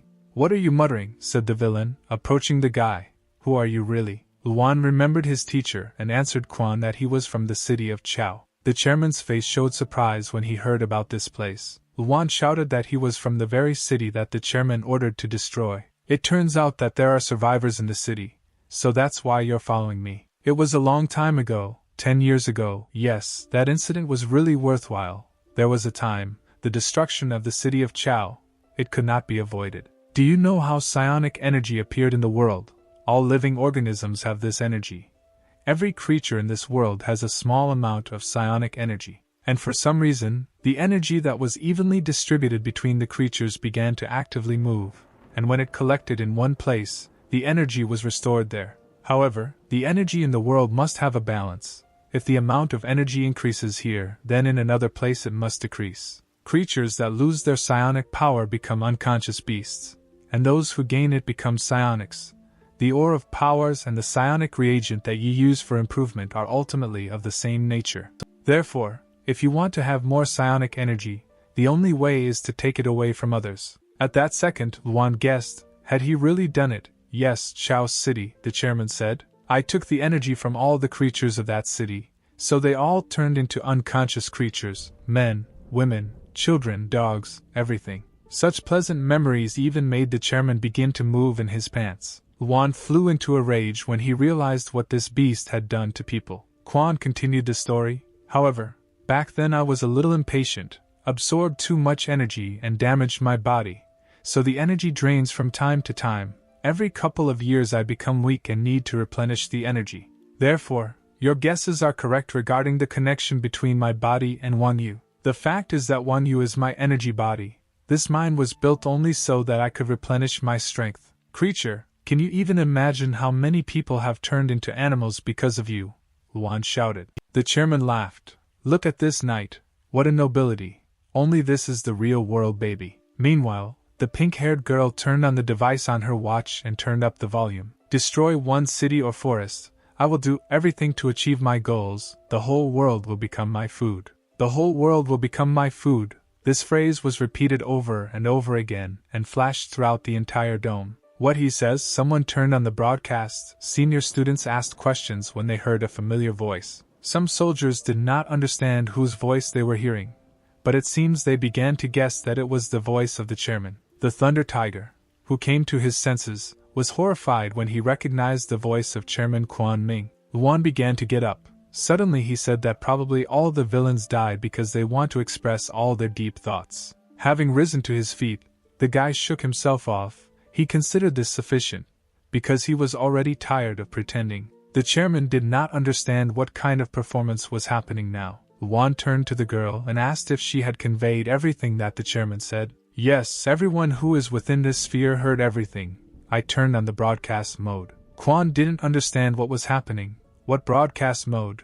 Why do his subordinates obey Luan? "Excuse me, Chairman, but have you heard about the technique of turning enemies into friends? This technique is also often used by one popular character with yellow hair. This is a secret technique when people suddenly realize everything and turn from bad to good, so now your fighters are my people." "How can it be?" the chairman shouted. He did not understand what was happening. At that moment, his chest was pierced by a huge sword of a guy with scars. The guy said that the chairman's weakness is that his body belongs to Wanyu. Any harm done to him will accelerate the leakage of psionic energy. "What kind of joke is this?" the chairman shouted and used his powerful energy, which drove his new enemy away. The guy flew several meters away and was stopped by a man in a mask. The scientist ordered to take positions and the detachment that was once with the chairman attacked its commander. Luan, meanwhile, took advantage of the distraction and ran to his friends, calling the worm with him. Running up to the inspector, the guy saw his deep wounds. He asked Lady Hell if she could share her psionic energy with the man. The cute worm purred and nodded affirmatively. Then the hero ordered her to quickly cure her friend. Hell instantly increased in size and took the inspector in her mouth. Then the pet absorbed the man's body. Luan asked her to try her best. The hero turned around and saw Lily and ran towards her. In front of him sat a tear-stained girl who seemed to have gone crazy. She did not move, but simply froze, having seen all the horror with her own eyes. Luan asked the girl if she was okay, but Lily did not react to his words. Then he put his hand on her head and said that everything will be fine, don't worry. He stroked her silky hair and removed his hand, promising that he would solve everything, and for now let the girl stay here. Suddenly, the lifeless eyes filled with horror gradually returned to their normal appearance, as if Luan's voice had brought her back from that terrible world. Before her stood a real hero, with ashen hair and a scarlet aura, who promised that he would make Quan Ming answer for his actions. Meanwhile, the squad continued to fight the crazed psychopath. The masked man grabbed Quan and immobilized him. Then came the attack of the scientist, who released his strong ropes. They tied Quan from all sides, preventing him from moving. The hold was completed, and the masked fighter retreated. The pink-haired girl summoned ice flames and shot them at the chairman. Now, in addition to the strong ropes, ice began to grow in the center of his chest. And the last final character in the combination was a scarred guy who had already prepared his huge sword. At great speed, he plunged his weapon into the chest of his former owner. Perrin took out his sword and blood flowed like a fountain from the chairman's body. The guy smiled. It seemed to him that they had succeeded and that they had weakened their enemy. There was a huge hole in Quan's chest. He was not surprised that the psionicist he trained knew his vulnerabilities that were tearing his spiritual body apart. But they seemed to have forgotten that the energy sphere is already closed. Energy circulates within its boundaries, and therefore Quan spends almost no energy. That is why the chairman is not afraid of any attacks. You cannot kill me. The madman began to laugh feverishly. Scarlet energy entered his body, which came to him from the sphere. He then transformed into his purple cosmic form. Within the sphere he is invincible. The chairman clenched his fists, and at that moment a bright flash illuminated the clearing, striking a detachment of fighters. The explosive force from the chairman's energy scattered the fighters in different directions. He shouted that they would all die at his hands while continuing to laugh feverishly. At that moment, Luan appeared in front of him and summoned the projection of the Great Lord. With his huge sword, Pangguan cut the chairman's body in half. But he was immortal, so the halves quickly grew together. Quan got angry when he saw the annoying boy. Luan shouted to the animals that this psycho took away their psionic energy and turned them into unconscious creatures. It was time to take revenge on him. The chairman turned around. He was surprised that the guy was talking to animals. At that moment, he realized that he was surrounded by unconscious beasts. They all wanted revenge. Each of them remembered what the chairman had taken from them. Some remembered a carefree life, and some remembered their offspring. Quan screamed furiously. So much snot flew out of his nose, he did not understand what was happening here. The orangutan was the first to rush into the attack, swinging his huge fist and growling menacingly. The chairman easily dodged, moving his head to the side, but just at that moment a leg from the other side of the muscular guy flew into his head. Everyone rushed to the attack. Everyone beat the chairman. He did not have time to dodge all the attacks of the attackers. The beasts cut his body with sharp fangs and claws. The fighters used their abilities and their strength. Ultimately, the chairman's body rushed into the ground at great speed. Not a single person could withstand such an amount of damage. Animals and fighters had been inflicting damage on him for too long. Everyone was pretty exhausted. The animals, the fighters, and Luan could hardly stand on their feet. The guy understood that they were running out of strength to fight, but maybe in this attack they managed to kill him. But then he saw red energy. The barrier of the sphere was not destroyed and the psionic energy was not dissipated. Laughter was heard from the crater. I said that within the energy sphere I cannot be defeated, no matter how many of you are and how hard you hit. Within the sphere these are just pitiful attempts. As long as the energy reaches me I am invulnerable. You will all die. It's impossible to kill. What is he anyway? He has accumulated so much strength that the whole brigade cannot defeat him. At this moment, scarlet sparkling circles began to appear under the dome of the sphere, which seemed to be about to explode. The mad chairman shouted that these spheres are called limitless explosion. Luan realized what was about to happen, and ordered all his subordinates to quickly run away and hide in cover. Each sphere began to explode, the blast wave throwing the fighters and animals in different directions. The guy turned around and saw one of these spheres flying at him. At that moment, he saw Sure Lily, who jumped towards the guy. The girl knocked him down and thereby saved him. The sphere landed a couple of meters from the guys. A colossal explosion covered the area. It seemed that there was no escape from these explosions. The girl lay on the guy and held back the heat of the explosions while protecting Luan, who was shouting her name. Tears appeared in his eyes. The guy realized that if nothing was changed now, Lily would die. He brought up his watch and shouted, "We must destroy the barrier together. This is the only way we can escape. Quan Ming has gone crazy. Let's destroy the barrier." The soldiers didn't understand who was talking to them. What did he mean? Gone crazy? This guy says we have to fight the chairman. Luan saw Lily's face, who barely smiled. She was exhausted and injured, but still continued to protect him. Seeing the girls suffering, Luan burst into tears and shouted at the top of his lungs, "Please save us, save Lily." At that second, a clap of thunder was heard, and powerful lightning struck the impenetrable dome. "Why are you frozen?" the man shouted to the surprised soldiers. "I'm a thunder tiger. I'm not going to die here because of a psychopath," the man said and gathered energy into his hand for the next attack. The commander's words inspired the fighters, and they opened fire on the barrier with machine guns. Under the barrage of attacks, the barrier began to crack, but every time cracks appeared, it was restored again. Then Wang Man used the lion's clap of thunder, and a powerful discharge of electricity punched a hole in the dome. The man ordered the soldiers not to stop. They needed to exhaust the chairman. A flurry of attacks hit the dome, the ground trembling from the number of explosions. At this moment, Quan felt that his strength was beginning to fade away. Looking into the sky, he saw how his dome was beginning to crack, but he did not understand why this was happening. Quan Ming's explosions are not so powerful now. Those soldiers, they help us. We are saved by Lily. It's too early to rejoice. Quan Ming is quickly restoring the barrier of his sphere. We need to strengthen the attack. The exhausted girl looked into the guy's eyes and asked if he had enough strength for this. The hero looked at Lily, her tears dripping onto his cheeks. A sweet girl approached the hero and asked Luan to help her. The chairman's rage boiled over. He could not believe that some bunch of scum dared to attack him and start a rebellion. The mad chairman laughed, and the dome closed again. The strength was not enough. When suddenly he saw a scarlet fire that lit up nearby. It was Lord Pangwan who was called by Luan to stop the chairman. The powerful warrior looked at the dome. It was time to deal with this villain. Luan promised the girl that he would help her.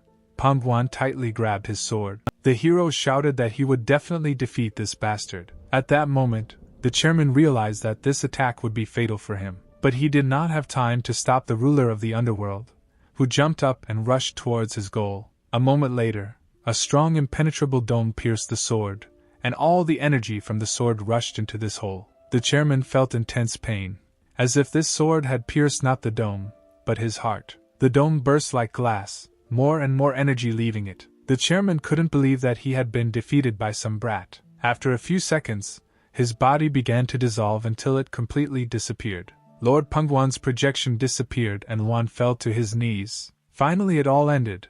How strong the chairman turned out to be. How difficult everything was. The guy fell to the ground. He didn't have a drop of strength left. Now he can finally rest. Suddenly he heard a dark figure approaching him. The guy lowered his head to see who was approaching him. At that moment, he saw a menacing thunder tiger standing over him. The guy got scared and began to quickly get up to run away from the reprisals. "You again, you worthless boy," said the thunder tiger to Luan. The hero began to beg him to stop, because all this was just a mistake and a misunderstanding. Behind the thunder tiger, senior students appeared, rushing to their friend's aid. They blocked Wang Man's path to the guy, saying that he did not dare raise his hand to the student. The thunder tiger looked menacing. His soldiers were already standing behind him. It seemed to him that these two were asking for trouble. Yangani replied that no matter what happened between you, he is a junior from our university, and we will protect him. Thunder Tiger looked at Luan and said that he couldn't even get up in this state. Then he took out a psionic reagent, and said that he would just give it to him so that he would get out of here as quickly as possible. The commander turned to his subordinates, and gave the order to clear the bat area and provide assistance to all the wounded. One of the guys asked the commander what to do with these creatures and looked at the unconscious animals. "Tiger, Thunder Tiger, wait, they will not harm, they will behave well. I guarantee it was only Quan Ming who was dangerous. Do not attack them, I beg you." Wang Ming silently looked at the guy and then ordered his subordinate to form a team that would monitor the beasts. "But Commander, all mutants must be destroyed. Your order does not comply with the rules." At that same second, the evil commander hit the guy on the head and said that his order was the rule. Then he gave his subordinate a kick in the ass and ordered him to carry out the order. Luan watched this performance and smiled, yet the Thunder Tiger was a very powerful man. Finally it was all over, and thank God it all ended well. The heroes helped the wounded, and the detachment stayed at the mine for another 2 weeks studying the area. They collected quite a lot of psionic ore before. This would have been a joyful event, but knowing about the origin of the ore, it was no longer possible to rejoice. Meanwhile, in the city, people could not believe the news. They said that the chairman of the association, Quan Ming, had died in the mine. Zhao Qinglin was reporting to 3 unknown figures at this moment. She said that the information received was reliable. The mine was created for Quan Ming so that he could replenish his strength. The 3 figures were surprised by this news. They considered the chairman to be a real psycho. He created a special energy sphere with which he wanted to kill everyone, but they united and were able to destroy the sphere. According to news from the mine, the appearance of a red Buddha appeared on the battlefield. This appearance is very similar to the one seen during the state exam in the eastern region. It must be him. Most likely, Quan Ming was killed by Lord Pangguan, who was summoned by the rebel Xiao. As for the rest of the news, I will report it to the 3 chairmen as soon as I confirm its authenticity. Right now the detachment is returning from the mine, and soon we will find out about everything. In one of the trucks, a guy was happy that he would finally be able to have a normal conversation with a tiger. Luan kindly offered Wang Ming a glass of water, saying that it was thanks to him that he remained alive. "Don't try to become my friend," the Thunder Tiger answered.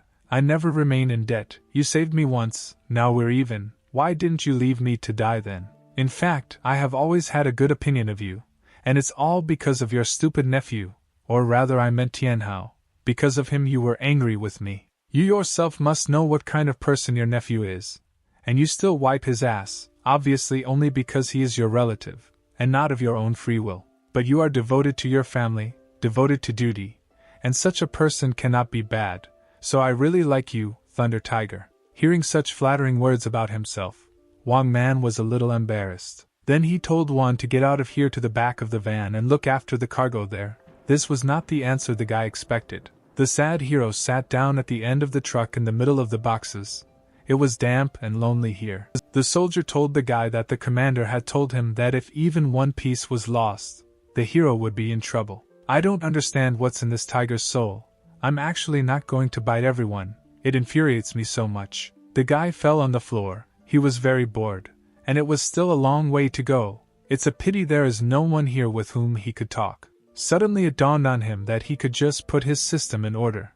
This time he bit a lot of people. The vampire's system reported that on his list of captured beings there were 37 living beings and 12 beings had died. Opening the list of his creatures, he was amazed at how much there was there. In the end the guy had 1001 points left. The list was simply huge, a whole collection. At this rate the hero will reach 8,000. But a large number of skills can play a cruel joke on him.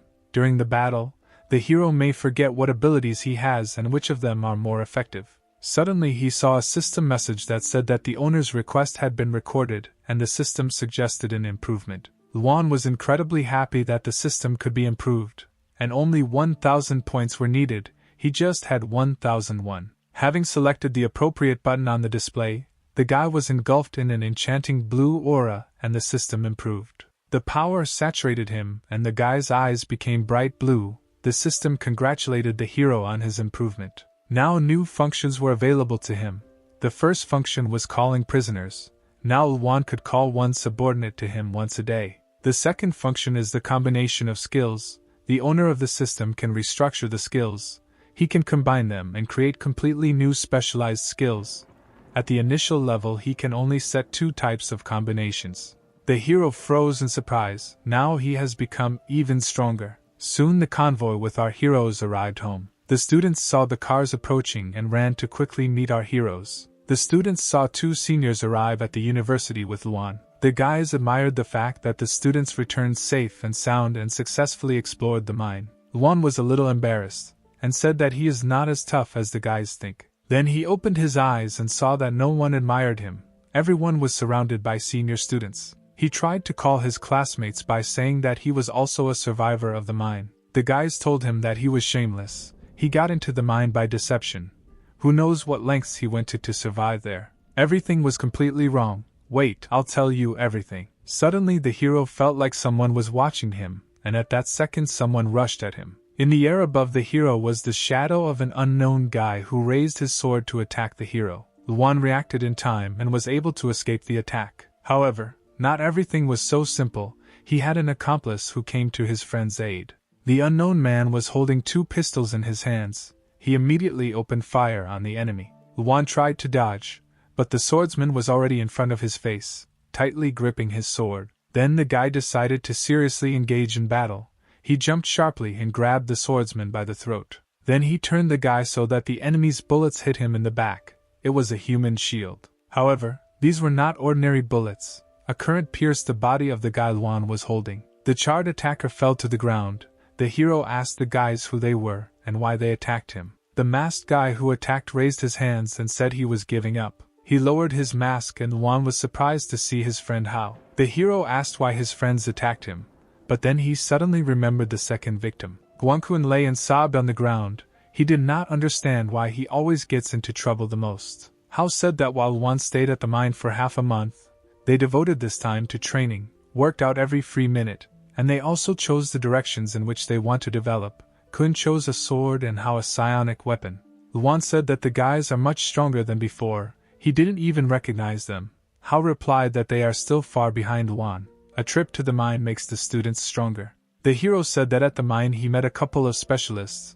They know the same techniques as his friends. Maybe they can teach them. If it turns out, it will be a good opportunity to become stronger. Hearing such news, the guys were immediately happy. Luan offered to go somewhere to eat, and at the same time he would tell everything about the trip.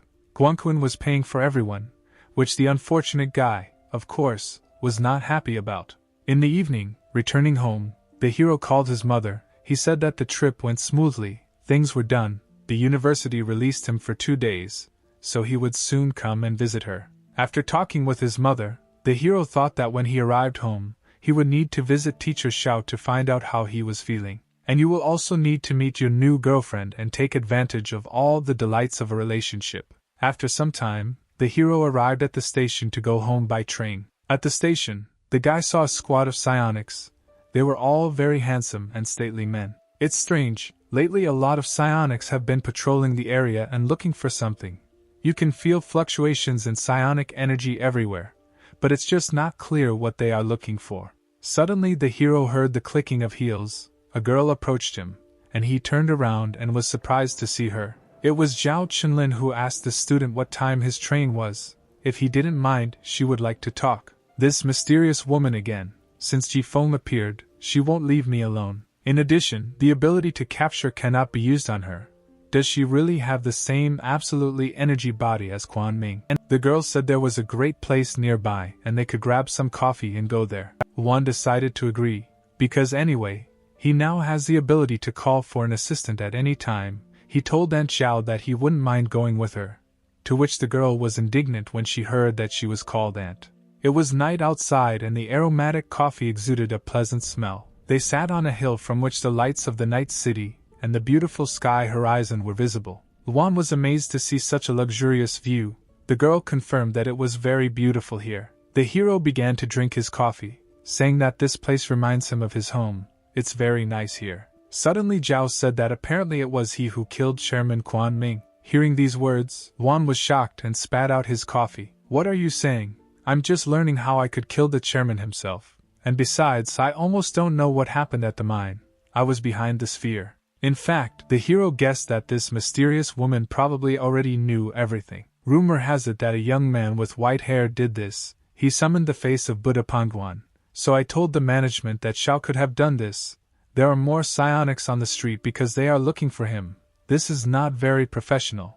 But fortunately the management still believes in this theory. You don't have to thank me. Is it true? I didn't see teacher Xiao at the mine. There must have been some mistake, Luan said. But he was actually thinking about how much information she really knew. It's okay, Luan. If you like to pretend, then continue, you're doing great. But if you want to confess, you'll only have 3 chances. The guy replied that he didn't understand why she was saying this. Zhao said that she was doing this only because she was interested in Luan. You have learned the whole truth about psionic energy. People believe that the restoration of energy is a logical manifestation of the evolution of our species. But in fact the reality is cruel. Psionic energy is nothing more than an error in the system of nature. If one person receives, then another loses. The restoration of energy only strengthens human desires and aspirations. Strong people become more arrogant, weak people become more and more insignificant. She started talking about her ex-boyfriend. Juan was surprised why she suddenly started talking about her ex. Zhao said that he was studying then, they had a good relationship, they even thought of getting married, until she realized that she was a psionicist. She joyfully ran to tell him about it, to which he suggested breaking up. The girl asked the reason, and he said that psionics and ordinary people were two different species. He believed that the huge gap in the abilities of the two species would ultimately lead to the enslavement of people. To prove to him that he was wrong, Zhao joined the association, and in the end it seems to her that he was right. You will understand this, Luan. Many of us are trying in our own way to stop the changes of psionics. But so far everything has been in vain. The strength of personality is insignificant before the passage of time. But Zhao still retains hope. If the restoration of energy is a mistake in the system of nature, then I believe that there will definitely be a force that can correct it. What do you think about this, Luan? The girl asked him. The guy fell silent, then replied that he thought Zhao was right about something. They finished their coffee and, lost in their thoughts, the guy returned to the platform. He stood silently on the platform and remembered Zhao's last words about the force that would definitely be able to correct this mistake in the system of nature. Maybe she thinks that I am this power. To tell the truth, I have thought about it a lot too. Why did this strange vampire system appear, and why did it decide to choose me? The vampire system is different from the system for improving psionic power. Is it really created to resist psionics? Psionic energy is a mistake. Psionics belong to a different species. Ordinary people will become slaves. The lights of the houses that I see now will eventually go out. Cities will turn into ruins. The tragedy of Chao's city will repeat itself. But can I resist an entire organization? Working on myself and improving is now my motto in life. After a few hours of driving through the night, Luan returned to his parents' apartment. Mom said that her son had grown very much and was very thin. Apparently there was still not enough money for food. But Luan hastened to reassure her by saying that everything was fine with him. She hugged her son and told him not to stand on the threshold, but to quickly come into the house. The hero entered the house, took off his shoes, and his mother called him to the table. The table was laden with dozens of different luxurious dishes. Such a delicious sight made Luan's mouth water. He asked his mother or she prepared it all herself. At that moment the woman smiled slyly. Suddenly firecrackers went off behind the hero, and all his friends greeted the guy, rejoicing at his return. Mom said that as soon as they found out that the hero was coming home, the guys specially came early to help set the table. Among the guests, Luan saw his teacher and asked how his wound was, especially since there were many psionics on the street looking for him. The guy was worried that Xiao would have problems. Xiao replied that everything was fine, he had a plan and he could have dinner with his student for a couple of hours. Luan smiled. He was glad to see him healthy. The hero said that he had a lot to tell the teacher. All the guests began to sit down at the table. A festive atmosphere reigned in the house, and Luan thought that at least he should not lose all his friends and family. After a hearty dinner, Luan told his mother to go to bed. The woman agreed with him, and told the guys not to sit up late. All of Luan's friends unanimously wished his mother good night, and thanked him for dinner. As soon as the mother left, the hero said that they cannot stay here together for a long time, so let's get straight to the point. Luan wants to create an organization that can resist the association of supernatural power. Hearing this statement, everyone in the room was stunned. The bald businessman told the hero that they shouldn't even talk about this out loud because they might be heard. Luan replied to Qinggong that he perfectly understood his concerns, but he thought for a long time before making such a decision. He needed to create an organization for two reasons. The first reason is that the association's efforts to find Master Xiao are getting stronger and stronger. If they don't do it now, they will find him sooner or later. Even if it is just to protect Teacher Xiao, Luan will definitely go against the association. Qini jumped to hug the guy, saying that he was truly the best. The hero asked the girl not to lean on him like that. They still had the whole night ahead of them, so let's get back to business. Xiao looked at his student. He was proud that he was able to pass on his heritage to him. The second reason is that everyone knows what the association of supernatural power is, and you need to understand that this world will sooner or later come to an end if the association continues to do its dirty deeds. To be honest, before I always wanted to be alone and thought only about myself. I didn't care what the world was like. as long as everything was fine with my mother. But now everything has changed. I've changed a lot and been through a lot in the last few months, even more than I have in the last 10 years. Several times I was on the verge of death, but thanks to this I became stronger.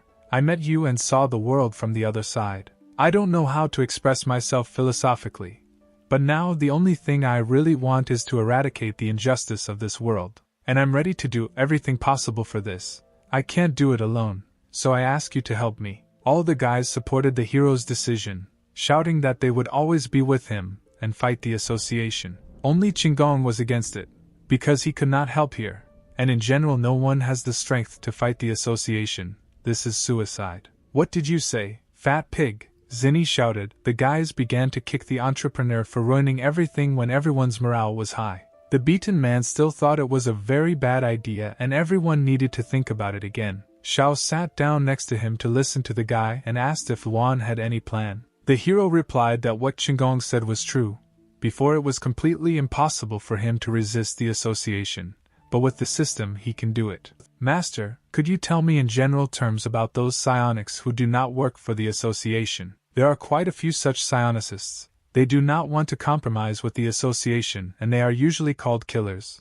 At the moment I have no idea how many of these there are, but they usually gather in different criminal organizations, and their abilities are usually much weaker than those of the members of the association.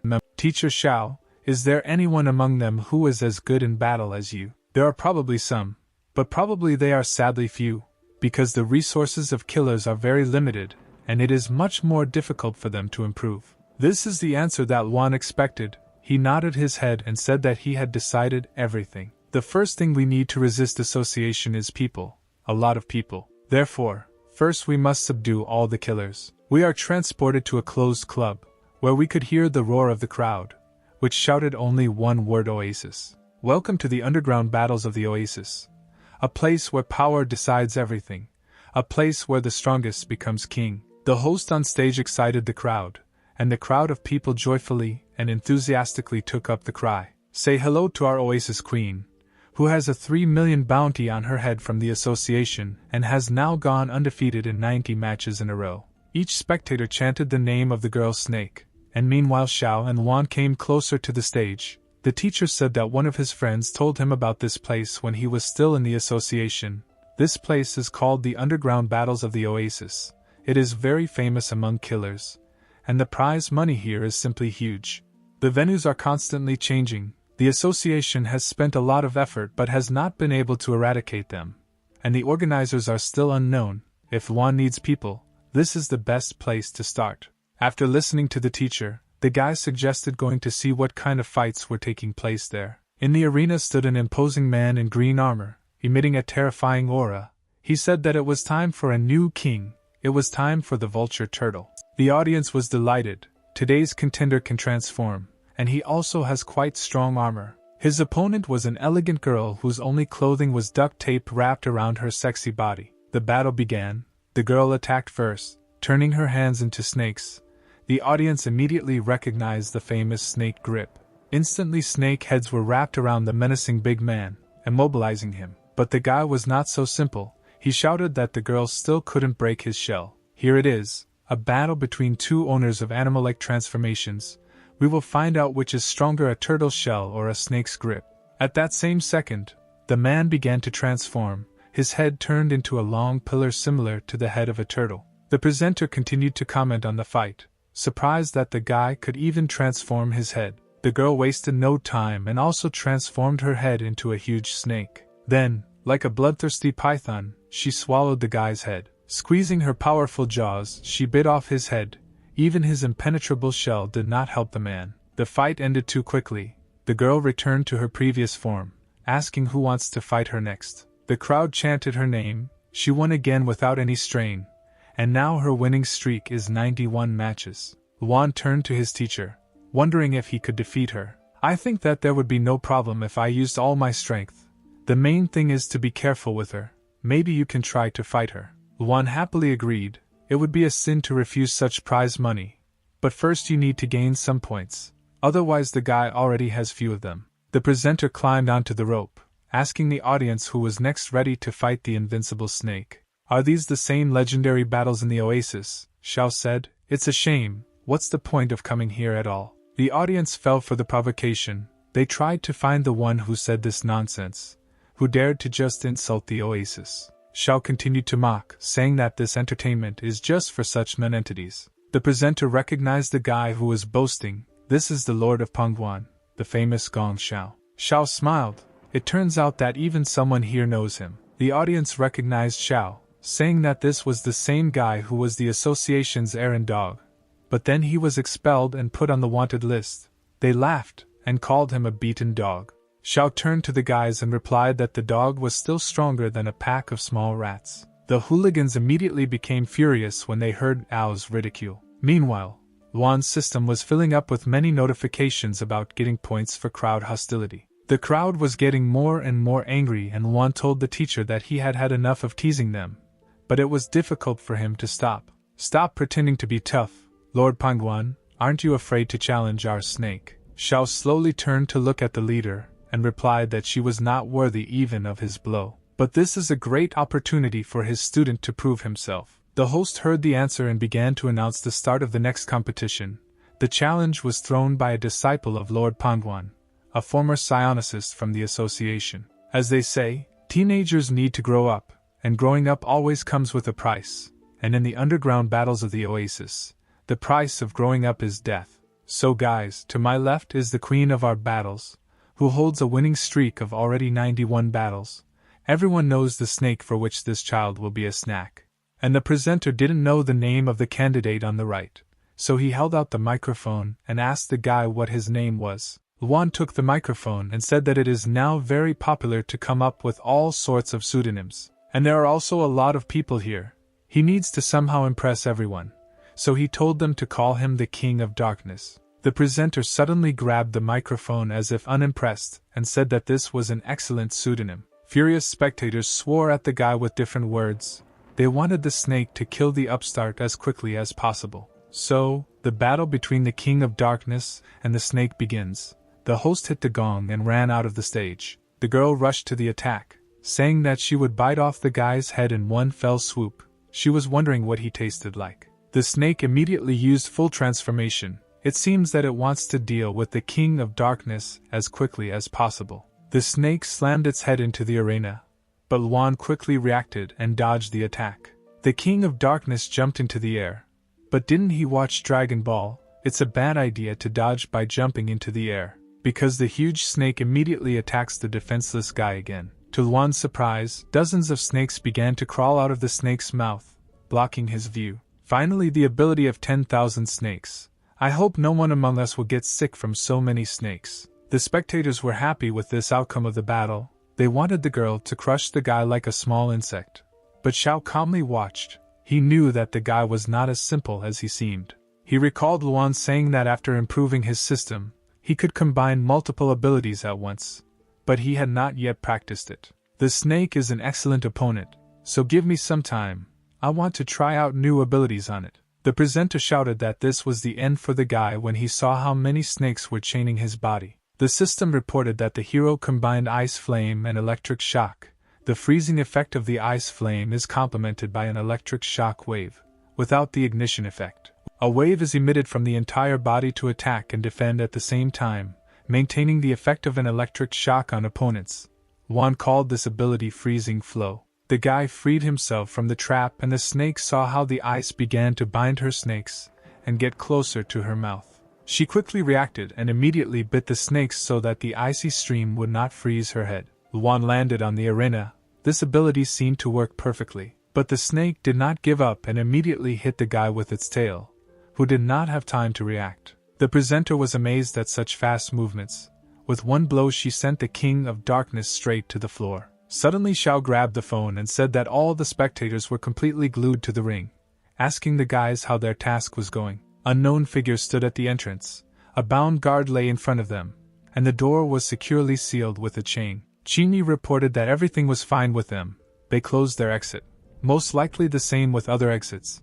They used locks that were forged by psionic power, and even psionics would not be able to open them for some time. Xiao thanked the guys for their work, and meanwhile Luan combined the ability of shadow cats and the ability to summon a sword, and cats with swords appeared on the battlefield. Luan decided to call this ability Battle Cats and ordered his pets to attack the target. But the cute cats were still cats and therefore could not hold the swords.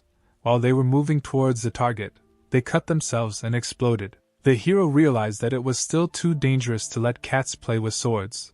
This combination of abilities did not work as it should. The snake, observing the unusual attack, became angry. She thought that the guy was mocking her. Therefore, she sharply hit him in the stomach. The leader said that this time, apparently, the King of Darkness would not be able to get to his feet. The blow was very powerful, so Juan flew several meters away from the enemy. Beautiful. Although the King of Darkness tried to evade, in front of the snake all his movements are simply insignificant, and the outcome was already known to everyone in advance. Start counting. Luan felt a pain in his chest. The guy realized that if he continued to fool around like this, he might die. The hero looked up and saw Shao give him a hand sign, hinting that they were ready to move on to the next stage. The guy got to his feet. He said that it was time to stop experimenting and start fighting seriously. The girl hissed, surprised that the guy still had the strength to stand on his feet. The hero shook off his feet. He said that now everything will be different, and by the way, he called himself the King of Darkness for a reason. But before talking about it, all the people here are criminals with a criminal past who need to be carefully controlled. And since I am the King of Darkness, I think everything is becoming obvious. I will become a king for all of you. The girl laughed when she heard the guy's fiery speech. To her, he was an ordinary fool. However, she still didn't know what the hero was capable of. Luan's eyes filled with red energy.